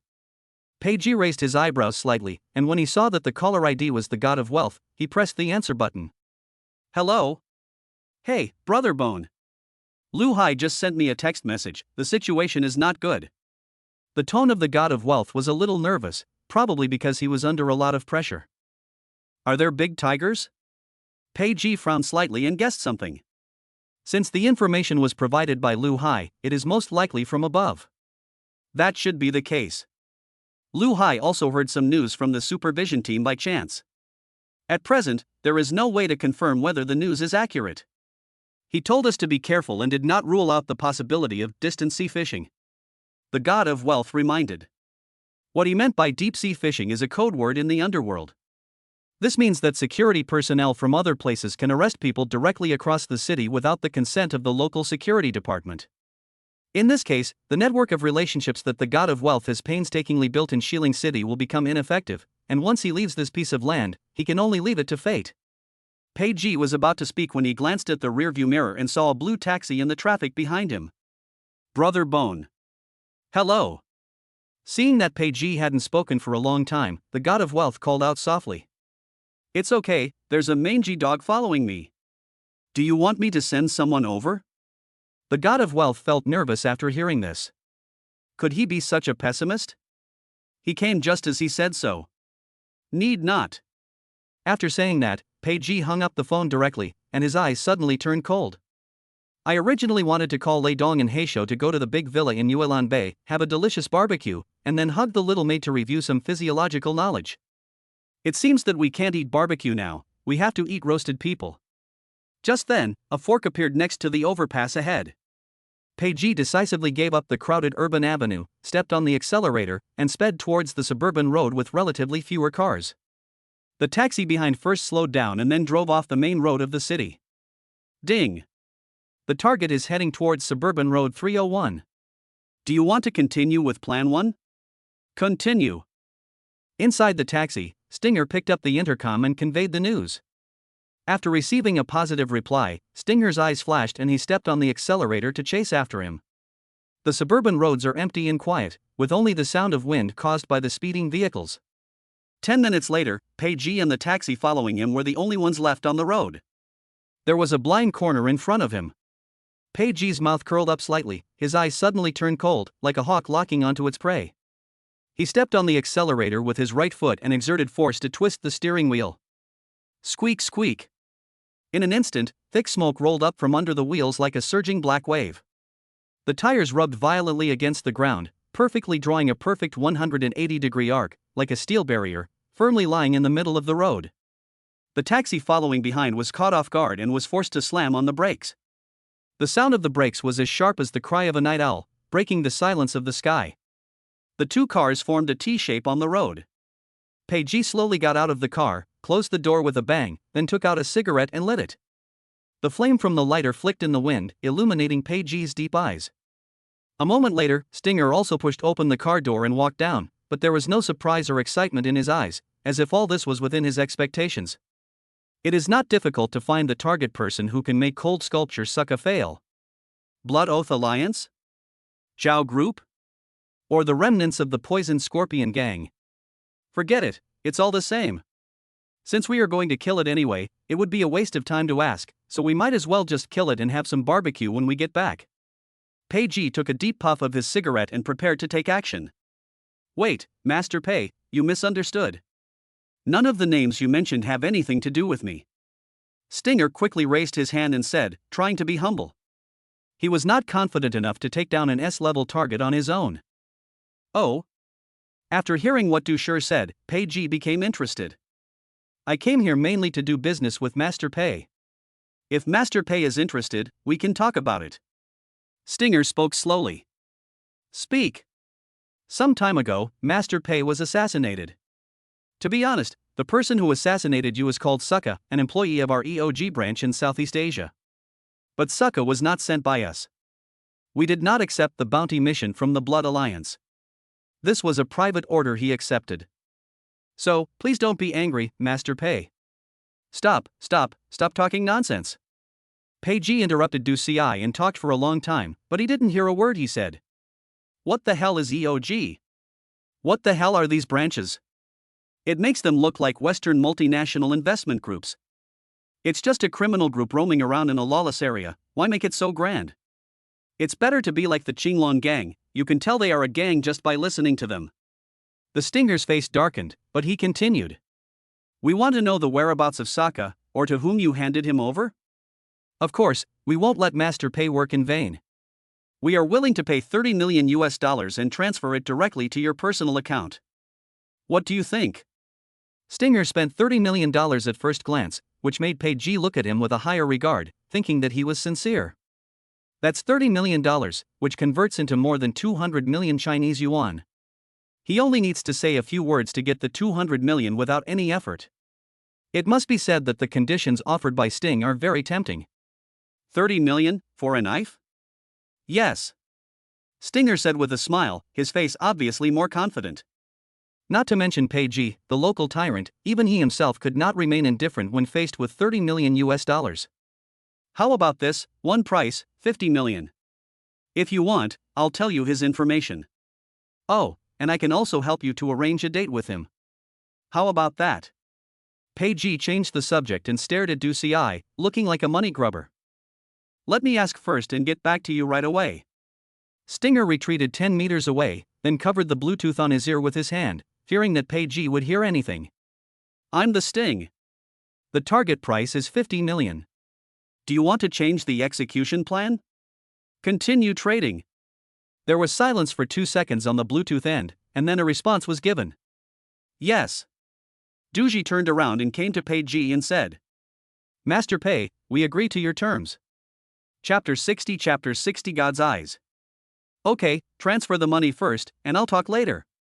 Pei spread out his hands, looking like he would not deliver the goods without payment. This. Du Shi was a little hesitant.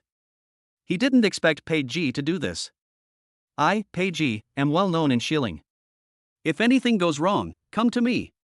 As for you, I don't even know who you are. How can I trust you? Do it or not. If not, I'll leave right away. Pei was about to leave, and another instruction came from Stinger's Bluetooth, promise him. Wait, Master Pei, we agree to your terms, I hope you won't play any tricks. Stinger warned. TSK, what can you do if I play tricks on you? Pei rolled his eyes at him and complained in his heart. Pei heard everything that Stinger and the miniature Bluetooth in his ears said, word for word. Immediately afterwards, Pei told Sting his account number, and the organization behind Sting quickly transferred $50 million into Pei's account. After confirming that nothing would go wrong, Pei slowly raised his smiling face, but this smile was not quite normal. It was more like a kind of pleasure after a conspiracy had succeeded. Okay, Master Pei, now we can. Crack. Before he could even utter a single word, Stinger's neck was broken by Pei. Bang! Stinger's body fell to the ground, his eyes still wide open. There was no reluctance to die, only a look of indifference. Because he didn't feel any sense of death at all. He lost consciousness before he even saw Pei's move. It's not that he is too weak, but that Pei is too strong. Humor. Pei slowly squatted down, took out the Bluetooth from Stinger's ear, and put it into his own ear. Thank you very much. Unexpectedly, as soon as Pei finished speaking, the Bluetooth in his ear exploded with a bang. Fuck. Pei's face suddenly showed a look of pain, and he quickly shook his head to throw out the residue of explosives. Fortunately, I obtained indestructible Vajra a few days ago, otherwise I would have really gone to the gates of hell. Nima, is this how you play it? Pei cursed and reminded himself in his heart. He is now indestructible, not immortal. Fortunately, it is a physical attack. If it were something like a high pressure of 1 million volts, or magical damage from the laser cannons on warships, he might not be able to withstand it. People still have to be cautious and not be arrogant. Beep, beep. Hey, Brother Lu, I'll give you a location, come and pick someone up. Pei dialed Lu Wu's number and got straight to the point. The other party's attack was directed at Lu Wu from the beginning, which was probably related to the case Lu Wu was investigating. Okay, I'll be there right away. Upon receiving the news, Lu Wu agreed immediately without saying a word. Not long after, a roar coming from far away broke the silence of the suburbs. Da-day-day. Pei raised his head and was immediately shocked. He saw a black military helicopter like a giant steel eagle breaking through the air. The strong airflow blew away the sand and gravel on the ground. In an instant, Pei felt that the Mercedes-Benz and BMW he was driving looked like a figurine. This is the fucking toy that men should play with. The helicopter hovered steadily in the air and then lowered a rope. Immediately afterwards, Lei Dong's familiar figure slid down the rope quickly and landed steadily. Brother Pei, we meet again. Brother Lu, your appearance is quite good. Pei said enviously. Not to mention a military helicopter, he had never even ridden in a civilian helicopter. Ha, I was just having a meeting at the base. The distance is a bit far, so I took this big thing. Lu Wu's Versailles speech immediately aroused Pei's contempt. Wow, using helicopters as a means of dispatch is more arrogant than the army. Hey, this guy. Pei pointed at the corpse lying on the ground. Lu Wu leaned over, turned the body over, and then pulled open the collar of the body. A tattoo pattern of an eye appeared on the lower left side of the body's neck. Really? Lu Wu took a deep breath, his eyes full of seriousness. I didn't expect that the other party followed the clues so quickly and found Pei. Fortunately it was Pei. If it was someone else it would have been dangerous. Brother Pei, you helped me a lot again this time. Ha ha ha, not entirely. I even defrauded them of $50 million. Pei smiled contemptuously. Really? Then you better be careful. Brother Pei, I won't hide it from you anymore. I'll tell you the truth. Behind this guy is a transnational criminal group called Eye of God. You have heard of the Western Turkestan terrorist organization, the CC Al-Qaeda, the Dark Web, the High Seas medical ship, the Temple drug trafficking group, and the electronic fraud part closest to us. Behind these criminal groups, there is its presence. Of course, this is still the smallest part of all its business. After listening to Lu Wu's narration, Pei was stunned. The smile on his lips disappeared, and was replaced by a slight embarrassment. Can I return this $50 million? It shouldn't work. You can't contact them. 6. Pei Ji was speechless for a while. No, buddy, are you kidding me? I thought the other party was just a little karami sent by a killer organization from abroad, but I didn't expect that he would attract a big boss all of a sudden. Pei Ji felt like he had encountered a full-level dark boss before he even left the novice village. Fortunately, he has already accumulated a lot of buffs, otherwise he would really have to consider immigrating to Mars with his family. But don't worry, brother Pei. Their target is not you, but me. I know, but I've ripped them off for $50 million. Is that really okay? Pei Ji rolled his eyes at Lu Wu and said, "Of course I knew I was here to see you, but I didn't expect the other party to be so awesome." He doesn't care. As long as that God's eye doesn't have a nuclear bomb, he won't die. The problem is that if the other party is determined to cause trouble for him, his family will have to live in potential crisis every day, and his normal life will also be affected. This is not what he wants to see. Don't worry, they won't even look down on it even if it's 500 million. Lu Wu said with a solemn oath. The reason why the other party was so anxious to find Pei Ji and wanted to obtain some useful information from Pei Ji was because they were afraid of being targeted by people from China's special departments. In the face of a violent machine like the state, forget about super large transnational criminal groups in front of the army, all beings are equal. As long as there are sufficient interests and legitimate reasons, the state's violent machine can be activated. What Lu Wu has to do is to collect evidence. Of course, it is not simply about collecting evidence of murder, arson, and fraud by criminal groups. These things are done by the National Security Department. The evidence he investigated mainly concerned national security.